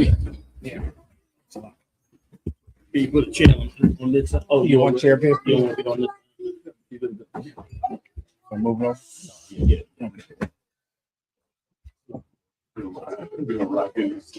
No. Yeah. We watched the class all the way down from Philly. Yeah, I'm not sure. Do you want to keep the stream going? Or I would probably just do whatever story he has. If we have any questions, then I would wrap. I would probably keep it going just to give you a chance to say something if you want. Good. We're going to keep going. We're going to keep going for a second. Commander General Yahanna just came in. Clap it up for Commander General Yahanna. Came down with. This mic you using? Hey, you anywhere else you'd have to pay a university $50,000 a semester to get a class like y'all got tonight. Am I lying? I'm lying with that. That was a hell of a class. You know what I'm saying? Like they acted like we could never learn and grow and surpass them. When the Israelite School of UPK surpasses all their scholars in all of their universities. The Most High is amazingly graceful to the 12 tribes of Israel. So big shout out to you, General, for teaching a hell of a class. Big shout out to all these generals, man. I love these old hoary heads. These old hoary heads, man. I was with them. They had all black hair back in the day. Man. They was young, and you know what I'm saying? Like, see this young cat here? They was like you. Like, they was young, look grizzly, ready to get on. I said, all right, come on. I hung with them to the hoary head. I said, well, goddamn, we here. You know, man. And big shout out to all the amazing captains, man, up in here tonight and throughout the whole country. I got some ranks up in my pocket. Some of you, I heard some of you 5,000 boy about ready to get taken care of. You know what I'm saying? get you on board. You know what I mean? So that was just a lot. I'll probably see if you want to bring out anything, sir, with the last stories and with any questions online. We're good to go. Yeah, good to go. How about the brothers that just came in the room? Any questions from the brothers that came in? Let me know. Okay, good to go. Solid. You got to wrap it up. If I could, I see North Carolina up in here tonight.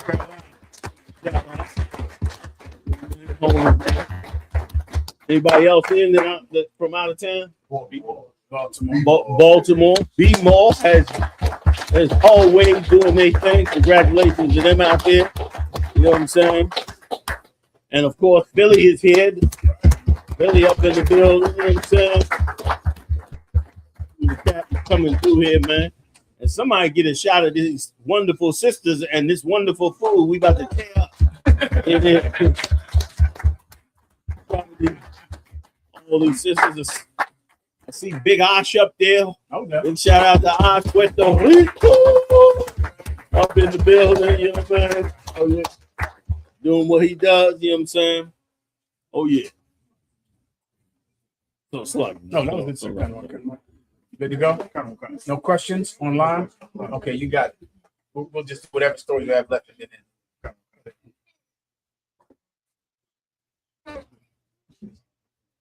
Think of myself as being a Negro. Never until recently have I really been concerned that I am a Negro. I thought all the while that I was an American. I have empathy for my people, but yet in my middle class value, I still kind of think of them as those people. And I'm aware of it. And I think a lot of people in my particular class, if you will, is aware of it, but we're reluctant. We are just imbued with this white middle class value where we think white. Now this is you see it's in black and white. That means it's before 1963. This is like in the 50s. And this is black people in Cincinnati who lived in an affluent neighborhood. And of course, black people from the South were starting to come up to Cincinnati to work in those factories. And black people who considered themselves better than the poor black people from the South did not want them to come up there. Also, I have another video I believe the brother had about it. It was from Los Angeles. When black people who had money in Los Angeles saw the influx of black people coming from the South and stopped it. They did not want black people coming up. They did not want their neighborhoods to turn black. They didn't consider themselves the same as poor black people. And the reason this is important in Washington, D.C. is because this is the city that struck down affirmative action. Like affirmative action, most of your parents all lived on that. That was like the black dream. Affirmative action, it gave you a path to fight racism on the job place. And it was the reason that you had black congressmen, the reason that you had a black Supreme Court Justice, Thurgood Marshall, and Clarence Thomas. The reason that you were able to get a job in the government is because governments were forced to hire black people. Here's what I know no one knew outside of the U.P.K. This is what you didn't know. Black people who have money thought that they were too good for affirmative action. Right. They all thought, now this is something, I don't know if you've heard this statement before. No black person ever wanted to say, I got my job because of affirmative action. They never wanted to say that. Yeah. If even when affirmative action was existing, they would say, well, I didn't get my job because I got my job because I earned it. Yeah. I got my job because I was the most qualified. Black people who have money are so proud. They can't even accept affirmative action. And so what happened? After years and years, it's gone now because black people thought that they did not need it. They thought it was for some other black people.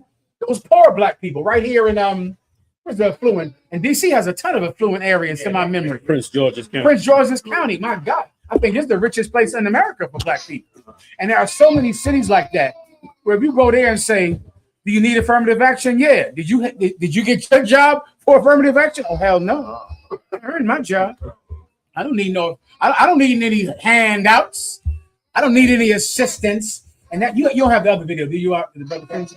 Check this one out if you could. They also got the Gold Coast in D.C. The Gold Coast in D.C., right? 16th Street Negroes. I think that they Oh. very educated. That's what I remember. I remember D.C. being an area where it's people so poor than other people. It's like they got nothing to do with that. They don't need any help. That's you that need welfare and affirmative action and handouts. But we on the Gold Coast, we really just don't want too many of you to come around here and make us look bad. God. And that's Salaka. That's where Mayor Anthony Williams come from. That's where Fenty come from, which is a homosexual. And then what's the sister? Mayor Pratt Dixon. A lot of people don't know that Mayor Barry was just a hood dude. I hear that. A lot of people talk about him smoking, but he was gonna fight for you. Damn right. Marion Barry fought for black people. You know what I mean? Like they worked hard to get him. They couldn't get him for a long time, so they finally got that sister who really was determined to get him on tape. And of course, they used that to bring him down and show you Donald Trump, he's raping babies. And they like, nobody. You know what I mean? They ostracized that Marjorie Taylor Greene for even bringing the damn thing up. You know what I'm saying? But can I go back to this? Please, go ahead.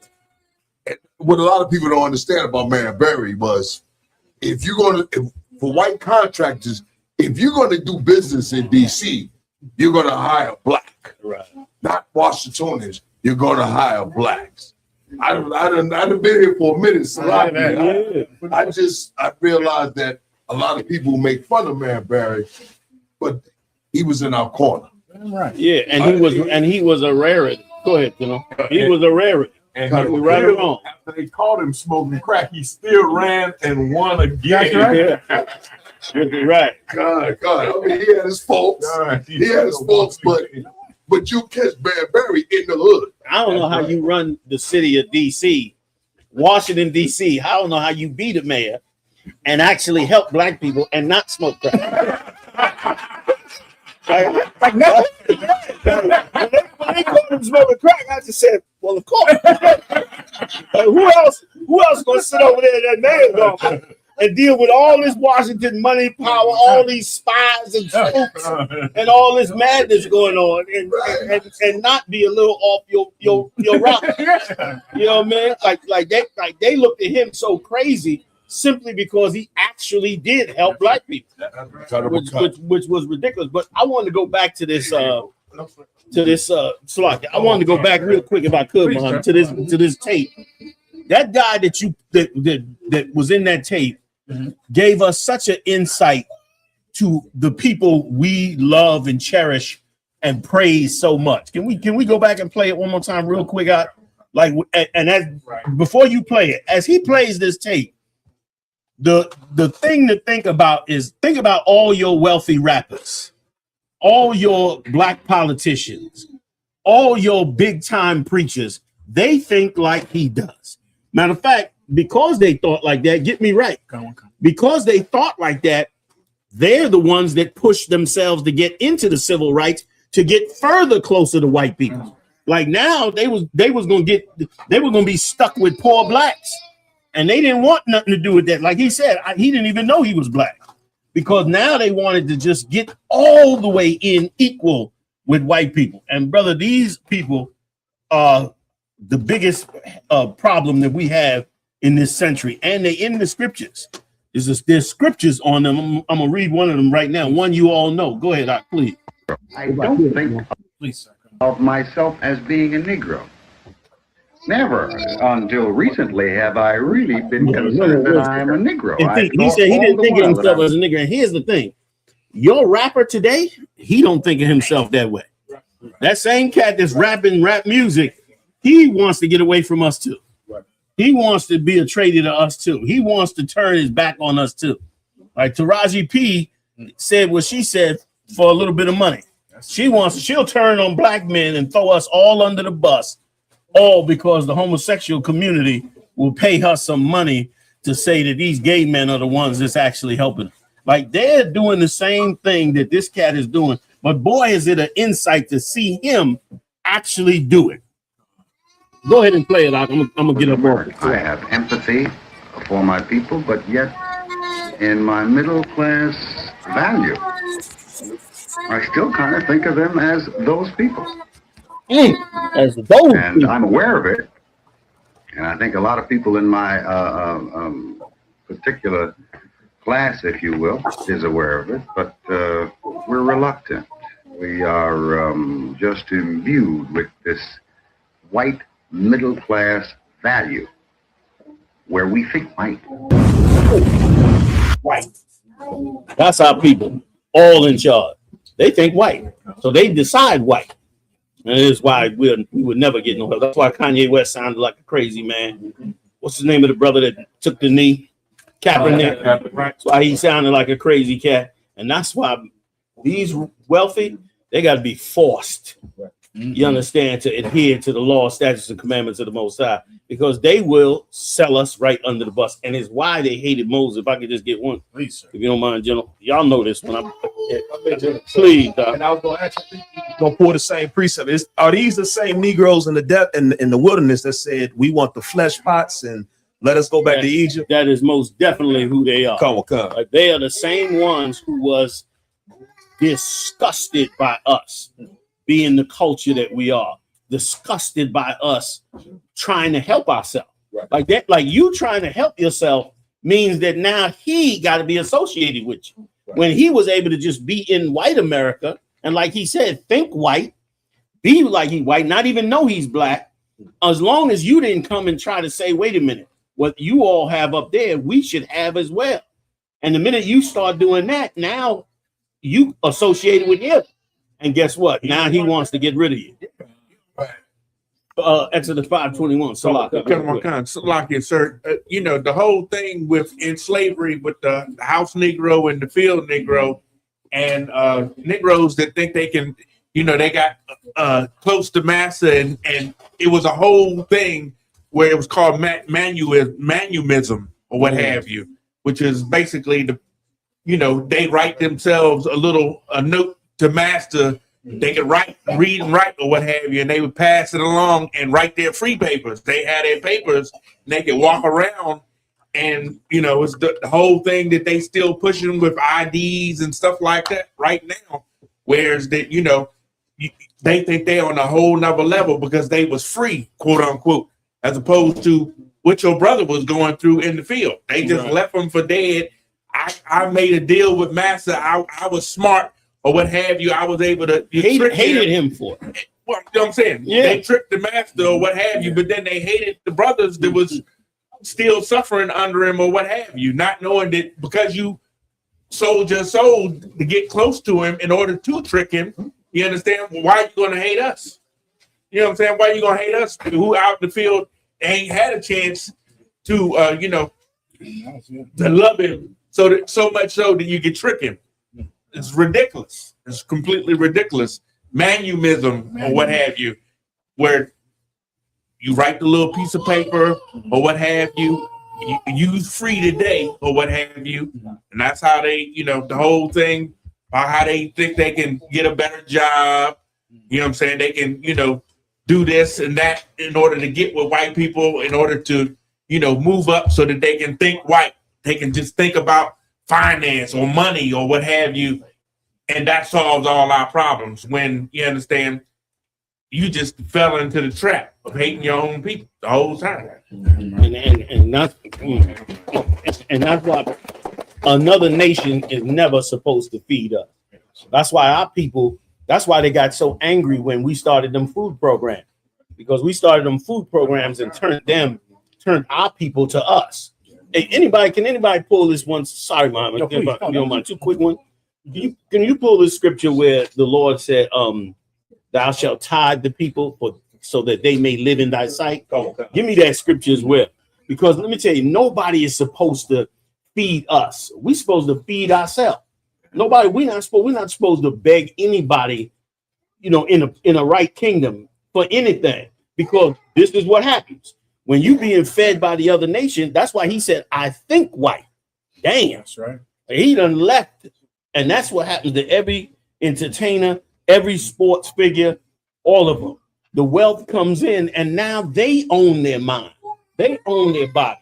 And because they own it, they take our children and put them in record labels and record songs, and then just dictate whatever the hell they want to give our community whatever they decide they want it to be.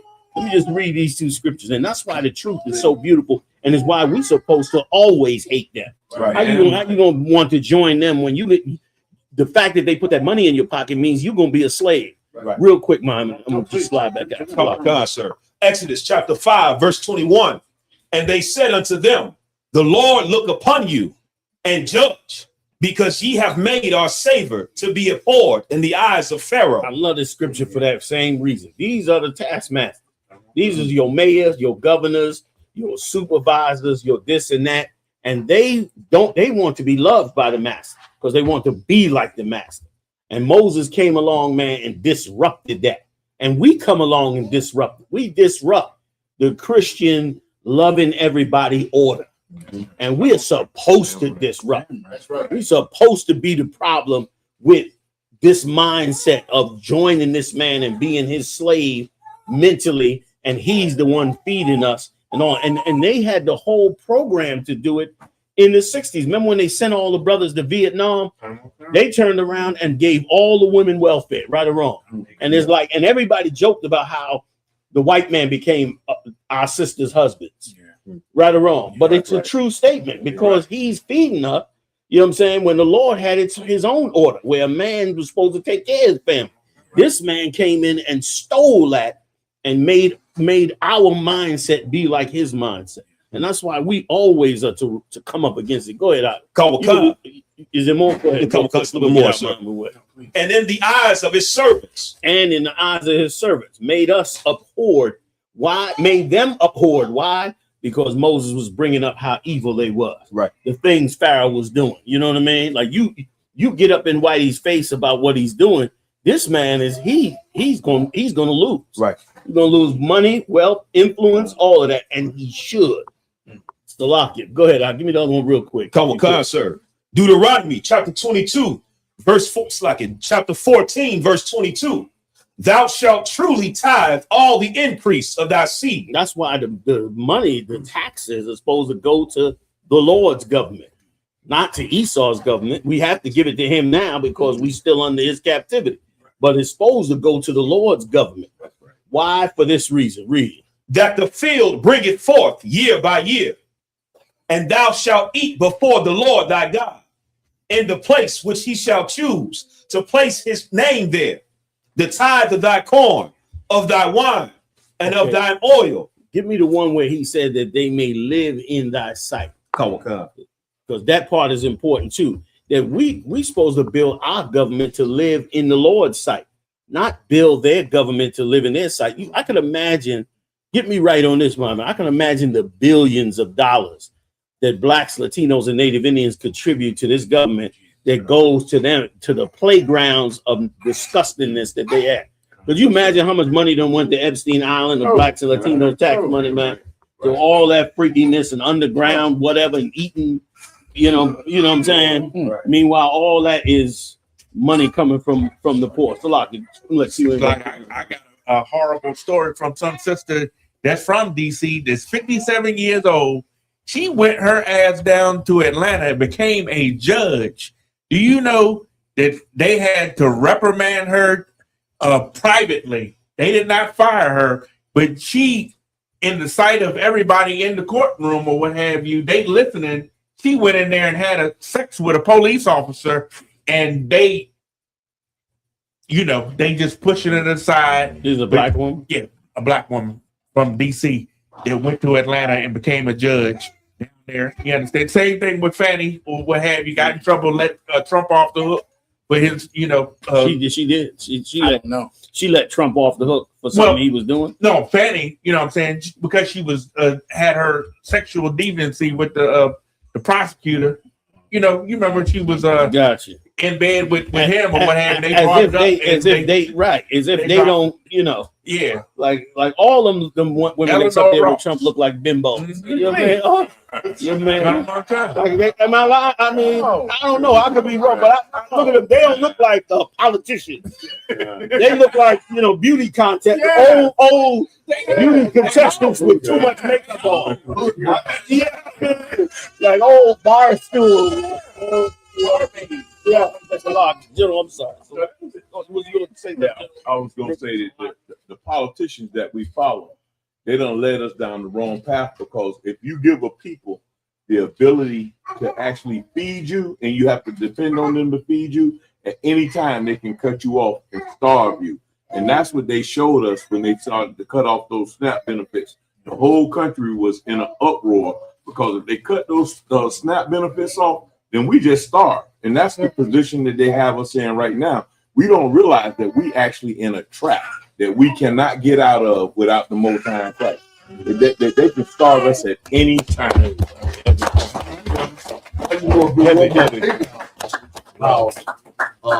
Latinos that are green card holders, did you know that they don't get refunds from taxes? They just pay taxes. If they get a check, they just got to pay taxes. So what black people do is they use them to cash lotto tickets, because they're not getting any taxes anyway. So IRS is not going to even deal with it. So if they don't even apply for a tax refund. So they pay billions of dollars in taxes. They don't get a refund. I didn't know shit. That's right. There's more. Okay, go ahead. Come on, sir. Hosea chapter 6, verse 2. After 2 days will he revive us, and the third day he will raise us up, and we shall live in his sight. That's what we need. We need to be able to live in his sight. Right now, we got to live in this man's sight. We need to live in the Lord's sight. We need to be able to build our own selves up and not build him up. And hopefully now that this third world war, you know, the ceasefire was just for them to get more weapons. What? That ceasefire was on. He had to go to China and Yeah, say, man. can I get this precious metal so I can build a bomb? Yo, man, everybody worry about Area 51. They in Area 51 shoveling that metal. Like, come on. They know this round right here. This the round. This right here. This the round. You see, they bombed the hell out of Israel. I didn't. They bombed that place. They bombing it like right or wrong. They bombing it like crazy. Iran is bombing them, bombing Israel to where they getting nervous. Like, we got to punch that nuke. All that. They shut them down in Lebanon already. You know what I mean? All those Israelites that went over there and settled in Dimona, they bombed the whole area of Dimona. I don't know if they still alive or what, but they leveled that whole place. Now they're going after their water plants, and they can't seem to get in there and get it. 30 more days, y'all. About 45 more days. These little rolling blackouts, you about to get announcements for them in about 2 seconds. And they having trouble restocking the shelves because the cost of the diesel. So they dropping off some, and then they ain't going back to re-up and bring more back because the diesel is going up so fast that for them to go up, they got to adjust the price. And they can't just adjust the price on the fly. So they just not taking nothing until the price gets adjusted. If you notice, the supermarket's looking a little bit leaner. And the thing is, it's a great thing for us. It's a great thing for our people to see that our trust should not be in them. Our trust should be in the Most High. Like that. That's what the Lord really requires of us. Salaki, I'm done. I'm gonna get up. You have more? Oh, you finished. Thank you for the time. I'm going to show you another video that is terrible, but it's just like the one we just watched. Please. You want to read it, please? Let me read it real fast. Wealthy blacks arguing against poor Southern blacks migrating to Los Angeles in 1960. You got it. Los Angeles a month. By 1970, there'll probably be 1 million Negroes in this city. And I know that people are concerned about this. They may not talk about it very often, but I certainly heard them shudder in church when he said there'd be 1 million Negroes in Los Angeles. We shudder because we were saying, in essence, the majority of these people are not like we are. And we felt that maybe some of us felt we left the South because we were getting away from this problem. We are part of this exodus too.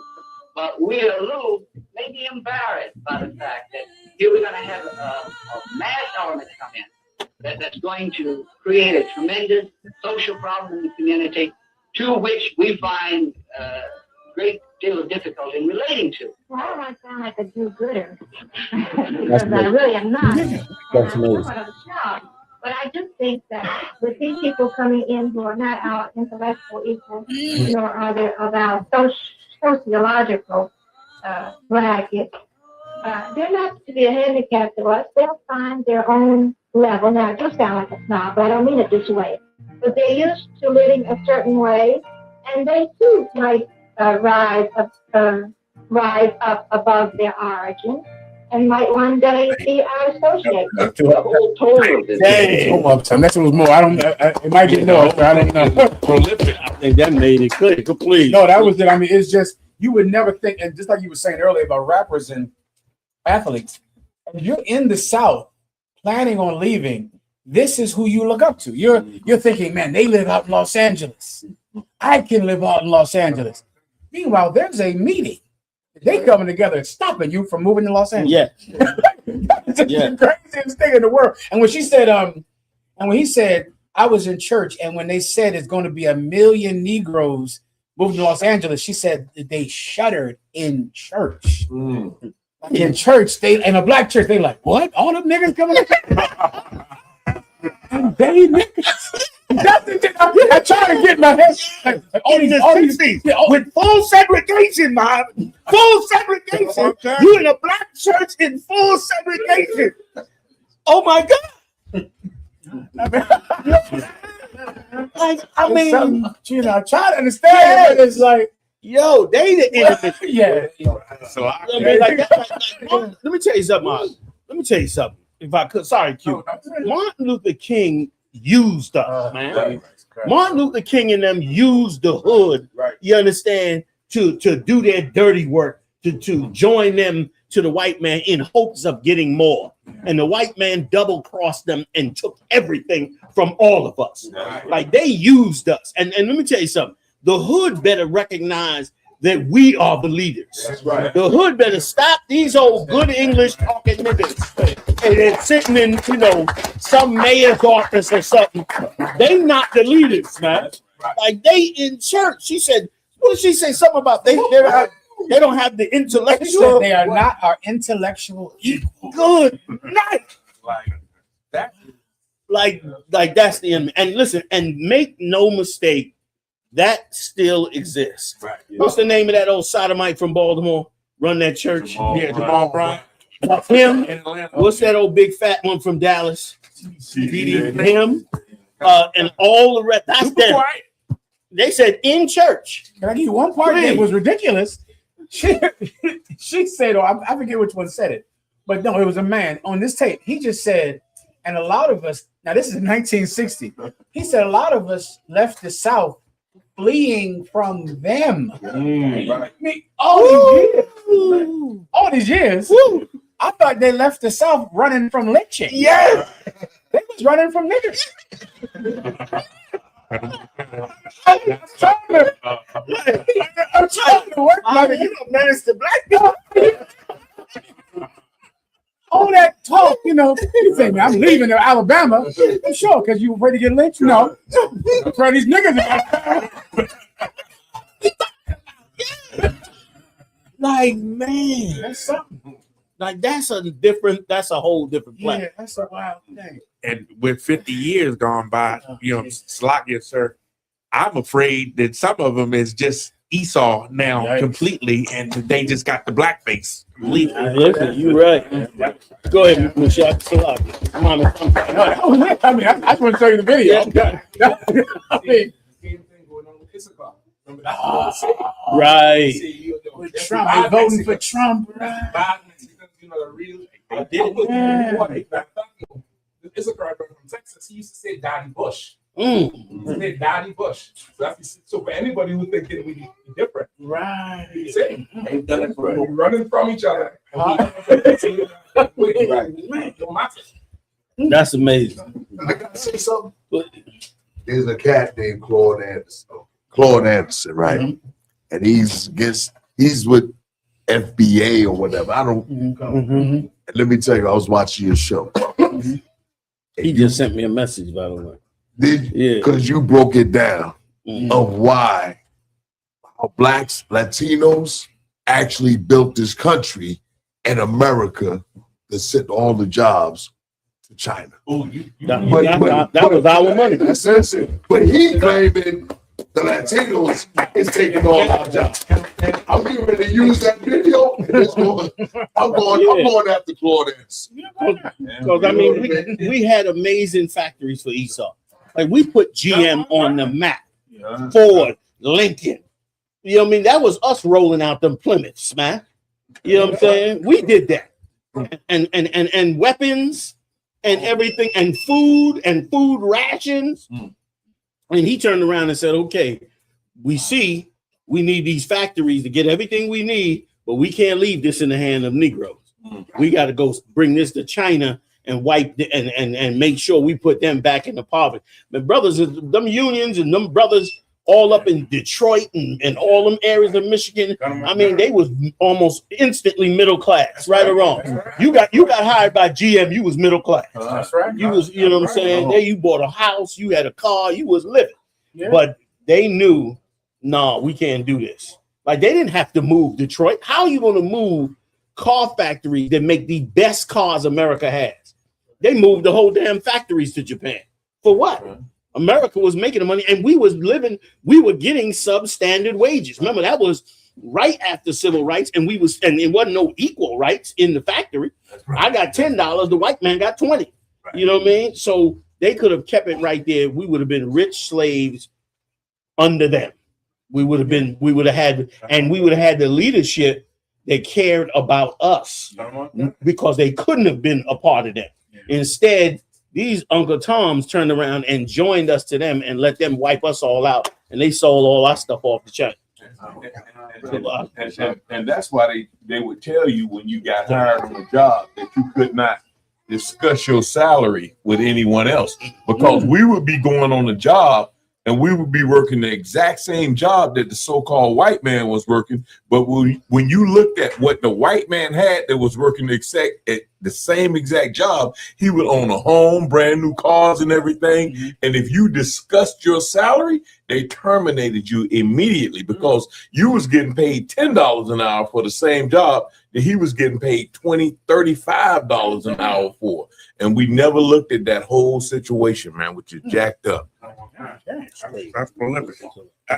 You know, they got a whole thing where they, they discussing it now, but they call it silent weapons for quiet wars. Is what you just describe how they crack bombs. You understand the homosexuality that they push on us, all of that stuff or what have you. It's social engineering tool, a clandestine document that purports to outline a top secret manual for global social engineering, economic manipulation, and mass population control, which they tested on us first all the time. Right. Like the black and Latino community is fake. Like our whole culture is fake. Ain't none of it real. Right. It's something they created in a lab somewhere and put on us, and now we walking around following. It's crazy the way the life that we live in. But this is it's going to end now. Now that this war is breaking out and it's escalating, and they cutting that diesel fuel off. Oh, I cannot wait. I cannot wait. I can't wait to see the first person in the gas station go click, click, click. I cannot wait. Because the pundit on Fox News had the nerve, the so-called black pundit, that one that looked like a grizzly bear that they got on Fox News, saying he black. Who knows what he is? But anyway, he turned around and said, I hate to say this, but black people are the most racist people in America. That's why what you brought out in class today was so right. How could we be racist? He said we the most racist people in America. Imagine that in the era of Donald Trump. Don't tell me that ain't paid propaganda. Oh, somebody said. Oh, sorry. Somebody said that it was more acceptable to be with Donald Trump than it was to be with Obama. They said that today. That it's more, no social miscue or anything to be for Donald Trump than to be with Obama. You understand? So, that's what time it is for sure. Mm-hmm. Like the Lord loved to take a proud man and break his pride. Right. I mean, like he broke Pharaoh's pride. He said, I'm gonna break his staff. And that's exactly what you about to see in this empire. Like now, all this hate. Now, remember all this down. Don't forget it. Because in 2 seconds, you're gonna see the most humanitarian white people you have ever seen in your entire life. You're gonna see the whole, we should all be together. White people that's coming together real fast after all of this is over. You know what I mean? So, General, thanks for letting us cut all in your class, man. You know what I'm saying? You're so inspiring, man, in the work of the Most High. I think that was up for our videos. We good to go here? That was it anyway, sir. SHALAM. No, sir. Whatever we'd like to do from here is good to go. I like to not hold everybody no longer than I know. Okay. I match him. Barack. Yeah. Yahanna.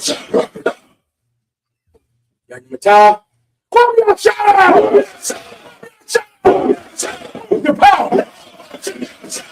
Who's the power? Who do we fear? Who do we fear? Who is your king? Who is your king? Who is your king? What's your name? Yahanna. Dismiss. Yeah. Hey, I think we're going up to the monument. Are we doing camp tomorrow? What we doing tomorrow? So I think we're gonna hit the monuments real early. Everybody want to go. And just tap in. We're gonna try to get up in there, do some filming and all of that early as we can, and then hit the camp up soon. Go from there.